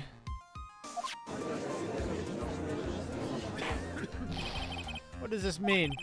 Simple, Your Honor. Shelley the killer assassinated Juan Crudita in his room. And then he stole this wooden bear from the scene of the crime. And then, why would he steal the bear, though? Then the bear he found in Matt Ungard's mission would be... Regards the killer's client. Why did I do that? Why did I do that? I don't like what I just did. Mr. Wright, this is the most unfortunate turn of events for you. Yeah, sorry, Mia. No, it's alright. Your judgment was sound. Actually, I figured the bear would come up. Not now, then it would have later on. Even if you hadn't shown it to the court, I'm sure your friend Edgeworth would have. I almost forgot that he knew about it, too. I think it's clear that there's no need for us to continue this trial. Can't let this happen. I have to do something. There has to be something we've overlooked. A minute, please. Yeah, there's still a few points left that we have not fully explored. What are you trying to pull? Oh, well, we can't have that. Thanks, Your Honor. Alright, Mr. Wright. What questionable point?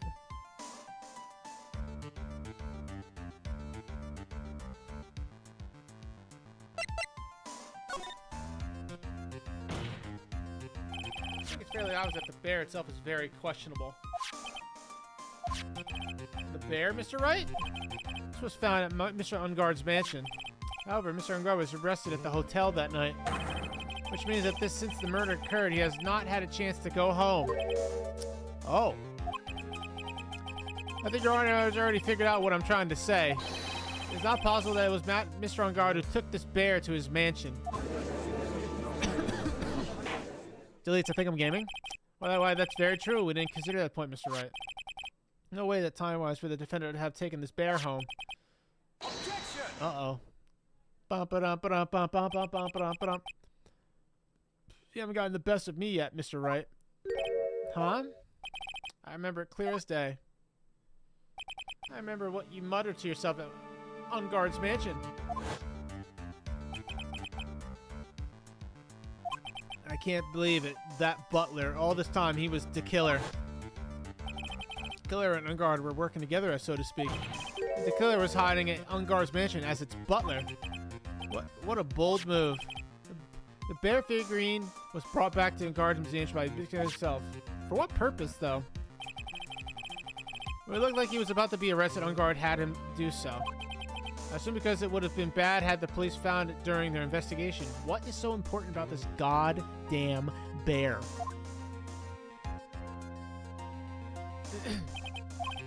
Well, Mr. Wright, you've been quiet for a while now. It's too much. Is there anything I can attack at all? Find something. All right, I'm kind of cooking right now, but we're just gonna keep letting this rock. I'm going to expose a clearly shaky place in Mr. Powers' testimony. What? There's still another one? It's quite a questionable point. What are you trying to pull?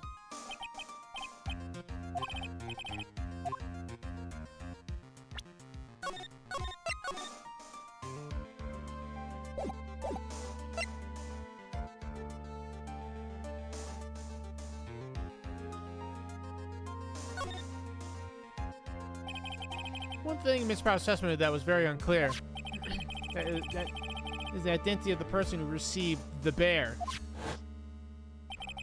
Gave something to the person inside the room. I'm sorry, but I only saw that person's arm.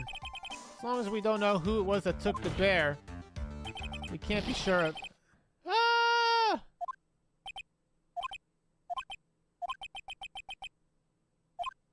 What is it, Mr. Powers? You're going to scream like that, then at least give us a good reason why. Oh, yeah, sorry. Actually, so I remembered. I remembered who took the bear. Uh-oh. Really? I mean, I only saw his arm. But the arm. It's the Nickel Samurai's arm. I swear it. Oh, boy. You gotta be kidding. Are you sure of that, Mr. Powers? Yeah, I'm sure it was the Nickel Samurai.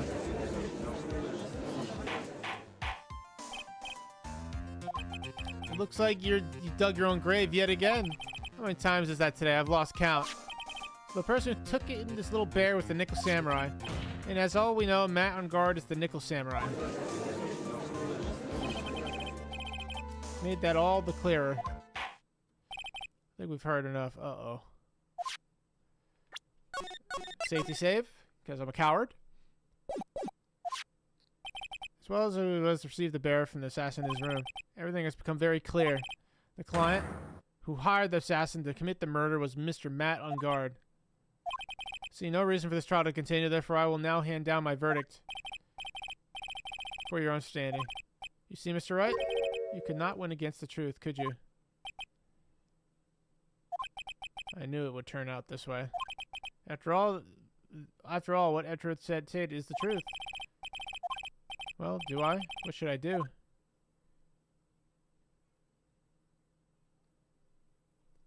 What happens if I hear the verdict?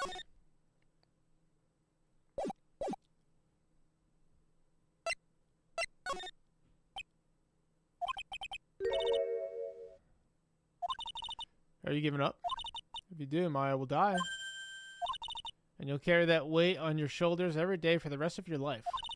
I don't want that to happen to you. Raise an objection, Phoenix. There's no point, dude! I got nothing! There's only one way for me to drag this trial out. The only thing I have left is this one dirty trick. Your Honor, right now we have these 2 reasons to believe my client is the assassin's client. He accepted the bear figurine from the assassin. Reason number 2. The very same figurine was found at Ungard Mansion. However, it's possible this is all the work of a certain other person. What are you saying? What I'm saying is, it's possible a different person is the killer's real client. The real client? That's all you have? Now then, Mr. Wright, let's hear your theory. Who do you say this killer's real client and therefore the real murderer?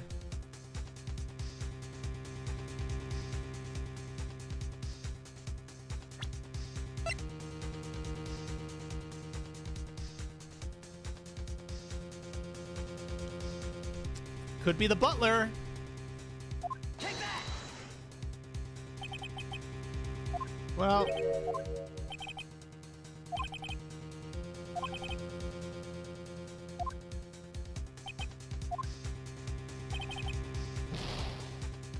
alright, I don't want to lose any more bar.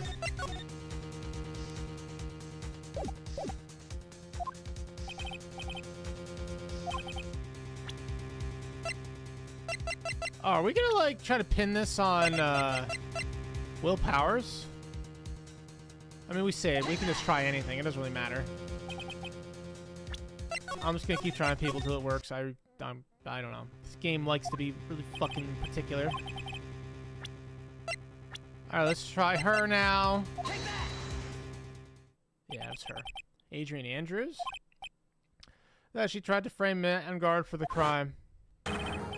Oh, by wearing a spare nickel samurai costume. I forgot about that. I forgot she wore a costume. And then the nickel samurai's arm that I saw, that could have very well been Miss Andrews. What about Miss Ungard? Please recall yesterday's testimony. I was taking a nap during the break period. That's right. Then I was forgetting Mr. Ungard's mansion. It was a very well laid trap set by Miss Andrews. Mr. Edgeworth, what is your opinion on this? I can't even begin to count the flaws in the defense's logic. Besides which, there's no evidence to support it. However, I can't fully discount its possibility either. It's getting deep. What is with this trial? Anyone tell Ungard did it. Anyone can tell Ungard did it. I can't believe the defense would go so far as to pin the guilt onto someone else. Yeah, unbelievable. It's nothing petty. It's murder of all things. That's the same Maya. Even if the whole world turns against me, this is one fight I can't give up on. Order, order, order. All disrupted parties will be forced to leave the courtroom. Your Honor. For the benefit of the defense, I'm willing to play it along with this, but along with his what-if game. His what-if game, Mr. Edgeworth? The prosecution is prepared to challenge the defense's theory. Mr. Wright, you must have thought strange and wondered, why would the criminal want this little wooden bear? He's right. The killer did especially bring that bear to Ungard right away. What did you ask? Why did you ask if there's something special about it? Oh. Absolutely. I'm sure that once the court knows its significance, the true killer's identity will become crystal clear. Your Honor, the prosecution calls upon a witness who will clear all doubts against Miss Andrews. Who would that be? It's quite simple, Your Honor. Miss Andrian Andrews herself. I see. Well then, the court will take a short 10-minute recess. The prosecution will prepare its witness at the time. I have a feeling this is it, chat. We're about to hit the big one. Oh, nope. No, we're not. Never mind. March 23rd, 11:54 a.m. District Court, Defendant Lobby Number 3. I knew it was a good idea to hold her hostage. Don't you agree, Mr. Lawyer? But I never thought in your desperation you tried to pin the guilt onto Adrian. Sure, this demon will pay. Mr. Nick, Pearls, where's Mia? I don't know. Really strong power suddenly called her away. Really strong power. Your phone is. It's from Gumshoe. How's it going? Have you been hanging in there, pal? Yeah, sort of. We just barely found something to latch onto. Phew, that's good, pal. What about you? Anything yet? Have you figured out where to Killer and Maya are? We still don't have any leads, but... What? Why don't we have any more time? We just had one. Even a single clue would be really helpful. I'm able to come to this far because I kept thinking to myself, gotta keep this trial going until Maya's been rescued. But have I just run out of luck this time? Is there all hope or not? A tent. A tent? I could see a circus tent.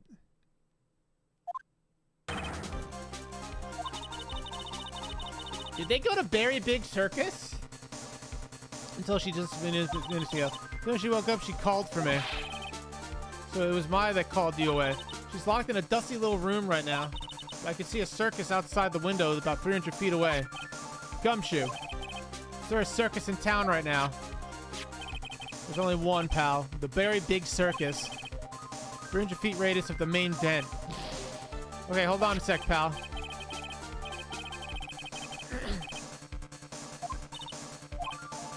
I can see a mailbox under the window just outside.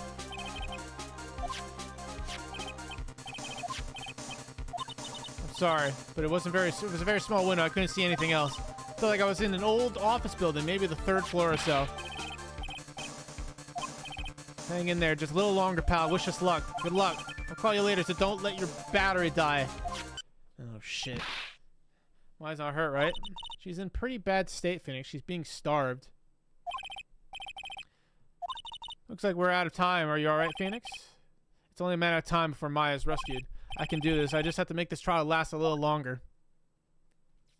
Phoenix is about to pop off. The moment he finds out Maya is rescued, he's gonna pop off. I know it. And I'm here for it. I'm so excited. I'm just excited. Court will now reconvene. The killer, the man who murdered the victim, handed this to his client.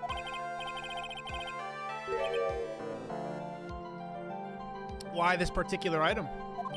I believe the answer to that question will provide us with the name of the real culprit. Now then, the prosecution calls the defendant's manager, Adrian Andrews, to the stand. Currently, the witness is accused of tampering and obstruction of justice. However, you have been called to the witness stand today to ascertain who exactly is guilty of murder. I understand. Very good. Now, have you ever seen this bear before? Of course I have. You have seen it before? That's right. It's only natural that the witness has. Miss Andrews, could you please enlighten the court to this bear's secrets? All right. Why does she...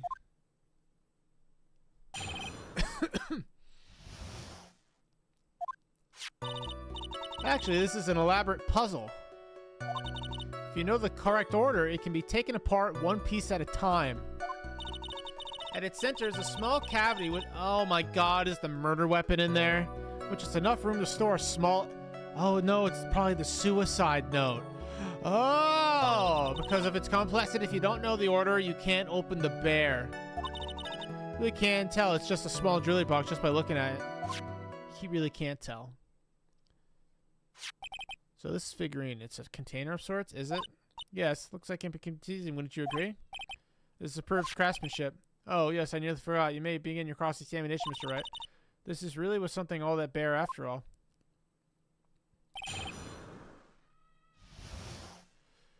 Alright. Hold it! Puzzle? That's right. But it looks like an ordinary figurine, true enough. To people who don't know, I'm sure they would never guess that this was a puzzle. What kind of puzzle is this exactly? Correct order can be taken apart piece by piece. So you can't take it apart. So if you can take it apart, how would one go about doing that? Well, you first turn its tail to the right and then push it in. Oh yes, I see. After that, the arm and legs are free to move and can be removed. This is the most interesting. Boy and his new toy. It's like he's 5 all over again. Oh, look at him go. Oh, don't mind me. Go ahead and carry on. I think he's lost it. What did you find after? So he's messing with the puzzle right now. And how do you know about this? I know because I was the one who bought it. Oh, shit. Why would she buy it? It's a souvenir from when a friend and I went to Switzerland. Yes, Swiss. And this was a present from you? That's right. It was a puzzle in the shape of a bear, so I bought it.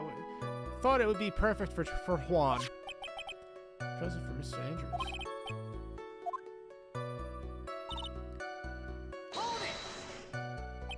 So who exactly knew how to solve this puzzle? Only the two of us, Juan and myself. It was a souvenir from Switzerland. Yeah, the Swiss and their goddamn puzzles, dude.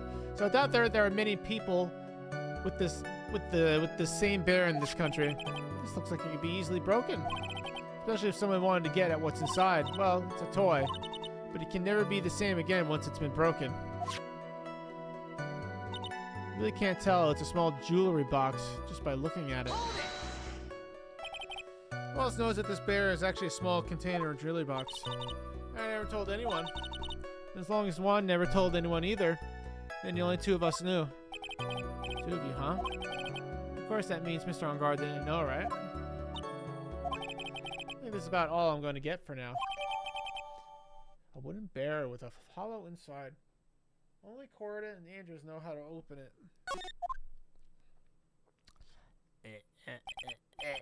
Well, Mr. Wright, I think even you have come to realize that there's one very important fact we haven't covered, and that is this.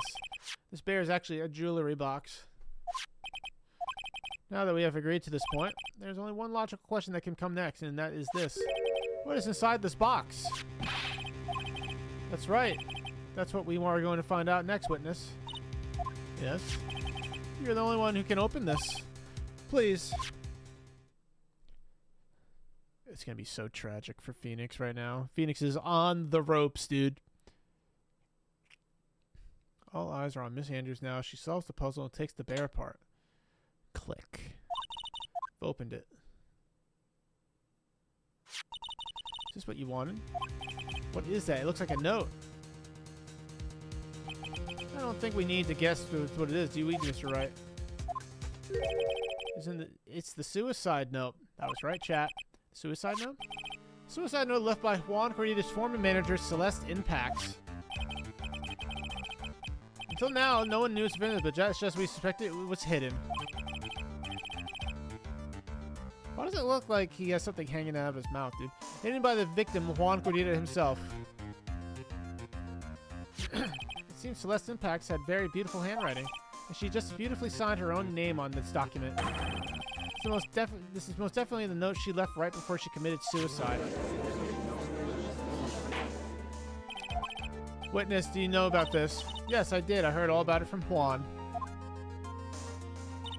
When I discovered his body, I looked for the bear. I wanted to destroy the note before it became public, but I couldn't find it anywhere because it had already been taken by the killer. Everything's going at Mr. Edgeworth's pace. So now that the student I know has been found, what's the next logical question? What is written on the note? That's right, at least that's what I would like to think. I mean, it's only appropriate for the contents of the note to be made known. I can't stop you, can I? I went through so much just to get my hands on it. I was going to burn it for her sake. I'm deeply sorry, but I can't allow you to persuade me to stop. Your Honor, if you could please read the contents of the note aloud. Very well.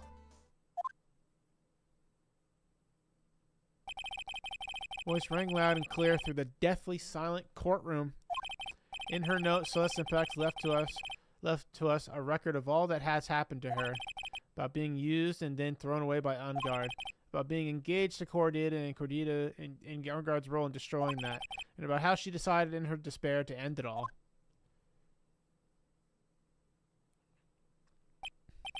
And that's all Miss Impacts had to say.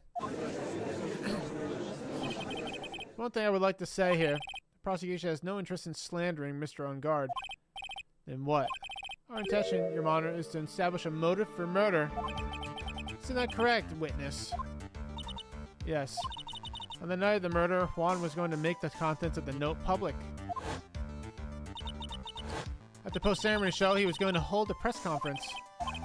Man Ungard values above all else his profession-like Spring Breeze image, which is why he had to stop this note from being made public.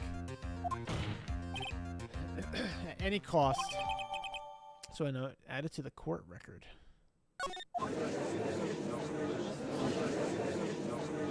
It's our fault that woman killed herself. Oh boy. This time, he even went so far to kill someone that's terrible. What a selfish person. I guess there are slimeball lawyers out there who will defend these creeps too. Out here. Mr. Tequiller's client goal was to obtain this suicide note. The only person who needed this note that badly is the defendant. Let's not forget that the bear with the note inside was found in the defendant's house. Seems that we have come to the truth at last. The defendant's motives here were entirely selfish. He deserves no sympathy from anyone. How am I supposed to escape from this one? By saving and trying over and over again. Why the hesitation, Phoenix? Gumshoe hasn't called yet, so you know what you must do. Have to carry on and buy him some more time. Okay. There are 2 deadly pieces of evidence, the figurine and the suicide note. Maybe somehow I could find a way out of this situation through one of those. Already in the judge's hand, Phoenix. Hurry.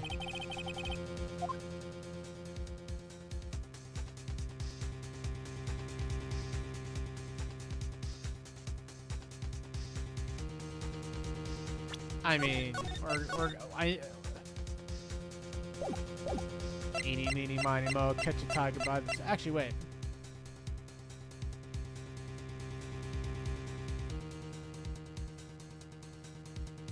Follow this figurine. Objection! Please wait, Your Honor. Look at that lawyer. He's still going at it. It's like he doesn't care that he's trying to get a killer off the hook. Took this with him from the crime scene after murdering Mr. Corda. At the request of his client, of course. So what's your point, Mr. Wright? I don't think it's possible that Mr. Client was mad on guard. I think there's a contradiction here. You can't tell by just looking at it what this bear is really a jewelry box.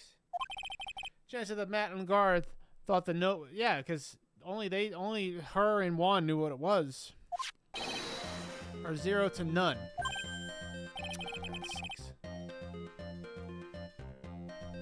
Oh, I didn't think of it that way. Exactly, but I did think of it that way, and I thought it was rather strange. After all, there's no reason why Mr. Ungard would ever want a jewelry box like this. Order, order, order. You make a valid point, Mr. Wright. Mr. Edgeworth, what is your opinion? It's just a flash, but I think I did rather well on this one. Fortunately, I think he believes differently. I believe a show of appreciation is in order. The defense seems to be in love with wishing more despair upon itself. I would like to... Oh, boy. Direct the court's attention to this... What is that? It is a very small video camera, Your Honor. This type of camera is commonly used as a means of spying. Spying? What the... I thought spy camera was in my possession. Vanguard and the victim both thought of as the other as their biggest rival. They even went so far as to use this type of item to find each other's weaknesses. Was there one in Matt's room too? Oh, okay, never mind. His first life was being watched by none other than Matt on guard.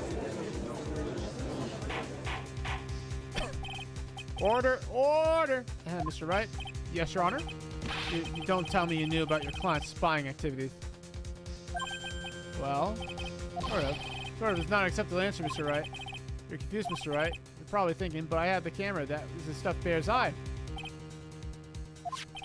But this camera that I have is not the same one. Last night I searched the victim's house. Using this. Oh, he had another one in his house. By the way, Mr. Wright, the defendant's fingerprints were found on this camera. Whoa. Looks like those cameras were hidden all over the place, huh? What am I supposed to say to that evidence? I think this is the end. It's fairly obvious that Mr. Ungard learned of the suicide note through this. He was watching the victim all along. Got me good this time. I don't have anything to counter that. Hey, hey. And the bad killer guy.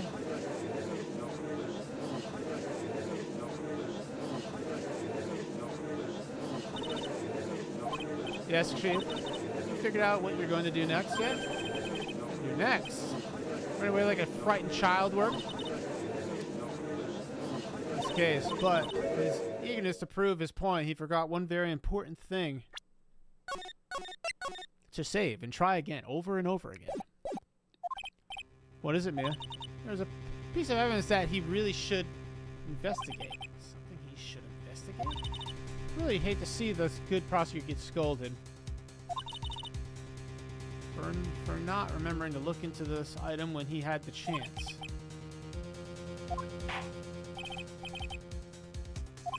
Well, Mr. Wright, don't you have any further data?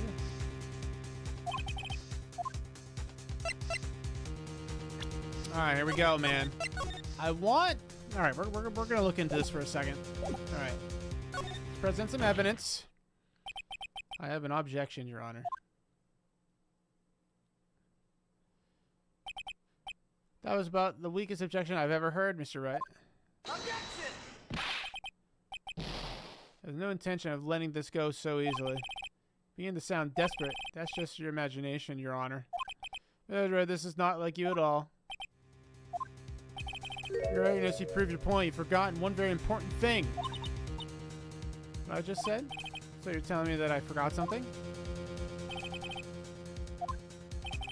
There's something you really should...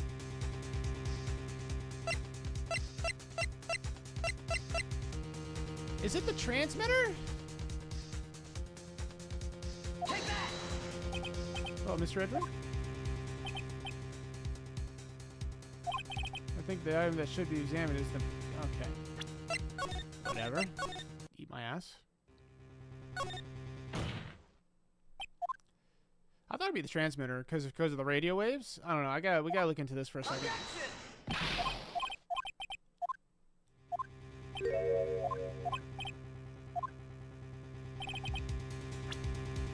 Alright, let's stay a little bit closer.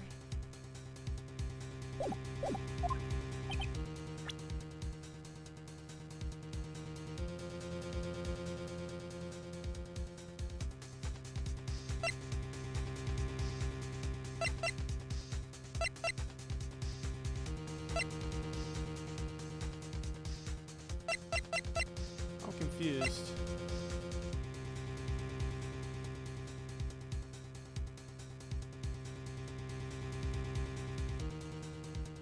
What am I looking for here?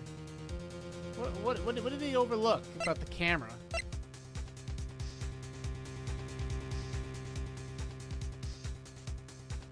Take that! Oh, that's not it. I don't understand what he's overlooking. I'm not reading chat, by the way. You guys can blow me.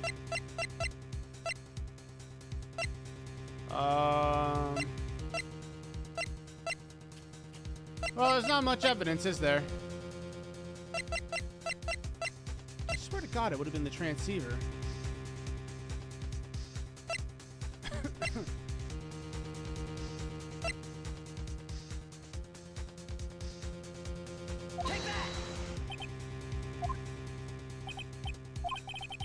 Well, I mean, there's only so much. I'm just gonna keep fucking picking evidence.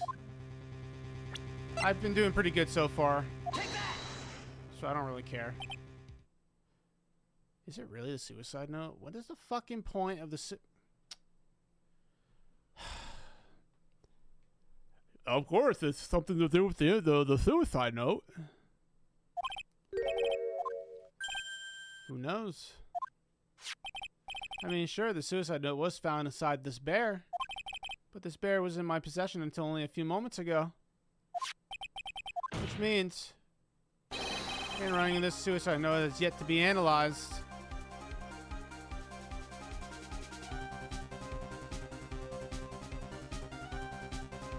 Oh, is he trying to say he forged evidence to buy time?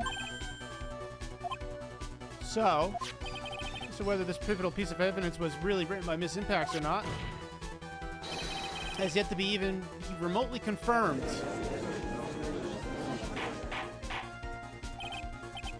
Can't seriously be saying, Mr. Wright. Are you saying that suicide note is a fake? Miss Andrews, you're the one who tried to pin this murder on Mr. On Guard. Who's to say you didn't create a fake suicide note and put it into this bear? How dare you? Your Honor, the defense is discriminately accusing the witness again. There's no evidence linking the witness to the suicide note whatsoever.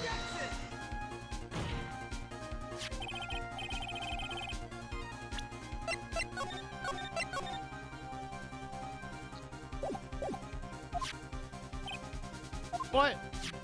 Recall the witness's testimony concerning this figurine. Phoenix is cooking, even though he's got no oil, dude. The only person other than the victim who could solve the puzzle is the witness herself. Miss Andrews, you wrote this note, didn't you? You wrote it so you could use it to frame Matt on guard. I don't do no such thing. Right? If you're going to pronounce this suicide note a fake, then you show this court some evidence to support your theory. Mr. Edgeworth, you were the one who presented this scrap of paper as evidence. That means the burden of proof lies with you, the prosecution. That's enough. Ooh, shit. They're cooking a little bit. Can you confirm this handwriting in the suicide note? It says the defense has stated the handwriting has yet to be analyzed. If that's the case, it seems that yet again we have reached a point where a verdict is impossible. That's impossible. This isn't good, Phoenix. The judge isn't going to carry this trial over for over one more day. To make it another day. I didn't want to have to do this, but I don't have a choice. I request that both the prosecution and defense further investigate. Oh my god. This is different. Reach the end of the line.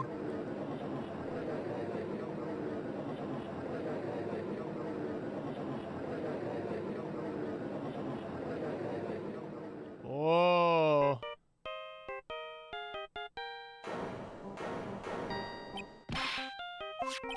It's Gumshoe. Hello, Gumshoe? You got him?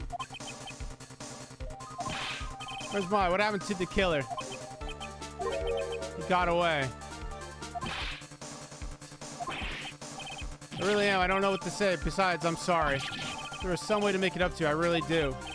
What's going on? We found his hideout, pal. But the two of them were already gone.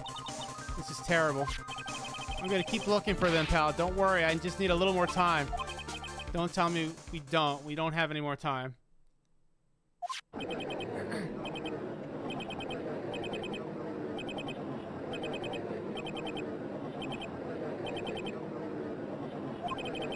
Hear that? They're calling for his head. I can't. For us to come this far in.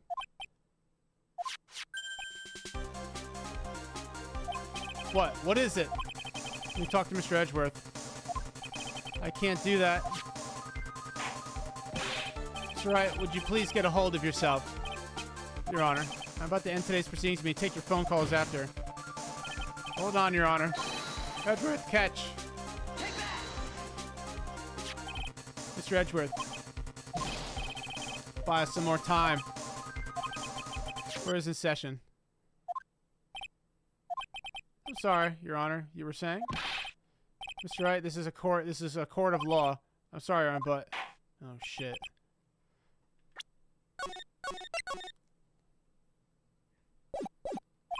It appears that I have no choice but to suspend proceedings until tomorrow. So I really can't do anything.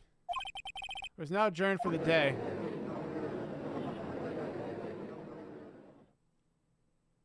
Objection! Oh. Please wait, Your Honor. Edgeworth?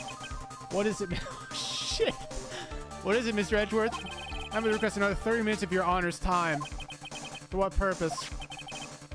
We can't perform the necessary test of this piece of evidence in that time. Can you really obtain your results in 30 minutes? I believe we can, Your Honor. Wouldn't it be better if we adjourn for today and we reconvene tomorrow? 30 minutes, please, Your Honor. That's all I'm asking for. Very well. At the prosecutor's request, this court will now take a 30-minute recess. But be advised, this will not allow another recess today. This is helping or hurting us. The court will now take its final recess of the day. I gotta pee, dude. Chat, I gotta go use the bathroom. It's getting good.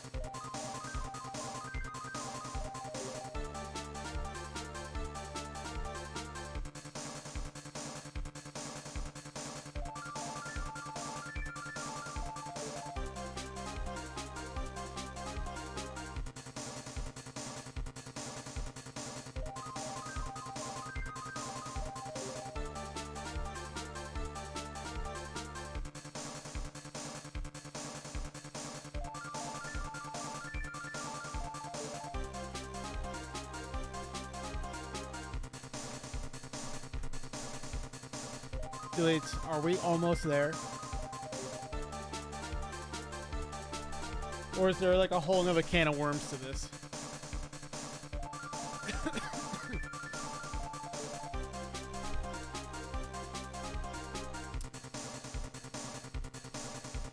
I mean, if it's like a whole nother like trial section where it goes 4-2, I can't finish it tonight, so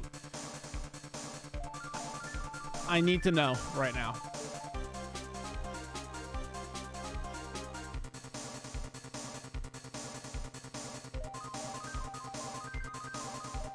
It goes 4-2, then we gotta then we gotta stop here. I can't play that long. We're already 4 hours in. Right, well, what's going on with my situation?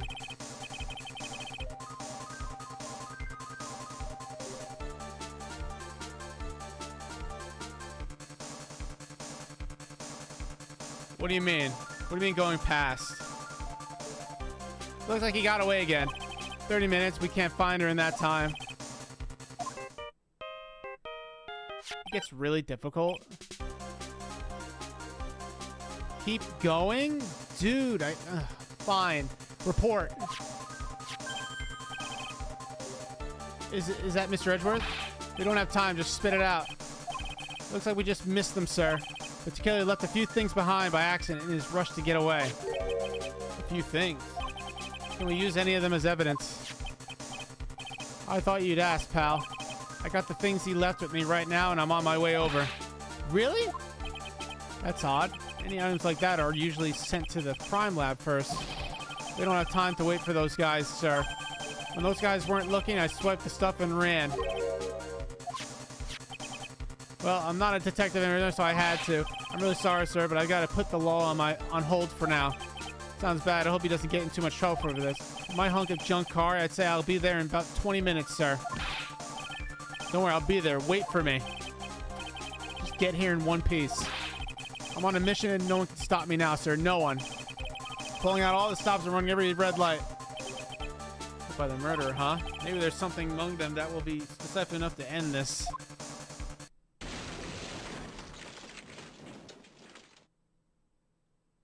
What the fuck was that? Hey, what's wrong? Did he crash?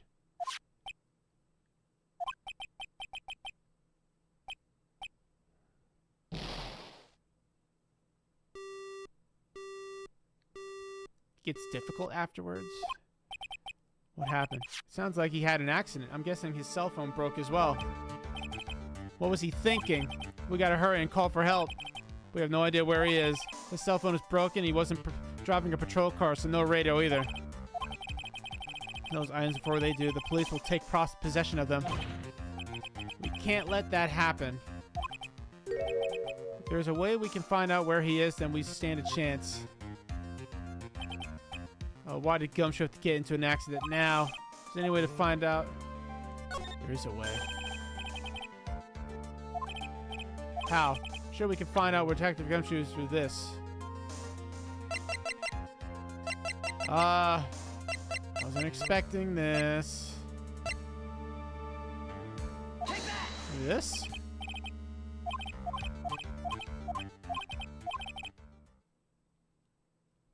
Oh, shit. Whoops. I guess that was the right answer. Whatever.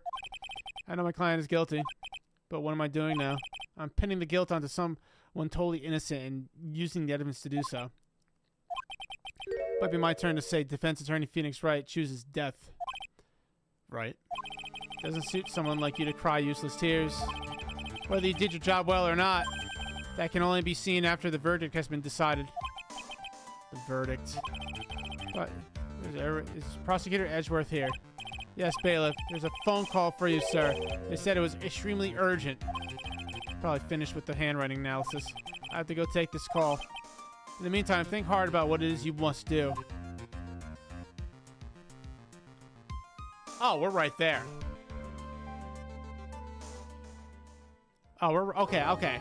I thought we were gonna have to go back into the courtroom and then it would do 4-2. All right. We're good. We're good. All right, here we go. Final stand, chat. March 23rd, 2:35 p.m. District Court number 3.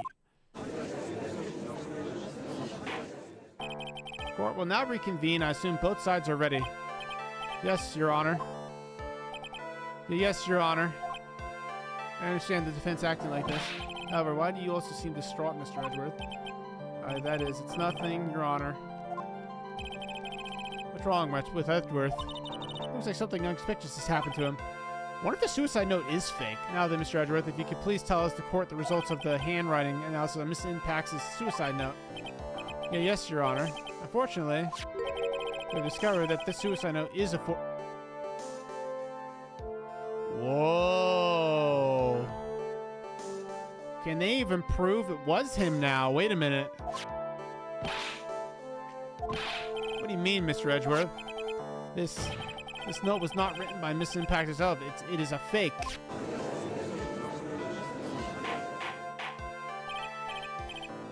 Mr. Edgeworth, would you care to explain what is going on? This was not written by Miss Impact, and who wrote it? We need more time to do more detailed analysis, however. It was okay. It was Juan. I pressed X by accident. Looks like Miss Impact never left a suicide note after all. She never wrote anything about On Guard. Your Honor, even though the suicide note is indeed a fake, Mr. On Guard could not have known that, so that facts remain unchanged. Acting under the assumption that it was real, he had plotted to possess it. That does sound very plausible. On Guard had no idea that the suicide note was fake. Something seems a little wrong with it.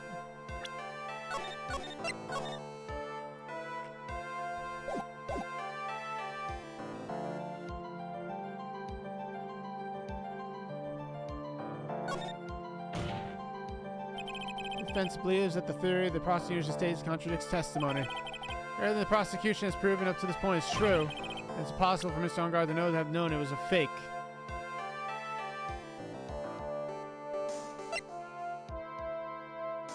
Oh, I don't know, dude.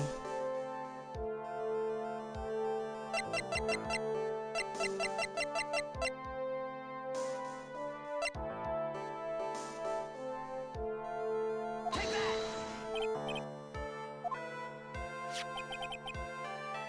We're finding out if this note is real or not.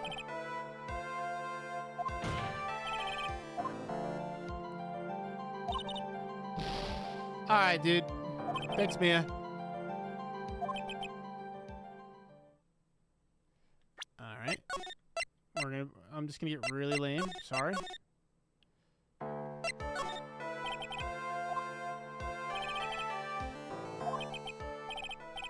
I hate when the game does that. Mr. Edgeworth, you stated something earlier of the effect of that Fenton has spied on Miss Corrida's private life.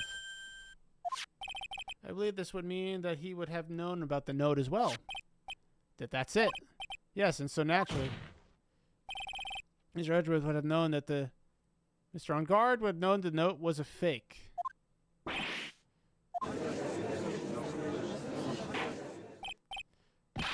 See you there, Mr. Wright. Yes, Your Honor? Thought of the spying thing. Jumping in and stealing my thunder like that is simply, I can't even describe it. It's just sorry. I could have even bragged about embarrassing Mr. Edgeworth. My grandchild had you not. For that, I assign you a penalty, Mr.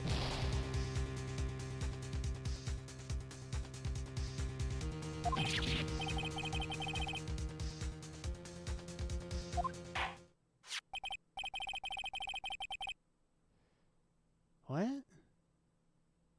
I don't understand what just happened. Was I supposed to figure it out?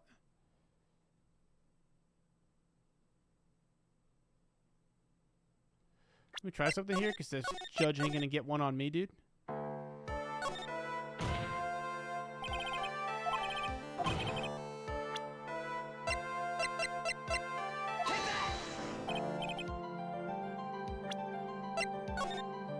I'm confused.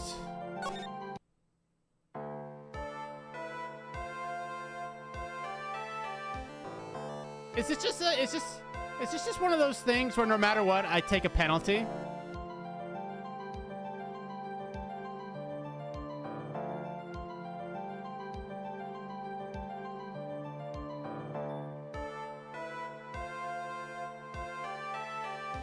I mean, I don't really care. Like,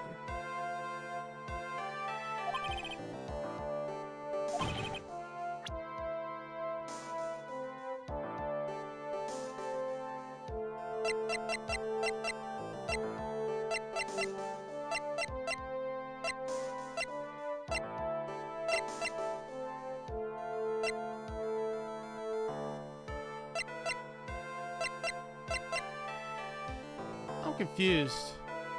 Well, actually, let's just see what happens here.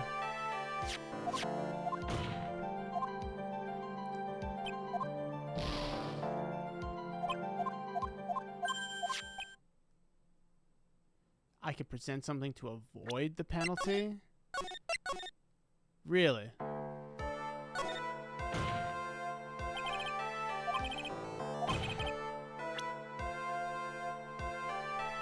It's possible for Mr. Ungard to not have known.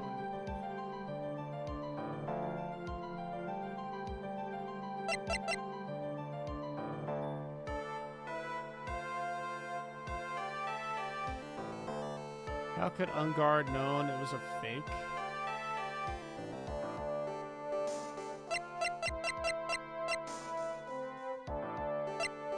I don't know. I think I'm just gonna take the penalty because I don't really want to think about this too long.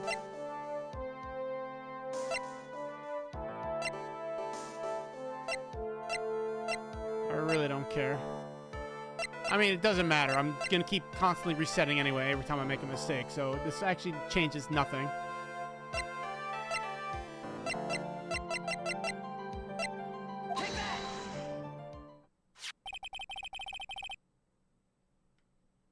serious? It's just this fucking camera again? Video camera, Your Honor. Well, a very small one, but...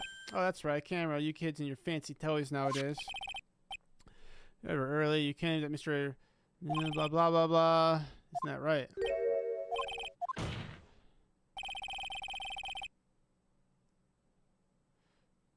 Yeah, but it was only on after 8. Then this means Mr. Arngard would have known that the victim had forged the note. So the defendant knew the suicide note was a fake. And if this is true, then Alexa, turn on the air conditioner. Then the situation has suddenly changed in a very dramatic way. Yeah, exactly, Your Honor. The prosecution's theory as to what Mr. Arngard's motive for murder was has suddenly disappeared into thin air. It's not as if Mr. Arngard monitored Mr. Corday 24 hours a day. That the victim wrote the note in place and Mr. Arngard didn't know of. Right back at you, Mr. Edgeworth. Why did you show us some proof that the victim made the forgery at an unknown place?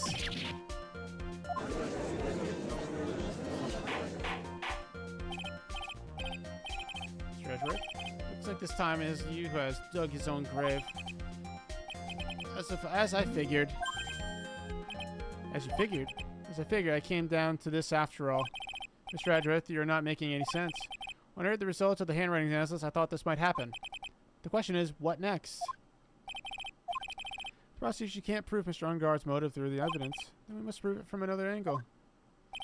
I just remember, Lotta hasn't testified yet, has she? We have to call a witness to the stand at this time. Oh no.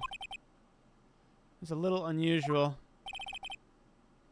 Stuttering. This is not like him at all. Unusual. Well, what sort of witness is this person, Mr. Edgeworth? This witness is one who perfectly fit to answer once and for all the question of who was it that hired Shelley the killer to commit murder?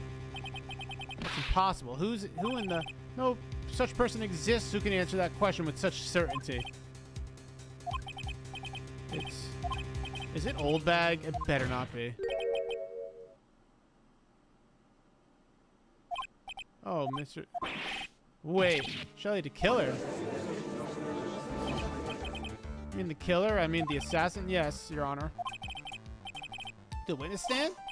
Well, yes, in a manner of speaking. I recognize that this is a very unusual circumstance, so I ask for your permission. Yes. Is this alright with you?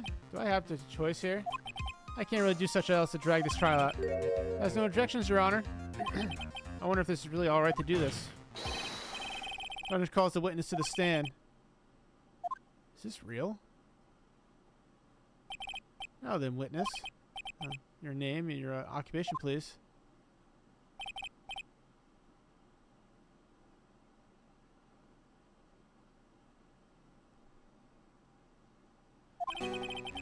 My name is Shelley the Killer, and I'm a professional assassin. I say, it's just a fucking radio. You remain so calm, and what is the meaning of this two-way radio? Actually, Your Honor, it was delivered to me just now, and it came with a condition. As long as we do not trace its source, Mr. DeKiller will testify to this court. So this must be what that urgent phone call he got earlier was about. Well, no, I cannot allow this in my court. First of all, we can't even be sure this is really Mr. DeKiller himself. Please present some sort of proof that you are, in fact, Shelley DeKiller. Please wait a second.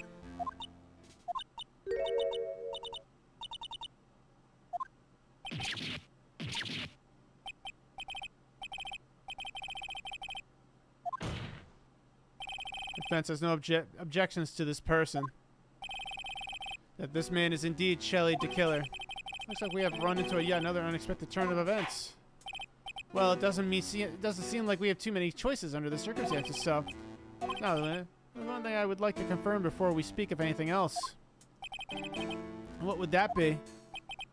At the request of a client, you killed Mr. Juan Corrida, is that correct? Is it as you say? I did indeed kill Mr. Corrida. Now that we have to answer, let me move on to your next client. Well, this is all just a bad dream. Yes, this is a bad dream. Shelley the Killer. What is he going to say?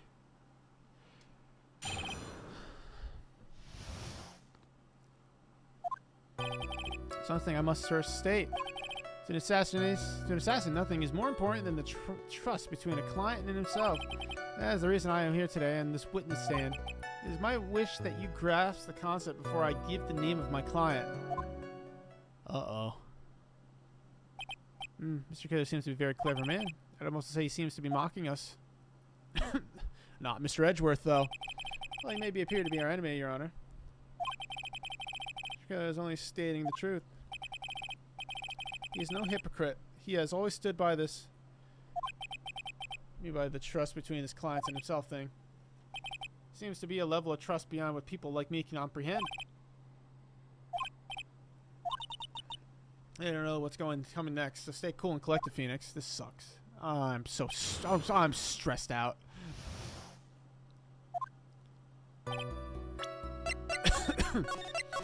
Alright, chat, we're in the thick of it.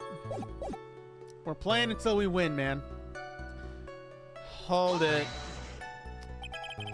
We can hear anything you have to say later. Can you please just tell us your clients? I don't think you understand your place, Mr. Attorney. I said this is something I must first state.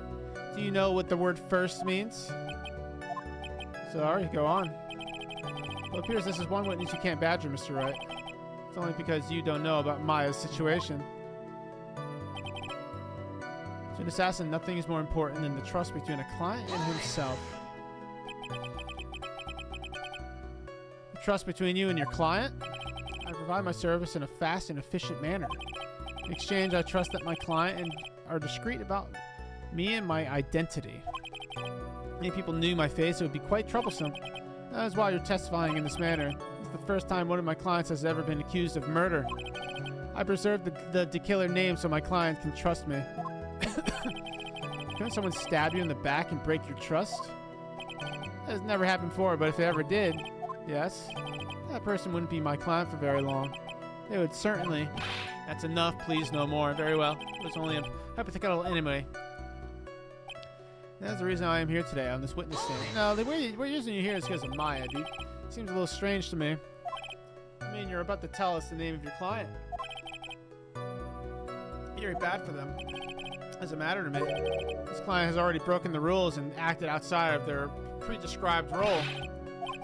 This person tried to implicate another of the crime in order to save themselves. And this is the trespass that cannot be forgiven. Who gave you the right to be so high and mighty? To the gentleman who spoke just now, excuse me, but would you care to die? Oh, no, I didn't say anything. Better watch himself.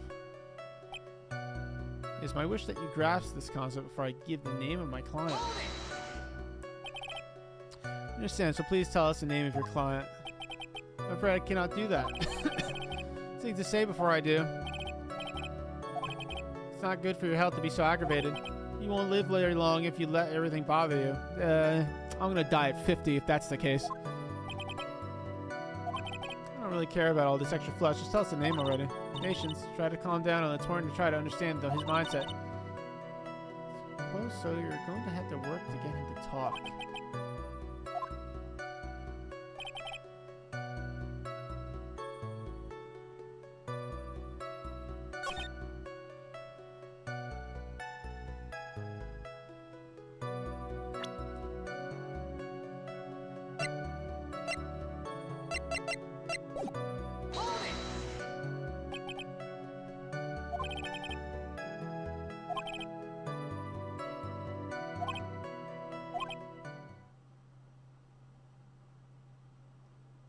I thought so. I thought if I questioned that again. Okay. The client had already broken the rules. The person who frames another is the worst kind of human. Is that why you feel you can betray this person?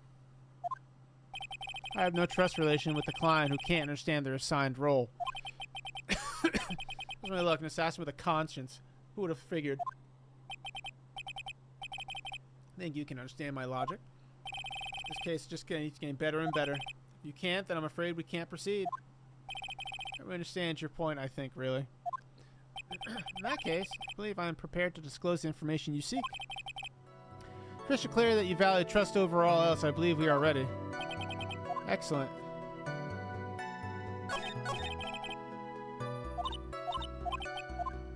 Oh.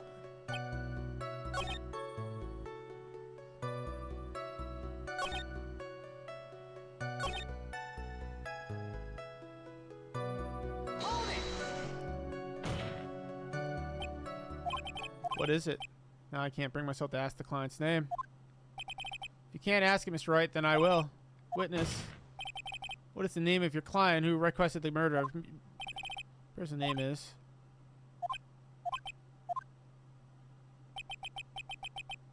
No. Objection!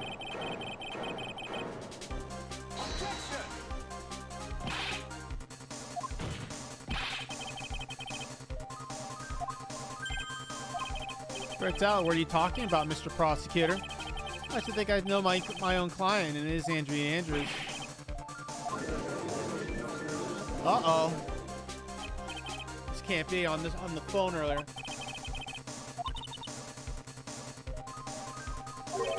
Damn, Edward's in the back. I'm sure in order to get an audience with this court, Mr. Tickler told him a different name, out on guard perhaps.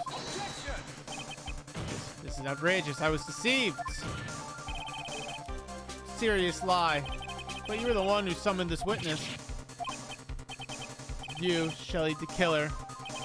It doesn't release the truth. The defendant at the moment is Matt on guard. I am correct. All I wish to do is help procure this acquittal. Wow. All of a sudden, it feels like we can actually win this. Yeah. I don't want to, though. Prosecutor has failed to provide a motive and has instead provided the suicide note, which is forgery created by the victim. Furthermore, there is a possibility the defendant himself knew it was a fake. But most definitely of all, we have heard from the assassin himself the name of his client. Mr. Takella's client who requested the murder was not the defendant at all. No. With all this evidence, it is obvious that this means that Mr. Matt Nogard is innocent. Oh boy. Please continue your discussion. Call me when you have reached a verdict. Bailiff, please bring Miss Adrian Andrews in immediately. If all the way this is going, Nogard will be found innocent. This may be our last chance to save Maya. But Edgeworth is right. The killer is lying. And on guard, my client, I know he's guilty. If I win this? I can't.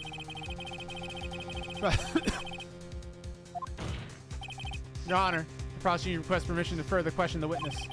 Shelley the killer is certainly lying under oath. It wasn't me. Listen, everyone, please. That's only just now. It was all one big lie. Miss Andrews, so as I know it may have been fake.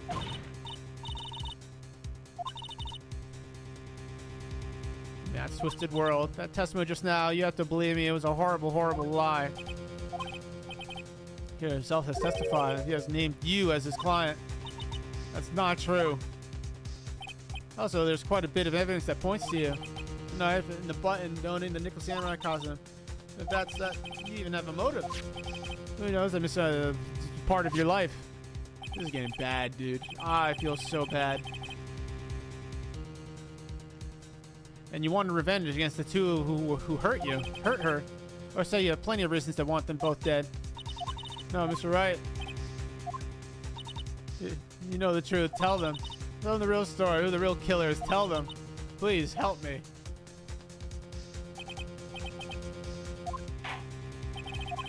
Yes, Your Honor. I have reached the end of this trial. Therefore, I ask the defense for any offer on words or opinions. To decide. Do I take the guilty verdict and save Maya? Or do I throw this chance away and wait for gumptious new evidence?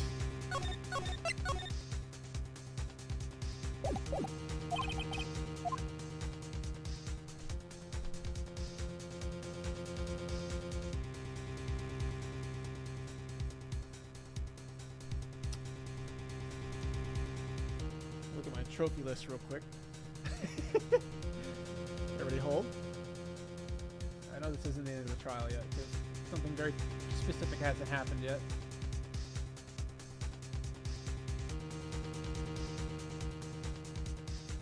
No, that's not what I want either. Where is it?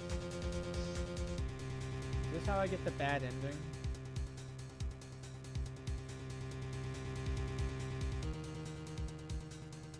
Justice ill-served.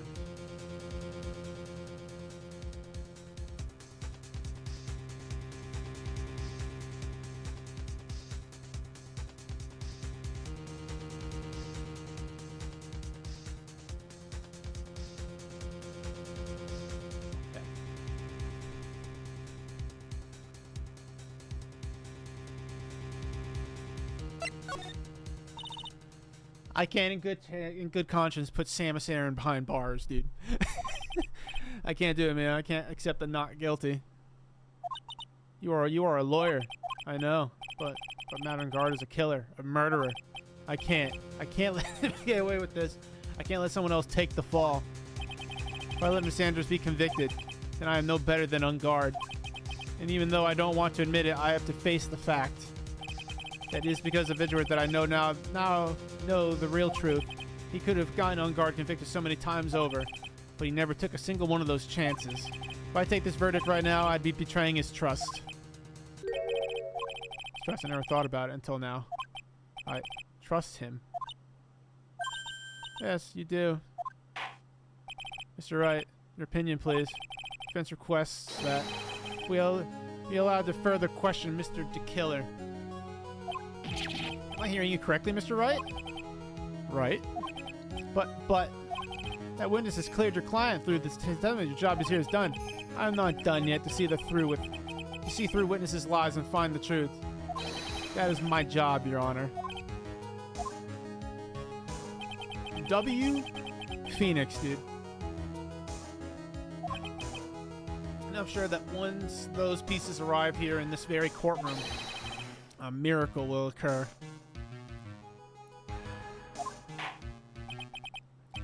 Julie, shush.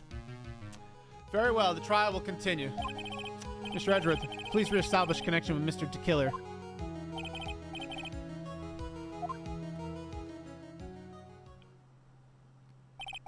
Has a verdict been reached?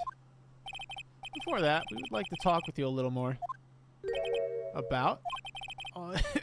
For me, what's the name of my client? What else could you need me for? Well, actually, we would like to hear everything you know about this case. That's how things are usually done. What is he talking about? Usually done.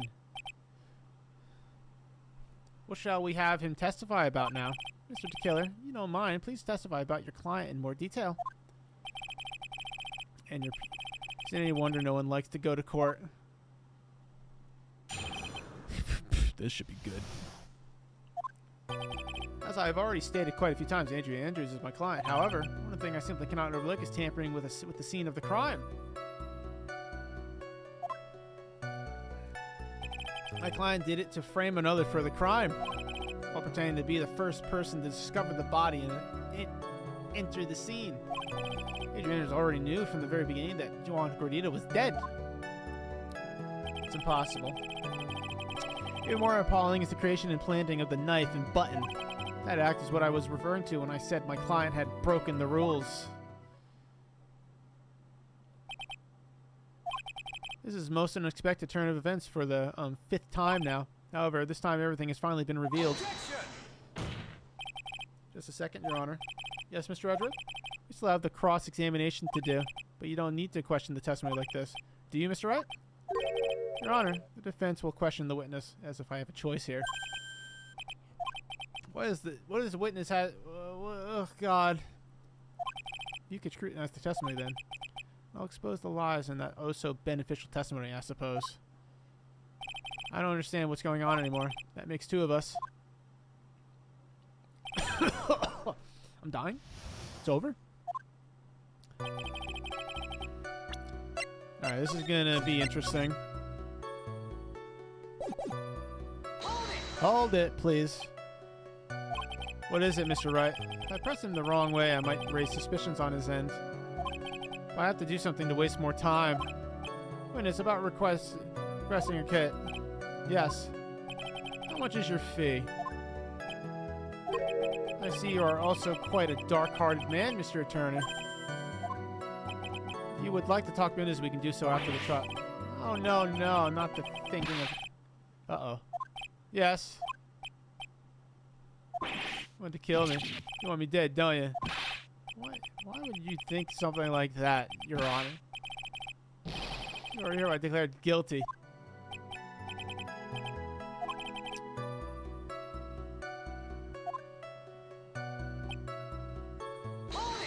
I love the judge too, dude. He's my second favorite character. I think that most people wouldn't be able to overlook a person hiring another to kill. If I had a problem with such a thing, I wouldn't be very effective at my job. Ah, yeah. Well, Well, a change in occupation might be good for you.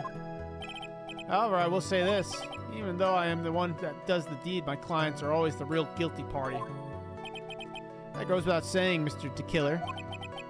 And they're faced to live with the knowledge of their guilt on their shoulders. However, my client this time thought that they could run away from their guilt. My client did it to frame another for the crime.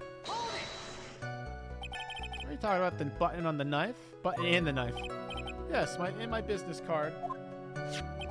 Oh, this card. But no one has to waste their time, including the police. I always make the point to make things as easy as possible. Try to make things easy? Makes it very easy to identify who carried out the service. He's devoted to his work. But to just disregard everything to go and stab the deceased with a knife. Even hide my card from sight. That is something I cannot overlook. Tell if he's being truthful or not without him being here. How much longer is this testimony? Oh my god, he's yapping, dude. So you're saying most clients wouldn't do such a thing? That is correct. Usually the most people try to do is create an alibi for themselves. If you should use my services, Mr. Attorney, I would suggest you plan for your alibi too. No, I really told you. I had no intentions of using your services ever. Don't look at me, Judge. Why does he keep looking at me like that? Like I'm the one on trial here. Adrian Andrews already knew from the very beginning that Juan Cordito was dead. From the very beginning? That is correct. From before my client visited the room. All my client knows precisely what the situation is at all times. I wonder if that's really true. That's odd.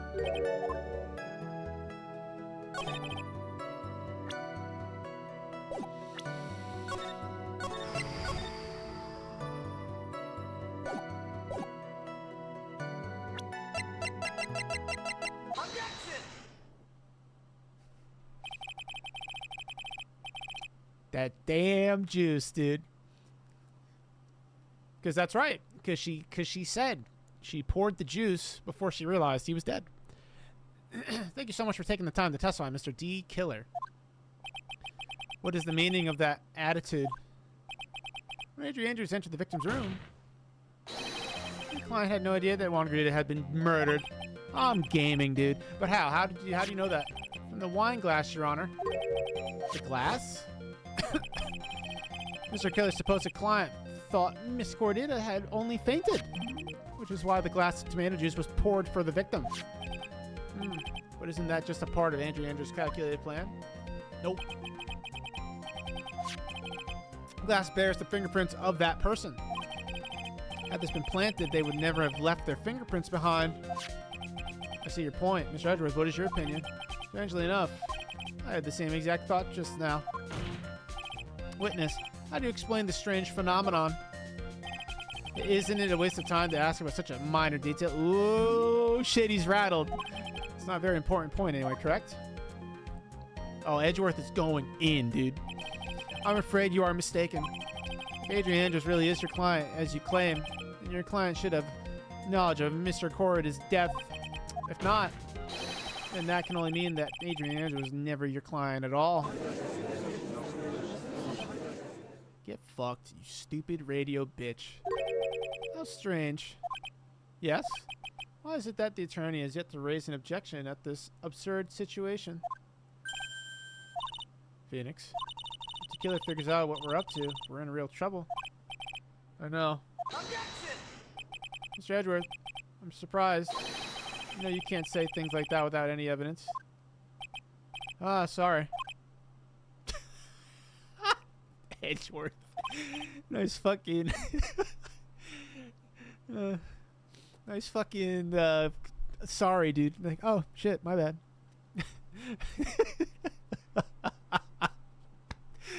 Well, that awfully weak objection for the two of you.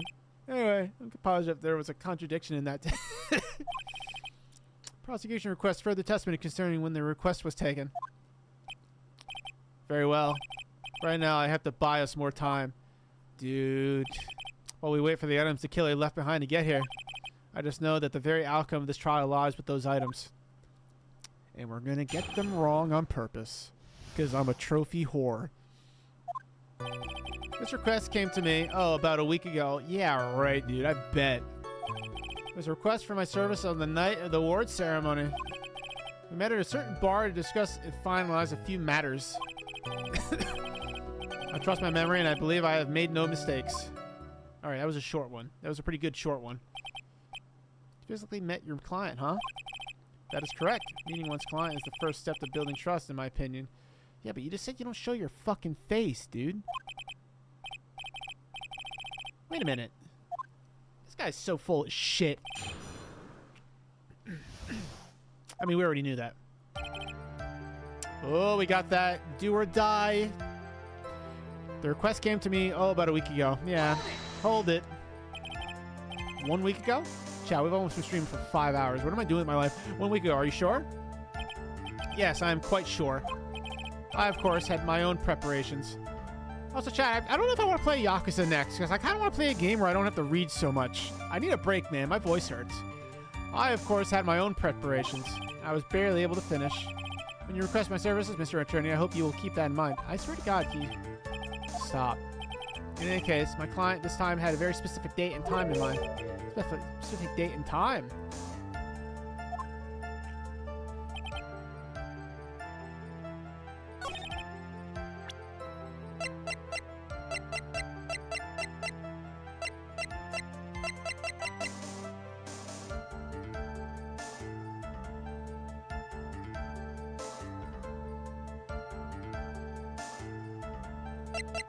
Very interesting.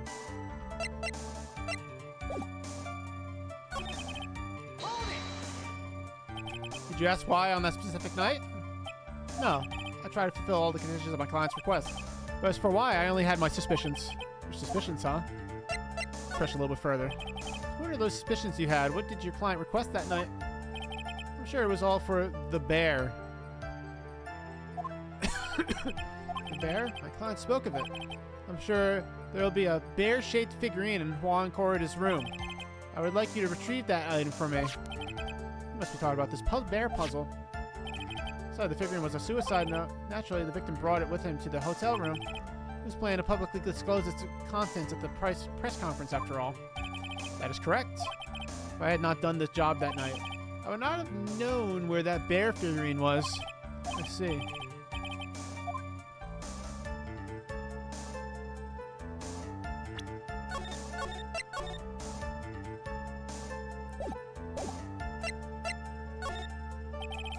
Just now has made one thing clear. And that is, the client knew the secret of the bear figurine. Huh? Why is everyone so quiet? Mr. Wright, I think all of us already knew that. Oh, really? Witness, please continue with your testimony. We met at a certain bar to discuss finally. Okay, what bar? So you physically met Adrian Andrews, right? Of course I did. What was that? What was that brief pause? Let's press a little further, man. Goodness, I would like for you to give us a few more details. I always meet my clients as a matter of principle. I've never taken a request by telephone or mail. And why is that? Well, the trust between a client and myself above all else. The only way to establish this is to speak to the client while looking them in the eye. Well, Mr. Wright.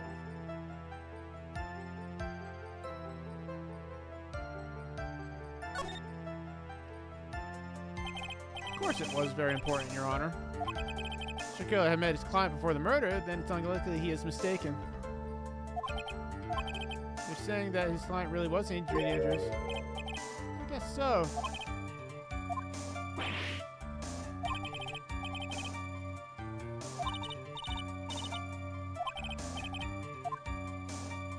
I see what's going on here.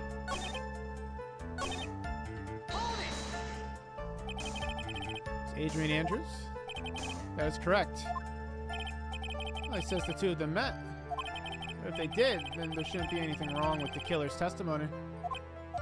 Couldn't be anything strange this time around.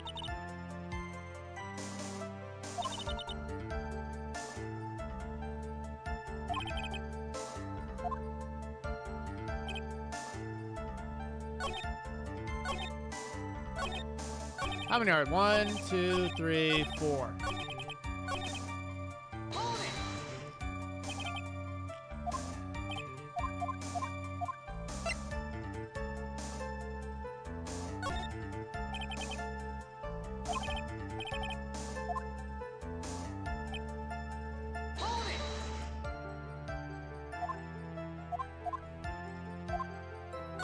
Oh, wait a minute.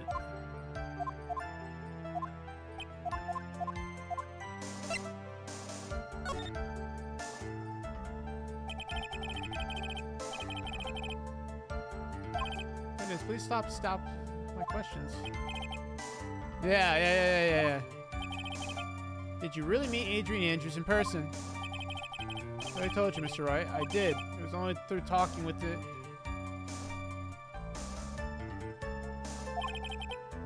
I can trust this person as a client. He said him. I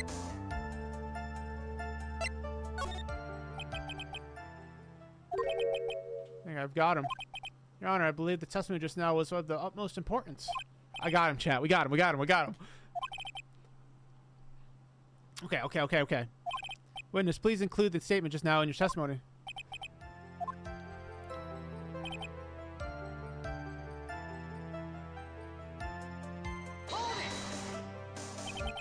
No, that was not. As we know now, this has turned out correct. What do you mean? Adrian Andrews turned out to be a client who couldn't stick to the rules, right? Well, yes. So is you're correct. Check one last time. Are you sure your testimony is accurate?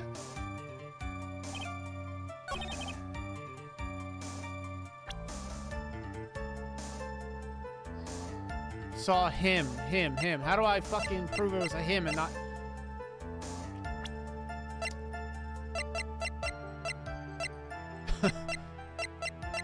Oh my god, his head gets smaller when he's a villain.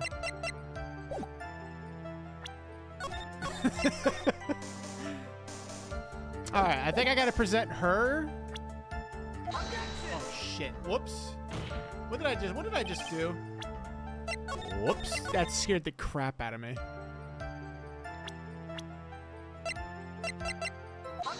Yeah, she's a girl, dude. Just one more time. I met Adrian Andrews at a bar and took the request at the time. Yes, that is correct. And that's when you thought he was trustworthy? How many times must I repeat myself? Yes, that is correct. I'm sorry, but that is an impossible tale. Shelley the Killer. You have never met the real Adrian Andrews. Why would you say that? Because you made one very big slip-up about her. So what is the issue? Get fucked, idiot, stupid fucking radio bitch, idiot. What did you say just now about her? You never met Adrian Andrews in person. One look would have told you that she is a woman.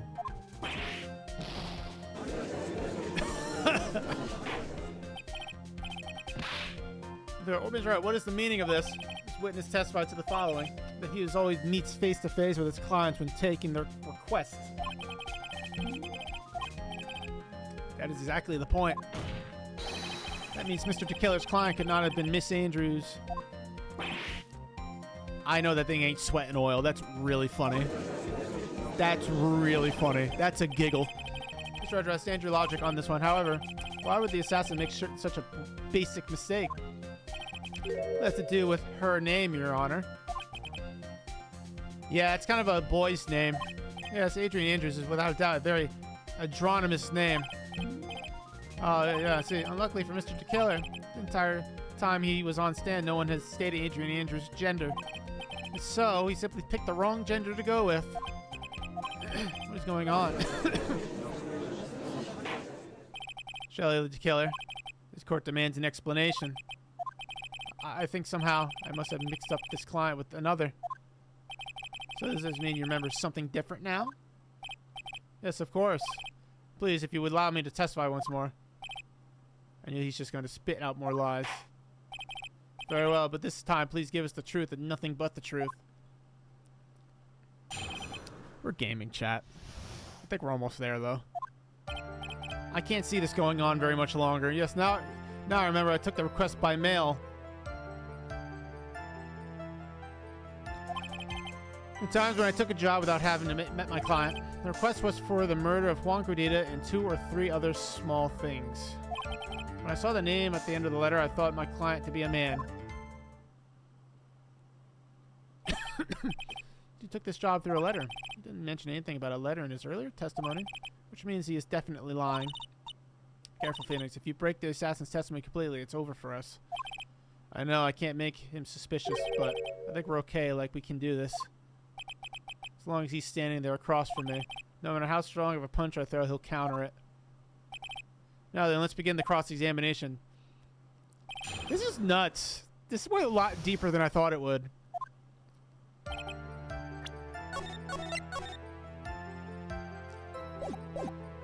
Hold it. But didn't just say that you always meet your clients?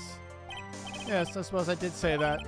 However, there are some clients for whom my meeting is simply not possible. But didn't you meet your client this time?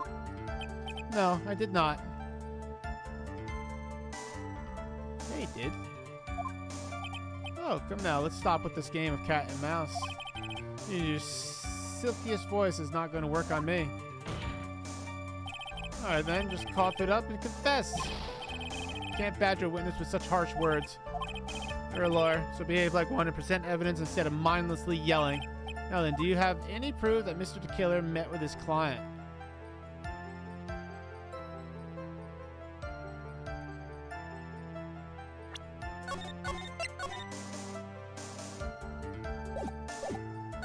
I'm sure this is fucking bait.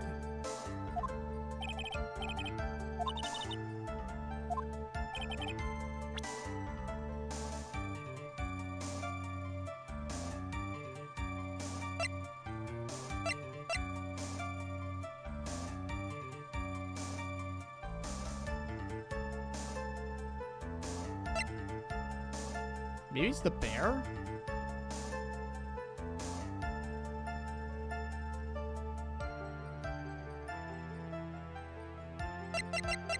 Might be the bear, man. Oh, no, it's the card.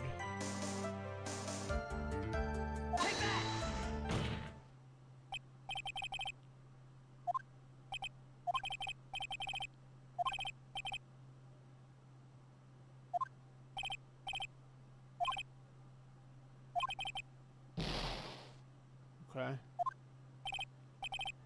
Alright, Alright, anyway. I don't have any proof. Sorry, Your Honor, but I don't have any proof. I see. And your line of questioning was just another waste of time. This is the nature of Phoenix, right and wrong. Press. Do not meet certain clients. Recently, I've been receiving more requests. If I met each and every client, I would lose some nice business opportunities. Some of which the times have changed. It's now the age of information and computers, correct? Well, I've joined the times and now take requests via electronic mail. Electronic mail? Do you have a mail that is in a special insulated envelope? Alright, Judge. Very sorry, despite the shortenings of words. Email. Email?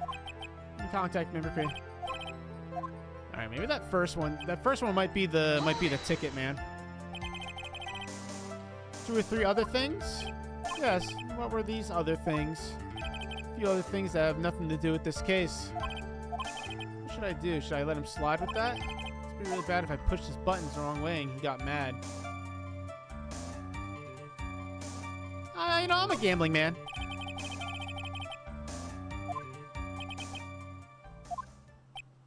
Yes?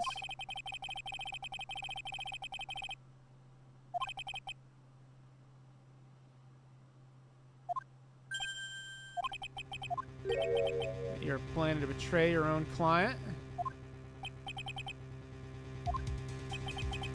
Stench of backstabber. So should it turn out to be... Should you turn out to be one? This is looking really bad. I should press...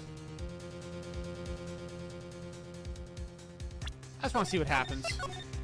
I'm sure this isn't good, but I just want to see what happens.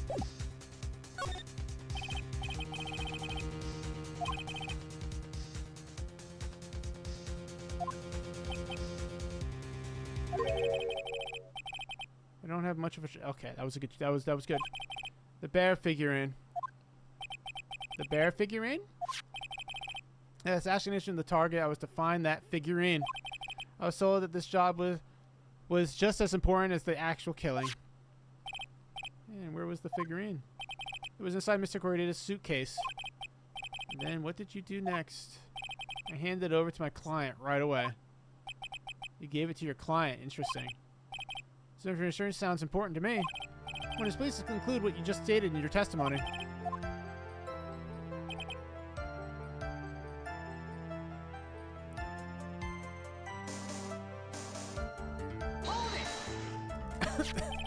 Found this figurine at Mr. Unguard's mansion.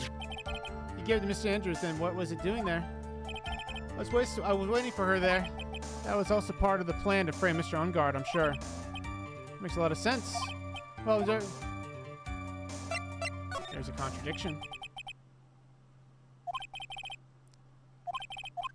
I know that if I press on something trivial here, we'll cut the connection on his end. If you want to make a strong point, Phoenix, you have to present strong evidence. She's right, so now what?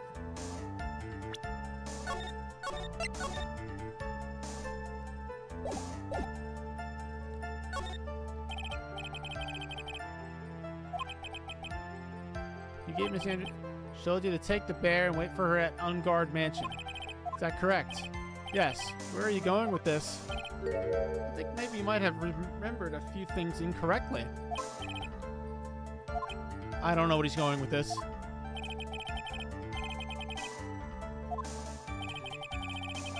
Miss Andrews have been the recipient of this bear.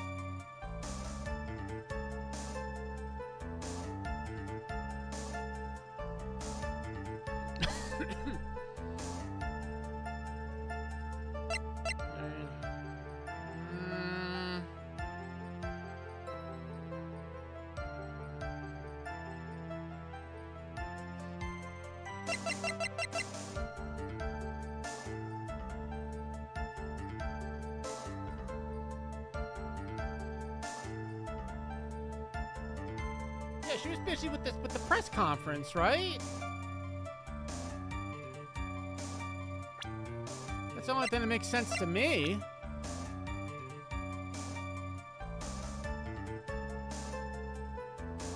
Let's take a stab at it. Wasn't it? Life is hard.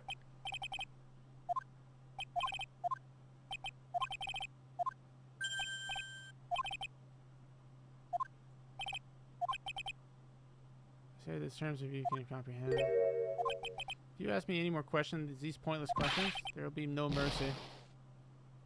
Oh. Did I just fuck that up?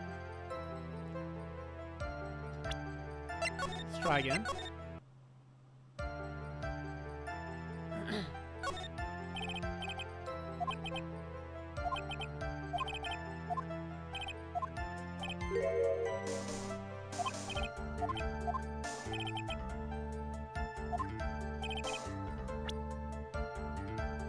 Could be the photo too. The bear's not in the photo.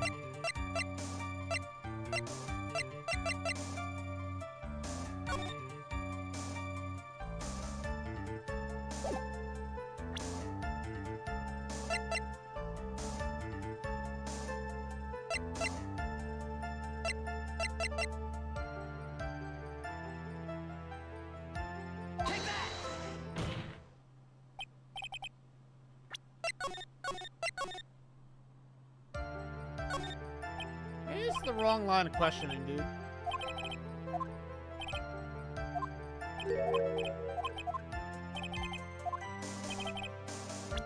She wasn't holding the bear or walking out.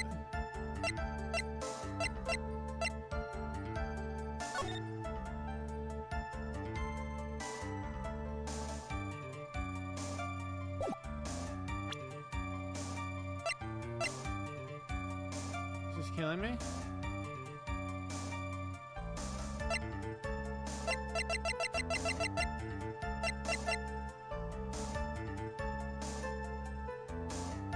Were her fingerprints on it?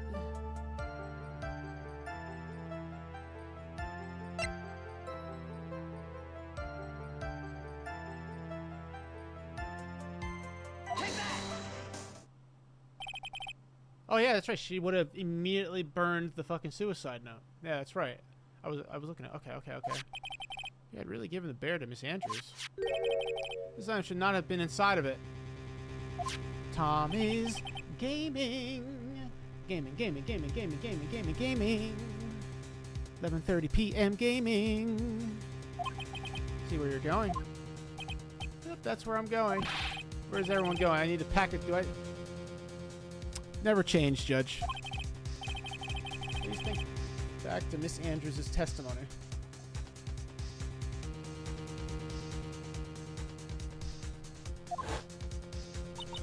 Oh my god, it's Samus Aran. I'd burn it for her sake. If even for a single minute that this bear had actually been in Miss Andrews' hands, I'm sure... Deletes, am I doing good? I think I'm actually killing it right now.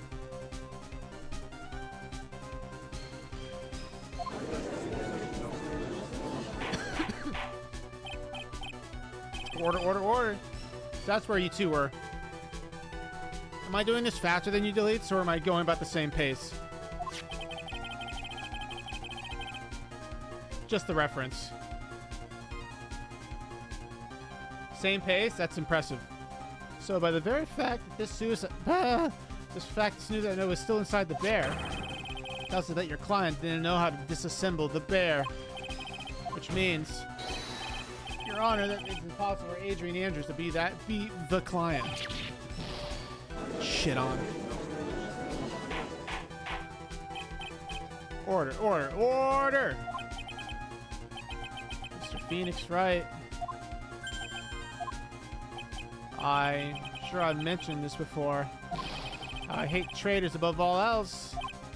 I think your cross-examination has clearly demonstrated something to me.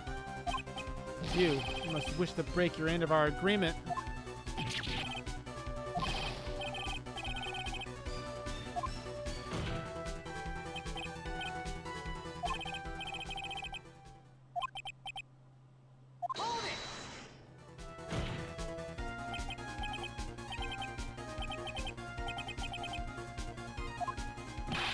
Mr. Attorney? Let's try to a speedy end. I may stay my hand otherwise.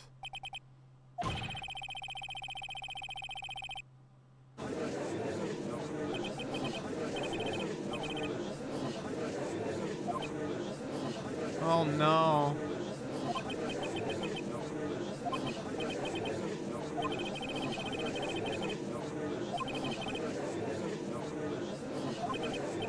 We should. We keep this up my shield. What has come over everyone? Even you are. The prosecution rests? What's going on around here? Prosecution has no further questions, Your Honor.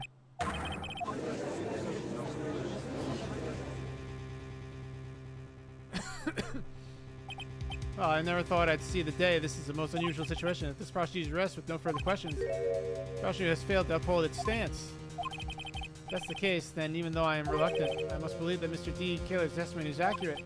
That would mean that Shelley the Killer's client is... Oh, no.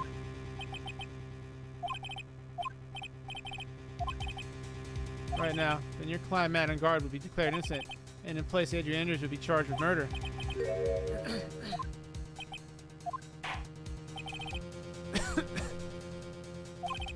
Bailiff, please bring the defendant Matt on guard to the stand. make it in time. We tried as hard as we could, but it looks like our time has run out. Can't believe it. Only outcome now lies in your hands. Nah. Nope. Not me, dude. This guy's gonna be guilty as fuck. I don't give a shit. I don't care. Sorry, Maya. This guy, nope, not me. To be honest, I can't think of you as truly innocent and a good person. You have done enough evil to drive a woman to suicide. But, at least one on the charge of murder, it would appear you are innocent.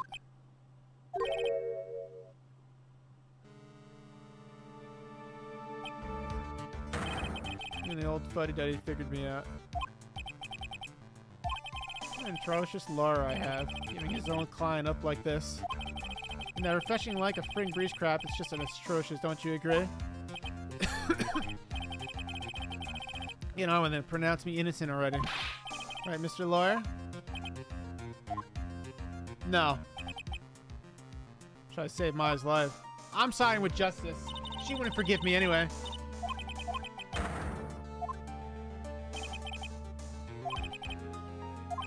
Do I say he's guilty or not guilty? He's guilty. Fuck him.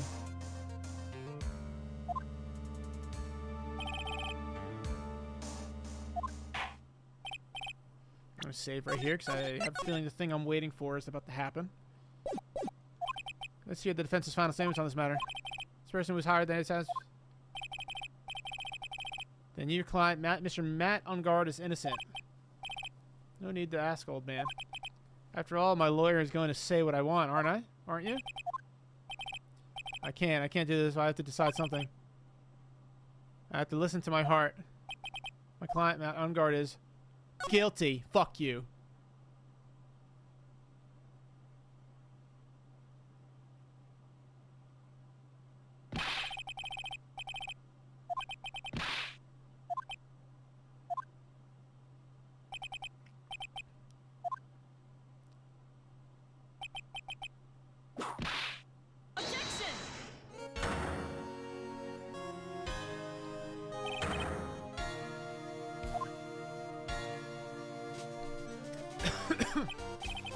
What are you doing here?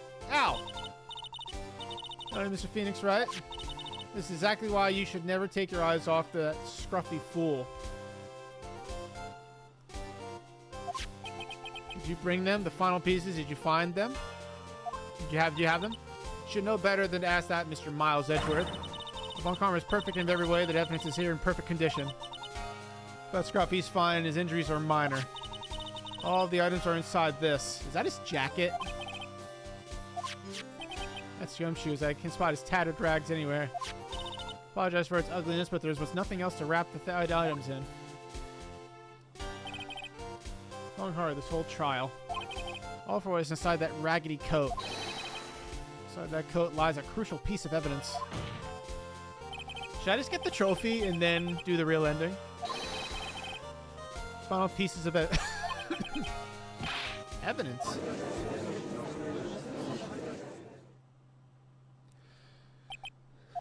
This trial is already over. All that remains is for me to hand down my verdict. I do not believe that any evidence is presented now would change the outcome of this trial. What? Objection! Your Honor, it is our duty to examine every piece of evidence down to the last. I request that Mr. Von Karma be allowed to present these pieces of evidence. I suppose you are right, Mr. Edgeworth. I grant permission to do so. However, this one obvious rule applies here. If these items do not bring up any new points, then they will not be accepted by this court. Mr. Von Karma, if you please. Our items left by the killer during his escape from the police. Must have been in quite a rush. Yes, Your Honor. There has left 3 pieces of evidence. Somewhere among the evidence we're about to see, there will be something that will turn this whole miracle around.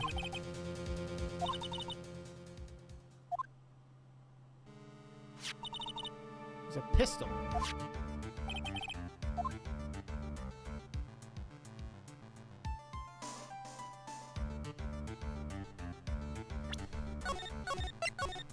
Nobody was shot with a gun.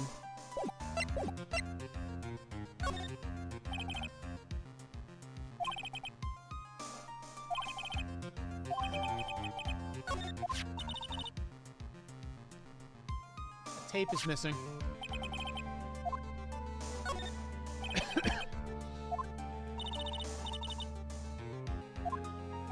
Oh yeah. I would speculate that this tape is very important. Why would you say that? Because he came back to his hideout for it. Yeah, I was right. The killer went back for it? That's right, it looks like he was trying to recover it. He injured 3 of the officers at the site. Somehow, it looks like they managed to protect it from the killer. Shelley the killer is no ordinary man. Bellboy uniform doesn't matter.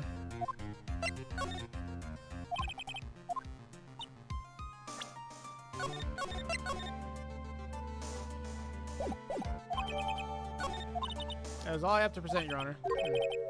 Just as I thought. And? What is that, Your Honor? I'm sure we're under normal circumstances. These items from Shelley Dakota's hideout would be very important clues. However, our question is not who did the killing. It is who is the client.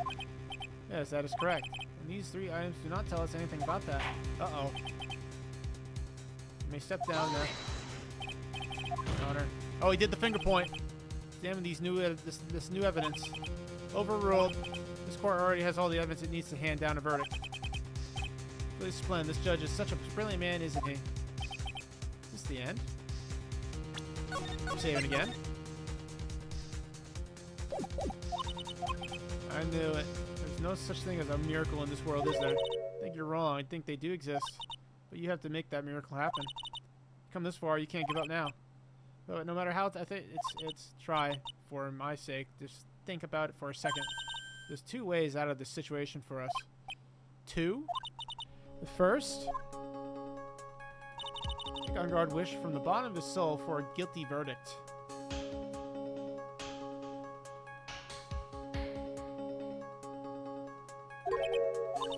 They will always place his client's wishes first. Martin himself wishes to be convicted, then he will let his hostage go. That may be true, but that's asking me to do the impossible. The second way, end his contract with On Guard. If the killer were to no longer think of On Guard as his client, then he would let Maya go. Even more impossible. He's a man who values his duty towards his clients above all else. Alexa, turn off the air conditioner. Alexa, turn off the air conditioner. Chat, I'm gonna go to the bathroom one last time. Be right back.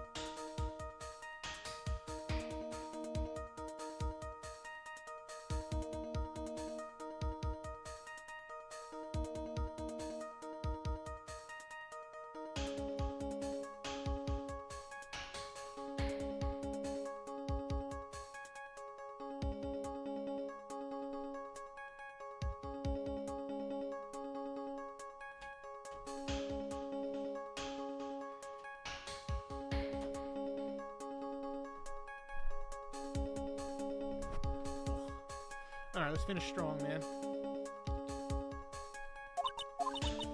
Both these seem like impossible feats at first.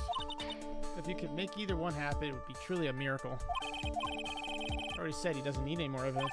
PCA has just shown he's not accepting them. I think this thing from the other side, isn't that what has always worked for us? The other side, what does she mean? To turn things around? Oh, here we go. Phoenix, the judge says he doesn't need the evidence. If that's the case, then who does it? Who does need it? Needs the evidence. Piece of evidence. That is how we have come to know the truth. You have to see them all. That person does not know the truth.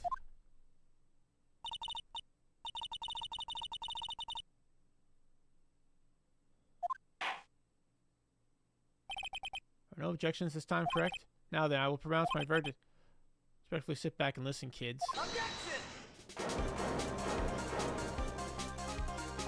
I have already told you, Mr. Wright, this court does not need any more evidence. I'm not saying it is this. It is us that needs the evidence, Your Honor. Want to show the evidence to that person? Yes, Your Honor. Please, Your Honor.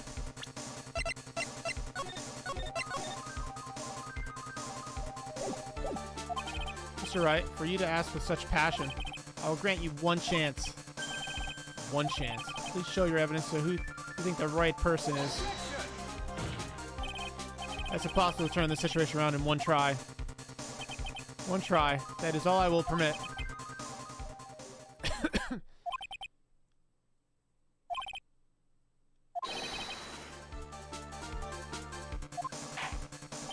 Now then, Mr. Wright, let's not waste any more time.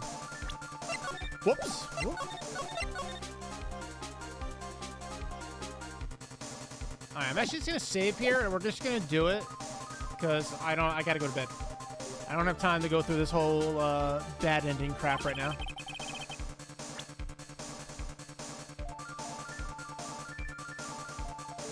Oh, right. Okay. And now, let's court one piece of evidence we would like to show this person. He's already seen this. Gun's not involved. So it has to be the tape. Maybe something on the tape will break the contract. Well, what do you think, Mr. Edgeworth?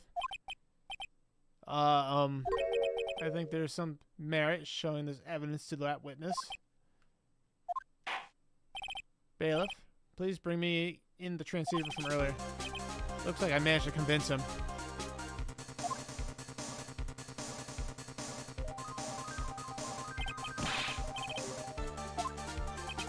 Didn't I tell you to concern yourself with bringing about a speedy end to this trial? If I understand correctly, you wish to show me one piece of evidence. Yes, one is all I need. I have here a videotape. It was found at your hideout. I heard you injured 3 officers in your attempt to get this back. That was most regrettable. However, it was an order from my client. I was told to protect that videotape. I thought so. I seem to have failed in that regard. You know the contents of this tape. I was certainly told by my client to not watch it, so I have absolutely no idea. Actually, you are on this tape. Me? There's a video camera hidden at the crime scene. Yeah, he wouldn't know about that. Your actions were being recorded. What? Is that true, Mr. Wright? Who was it that planted a camera? Well, the only person who should have placed the camera at the scene of the crime would be your client, naturally. That was Adrian Andrews. Be quiet and listen, Your Honor. Yes, sir. The client specified a place and time for you, isn't that right? Yes. Oh, so they could film you. I had no idea. Mr. Wright. Why would my client do such a thing? I would like to know why. Why did not Engar film the crime scene? Why he did that by taking it out of this whole mess. One reason why your client would secretly do that. Wanted to blackmail on you. Client once told me something very interesting. We were talking about you, and this is what they said.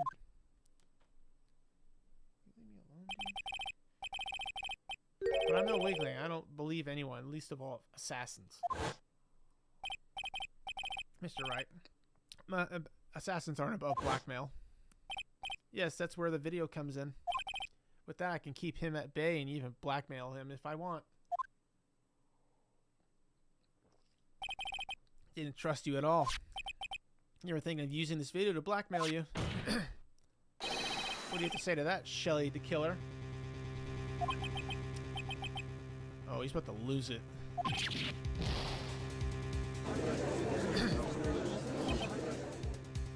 Oh, he's pissed. Looks like I was being deceived from the very beginning. Yes, by a natural. That's the kind of person they are. The client is a person who only thinks and plots of how to use the people around them to protect themselves from any and all dangers that may arise. That is the true nature of your client. A question for the witness. Yes. You told us one thing numerous times during your testimony.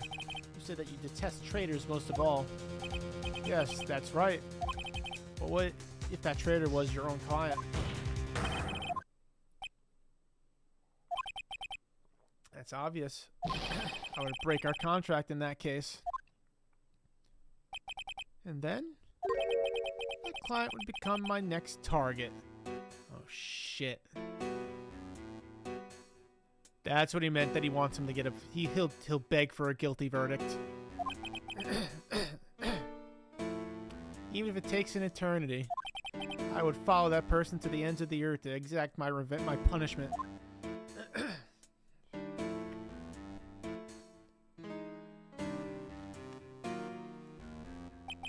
I see. That's all I wanted to know. So the traitor becomes the killer's next target. Hell yeah, dude. I get it. Mr. Wright. Yes. My contract with my client is over as of now. I seem to have a new job on my hands.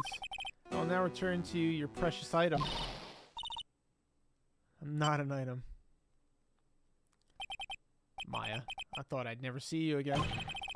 Oh, thank goodness. This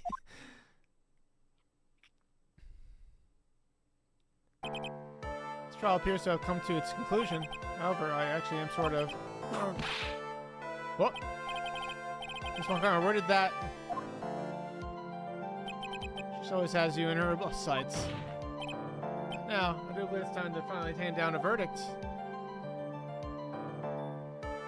Oh, look at you punk-ass bitch. Yeah, that's right. So it looks like somehow you got what you wanted. You finally received the acquittal you wanted so bad, you should be happy. But before that, I'd like to make one final statement. Sometime in the near future, one very betrayed assassin may appear before you.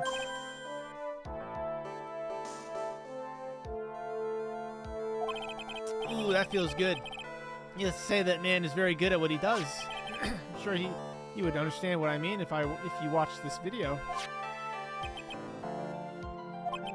Help me. Now then, Your Honor, the verdict, if you please. Is this all right with you, Mr. Wright? We have to finally reach the end of our very long battle. Whether he's convinced or acquitted, there is no escape for him now. Come on, Phoenix. Plead whichever your heart tells you.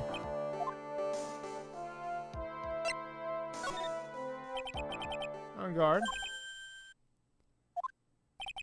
Even though I am a lawyer, I cannot make your crime disappear. I think a guilty verdict is appropriate here.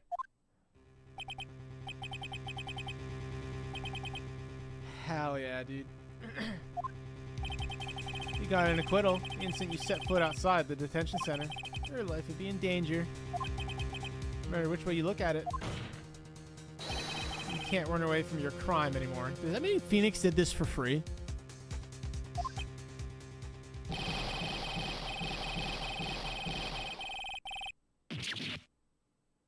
Whoa.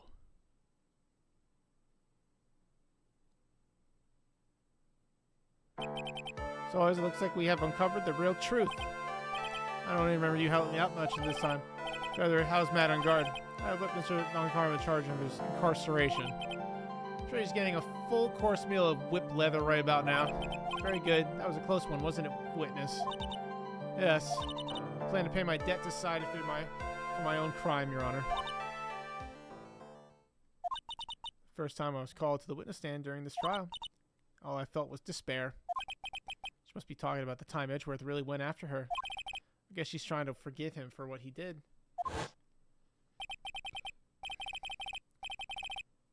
How should I put this? She has an illness. That's fucked up.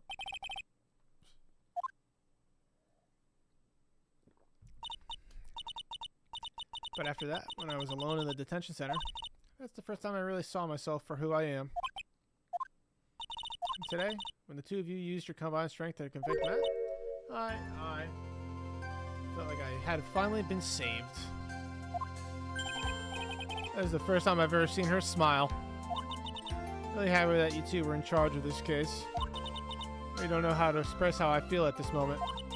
This is the first time I felt comfortable with myself, with who I am. Thank you so much, everyone. Let's go. Looks like we have resolved everything at last. For myself, there's still a few things I'm confused about, but everyone seems to be in good spirits, and that's good enough for me. Score is adjourned. Damn, dude. What a ride.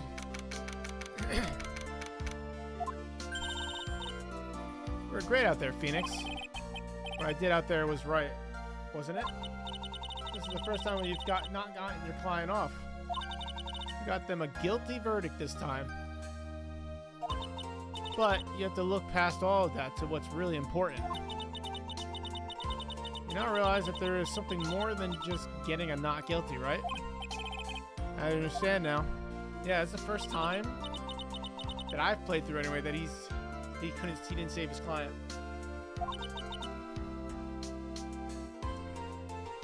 And it's things about the incredible decision you had to make. Alright, bye, Mia. Now then, Mr. Wright, let's hear the defense's final statements on this matter. I can't count on the evidence to help me anymore. I have to listen to my heart. What happened? What happened?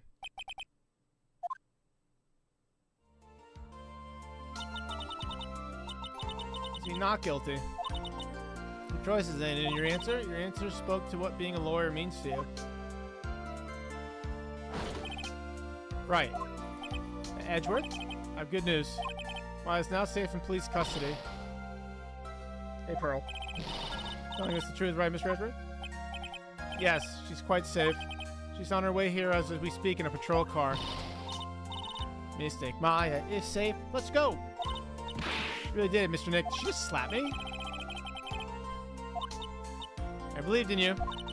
Kept saying to myself, Mr. Nick will save her, Mr. Nick will save her. Wow. Thanks. Oh. What's wrong? Miss Von Karma. About earlier, thanks. Ow. Why are you still smiling, Mr. Phoenix, right? You lost. Your perfect win record has now been crushed. And yet you're still happy. I don't think you'll ever understand, Miss Von Karma. How dare you? She may in time. After all, I was like that myself until a year ago. Edgeworth? For my own personal victories and for guilty verdicts. No, not the sad music. I used every dirty trick in the book, and so my win record remained spotless. But a man appeared and stood fast against that selfish me. I fought him in my usual manner and tasted my first defeat.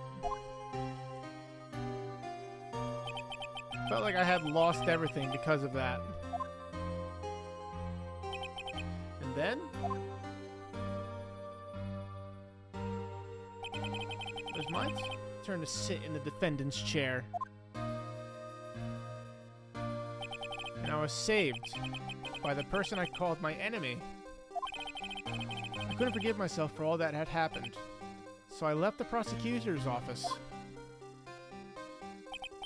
And I left that note. Prosecutor Miles Edgeworth chooses death. As well you should have. A prosecutor who has shamed himself with defeat should crawl into a hole and die. That was not what happened. After I left the prosecutor's office, I finally came to realize something. It was at the moment of clarity that everything began to change. What foolish nonsense. The prosecutors use anything we can to attack the defendant. But every time we did so, no matter how desperate the situation, instead of giving up like most people, that man would hold strong with his undying faith. And then, before I knew it, I began to trust in that man as well. trusted your enemy? Doesn't matter how many underhanded tricks a person uses. Truth will always find a way to make itself known. The only thing we can do is to fight with the knowledge we hold and everything we have. Erasing the paradoxes one by one. It's never easy. We claw and scratch for every inch. But we will always eventually... Damn, it's 12 o'clock. I've been playing this for 5.5 hours. It's the longest I've ever streamed. We always... Oh, God. We have to reach that one single truth. This I promise you. The truth? Yes. That's the reason why prosecutors and defense attorneys exist. I'm sure you know that already, didn't you, Wright? That's why you couldn't forgive me, this man who went into hiding, isn't that right? This man who only had his sights set on victory, who ran away into the night. So Mr. Edgeworth, right, Mr. Dick? You really let me down. When you disappeared, I felt betrayed. The reason I decided to become a lawyer to begin with was because I believed in the things you said to me all those years ago. And you betrayed your own words. That's why 1 year ago, I made up my mind. I decided that the Miles Edgeworth I knew had died. At least that's what I told myself. You pathetic fool. Miss Von Karma. I don't want to hear the wretched whimpering of a disgraced loser. Karma is someone who is destined to be perfect. As though you are no longer worthy. You are no longer worthy of being a Von Karma. Neither am I. It's over. It's all over. There's something on the ground just now. This is an electromagnetic receiver. Is that the thing she used to track Detective Gumshoe? I'll turn this to the precinct later. Something else. Oh, she left her whip behind. I'll never set foot in another courtroom again. I'm sure that's what she's saying by this action. You should keep this, right? Okay. Nick. What's up, girl? Maya.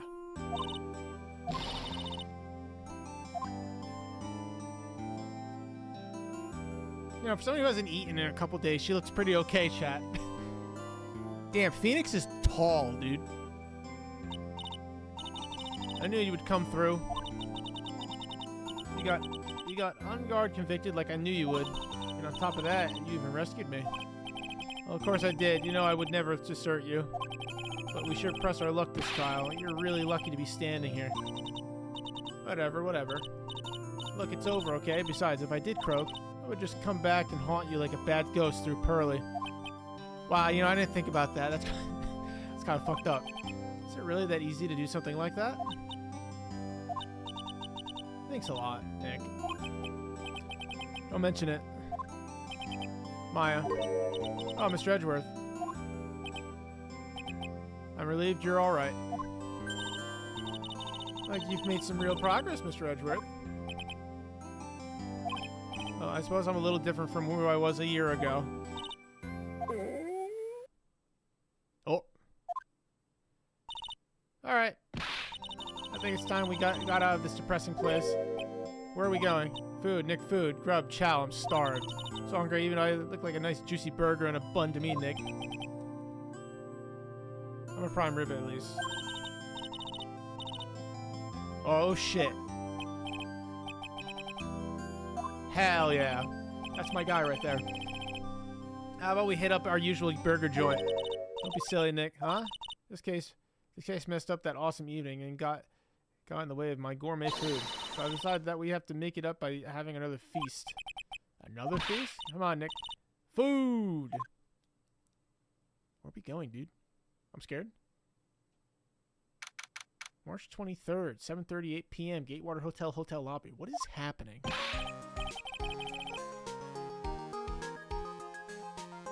That's my guy right there. Hey, pal, sorry to keep you guys waiting. Gumshoe, are you alright? Yeah, but I'm really embarrassed. I didn't think I would hit a telephone pole of all things. Telephone pole? And it wasn't a red light that got him. You did it again, city boy. I felt like my dear old heart was gonna give out on me. I ain't joking. Yeah, it was more exciting than the very last episode of the Steel Samurai. Now look, see here, Mr. Snooty Picasso. Don't you reckon you bullied Mr. Wright too hard? If you don't start being a lot nicer to him, he might just kick it tonight even. I'll keep that in mind.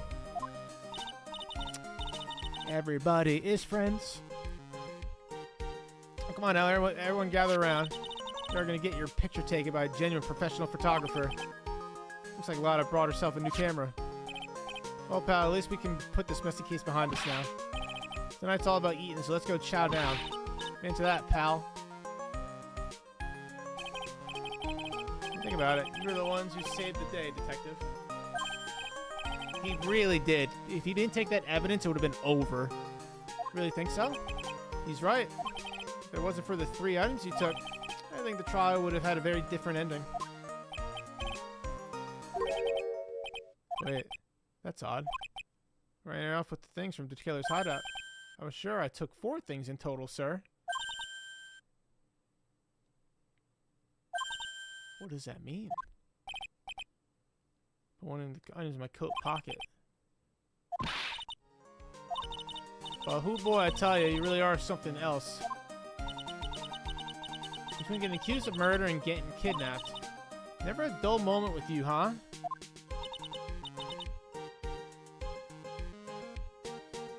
It was in the coat she took. But being shut away for 2 whole days, weren't you scared? Yeah, I was really scared. I felt so hopeless. So it took me...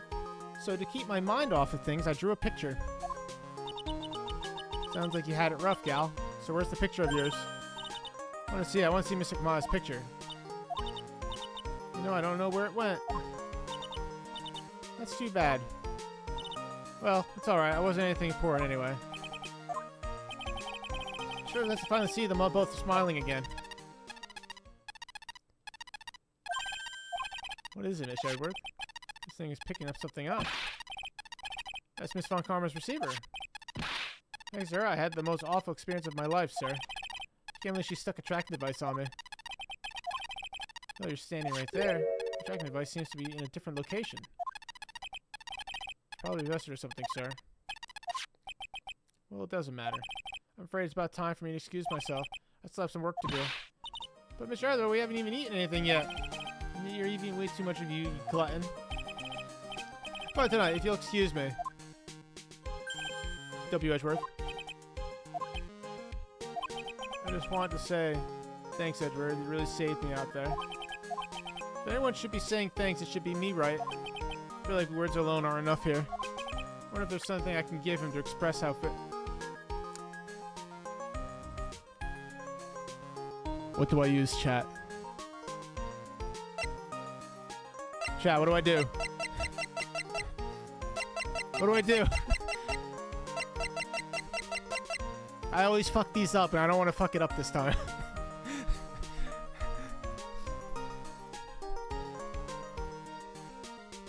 Chat, enhance. What's the answer? This is the only time I'll ask for help, because I always get these wrong.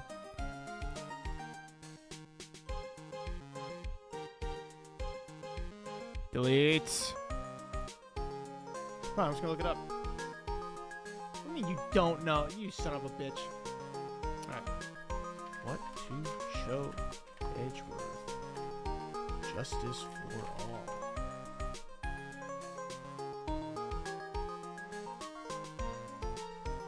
Going down to the end here.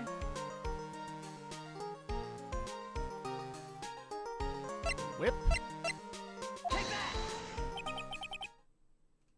Alright, I would never have chose the whip, so I'm glad I looked it up. What's this? Thank you. It's all thanks to you two. You and her. You don't need to thank me. I was only doing my job. Looks like Mr. Edgeworth has left, Mr. Nick. Hey, Mr. Maya. Yes, Pearly? I guess you two can go back to being lovey-dovey, right? Hey, Mr. Nick, I mean. Thoroughly. Could you cut it out already? You're embarrassing me. Anyway. So who's paying for this lovely dinner party? As if you need to ask. Everyone say thank you to Nick. I can't afford that. I didn't even get paid, man. Oh yeah, I'm kind of at the point where I can't even buy instant noodles, pal. So I kind of already put your name on the bill. Huh? I got my... That's fucked up. I just bought myself this good old beauty here. It better be anywhere. Better be anyone for 3,000. You bought it for me since it on your tab and all. Did you just put a fucking $3,000 camera on my tab? Yeah, Nick. Why do I suddenly feel like screaming? Need to hold back now, you hear? Yeah, pal. Time to let it all out. Hear the real you. It's been a while since I heard you say it. I've been busy being a hostage. Objection!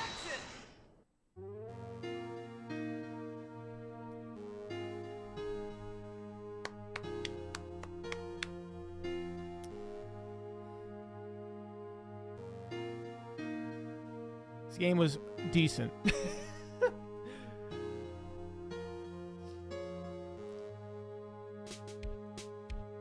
Escaped death 3 times now. Pretty cool, huh? I feel like a pro.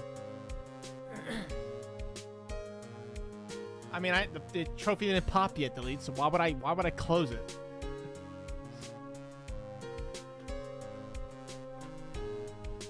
So happy that you could save Mystic Maya, Mr. Nick, and I'm happy for the two of you.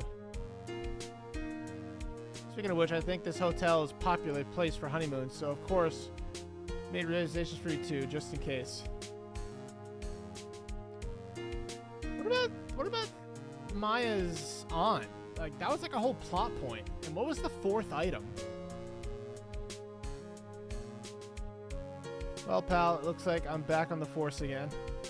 Mr. Early had a long talk with the chief, and he got me reinstated for my sake. I already said things like, letting that one go is bad for all of society. I knew it, crashing headlong into everything is the only way to live, pal. Good for you, Gumshoe.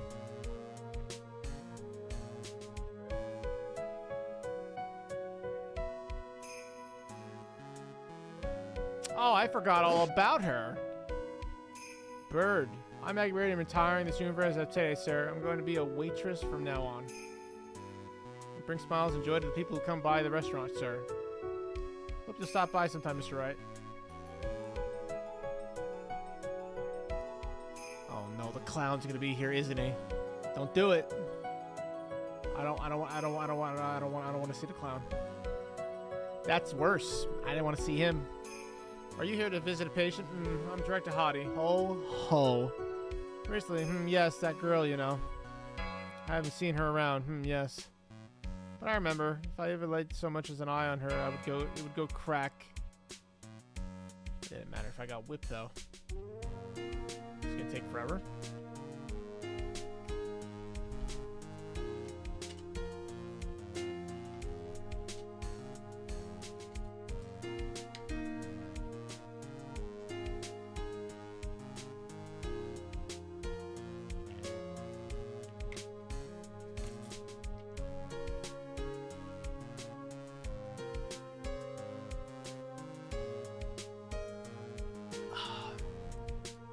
Sorry, I want some reading. Then you're gonna talk about even that won't laugh at most jokes. Oh, did I miss Mo? Good. I'm so glad I missed Mo altogether.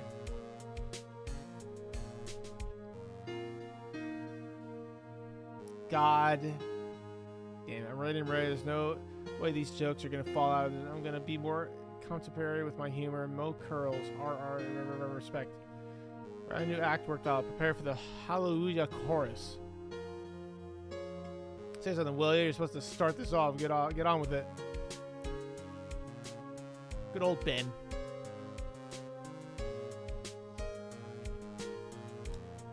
Surely we'll run out of characters soon. What's this? It's right. It's just an ordinary electric razor recharging on its stand.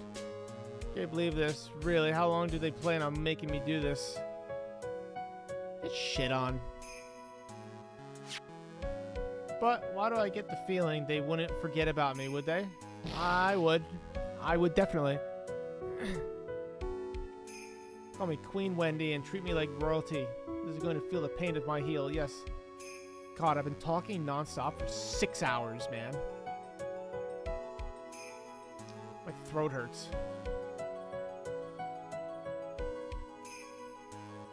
I don't know what I should stream tomorrow. I want to stream something that doesn't require talking. I appreciate everything you and Mr. Edgeworth did for me from the bottom of my heart. Oh, that's right. I received a letter from Miss Von Karma. She said that after I get out, I should feel free to consult her about anything at all. Really thankful to have met everyone. Aww.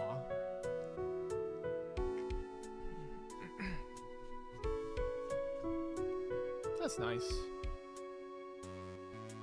It has become difficult for me in this country as of late. As such, I will take a short leave of absence. If you would like to request my services, please be sure to visit my homepage. You have a homepage? May we both be blessed with longevity. Interesting.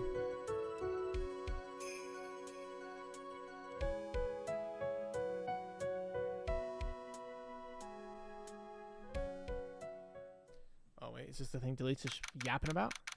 March 23rd, 9:42 p.m. International Departures Gate 12. Oh, do I have to press buttons now? I don't want to press buttons. Where are you going, Francisca? How did you know I was here? With this. That's... I heard you were planting things on a certain person. Things like tracking devices in his coat, for example. That's just like you. I only planted it there because he was always wearing it. This filthy drab coat of his. I don't know how it ended up in my luggage. But it's going in the trash, I promise you that. Oh, that's right. Speaking of that man, he told me something very interesting. When I ran off with the things from the killer's hideout, I'm sure I took 4 things in total, sir. 4 things. Seems he put the last one in his coat pocket.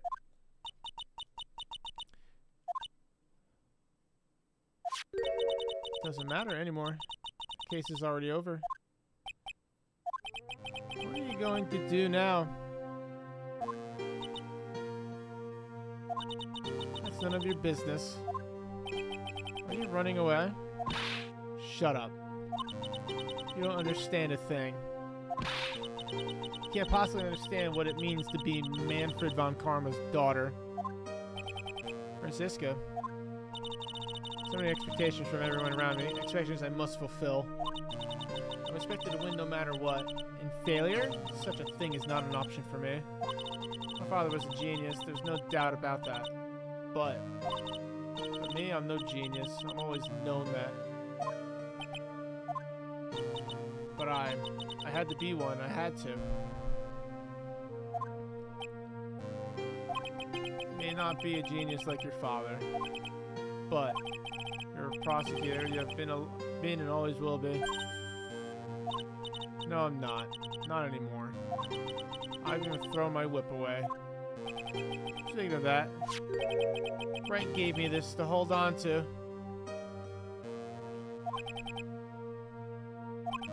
You knew something like this would happen, didn't you? I'm going to say this again. You probably do not fight for personal honor or pride. I hope you will think deeply about what you should be striking down with that whip. You haven't changed a bit. You've always let me alone and walked on ahead without me. Miles Edgeworth. Always hated you. And then, finally, my chance to take my revenge on you arrived. If I win against that man, if I could make Phoenix Wright bow down in defeat, then this girl you left behind would have risen higher than you. That was supposed to be my revenge. I see. You know, I can't do it. I can't change who I am. I can't throw away everything I've been told today. I believe you can. Just like how Adrian Andrews did. Adrian Andrews? You were going to use her during the trial, right? But you were dependent on your father being you. That's right, who the fuck shot her? on your father by using his tactics, isn't that right? Humph. Today you chased after me, after I had left you behind all those years. And that's why we're standing here now, side by side. But I have no intention of stopping. You say you're going to quit, you'll walk down the prosecutor's path, and this is where we part ways, Francisca von Karma.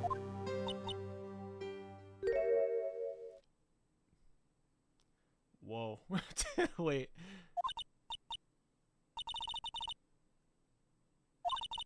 I think I'm gonna walk in your shadow forever. Damn, dude. Our battle begins now, so you had better prepare yourself, Miles Edgeworth. I didn't even think she was capable of emotions.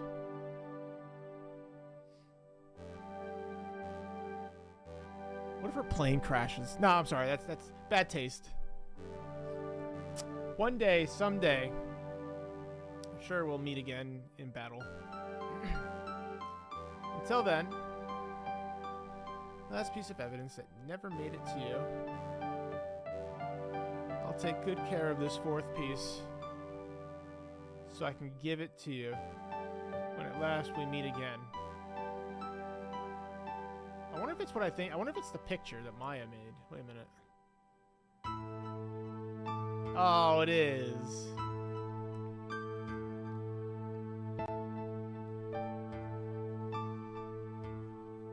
That's nice.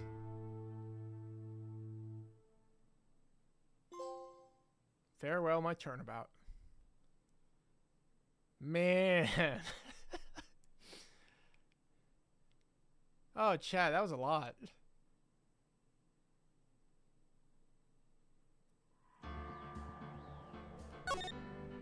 Alright, and I can do that tomorrow. Alright, chat, well that's the end of Justice for All. At some point, we'll cap off the first trilogy and we'll play Trials and Tribulations. But I gotta take like 4 months off, man. That was a lot. This game took way longer than I thought.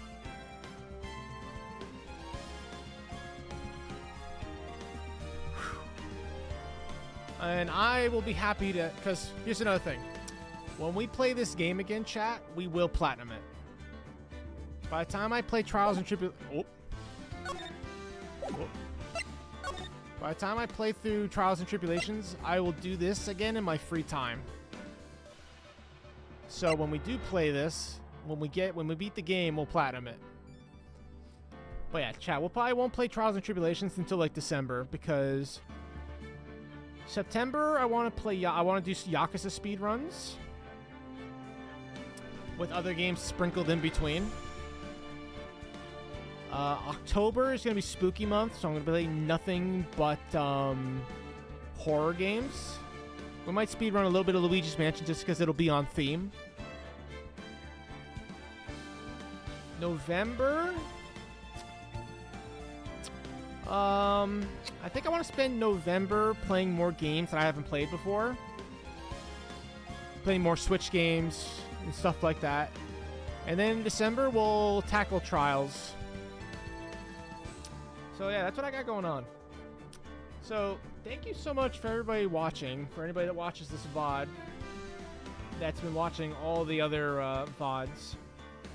This was a journey. This was a journey. But yeah, I'm gonna leave it here, chat. Everybody have a good night wherever you are, and I'll see you tomorrow with something. I don't know, something chill tomorrow. We might. I don't know. I don't know what we're gonna do yet tomorrow. But yeah. All right, chat. Bye bye.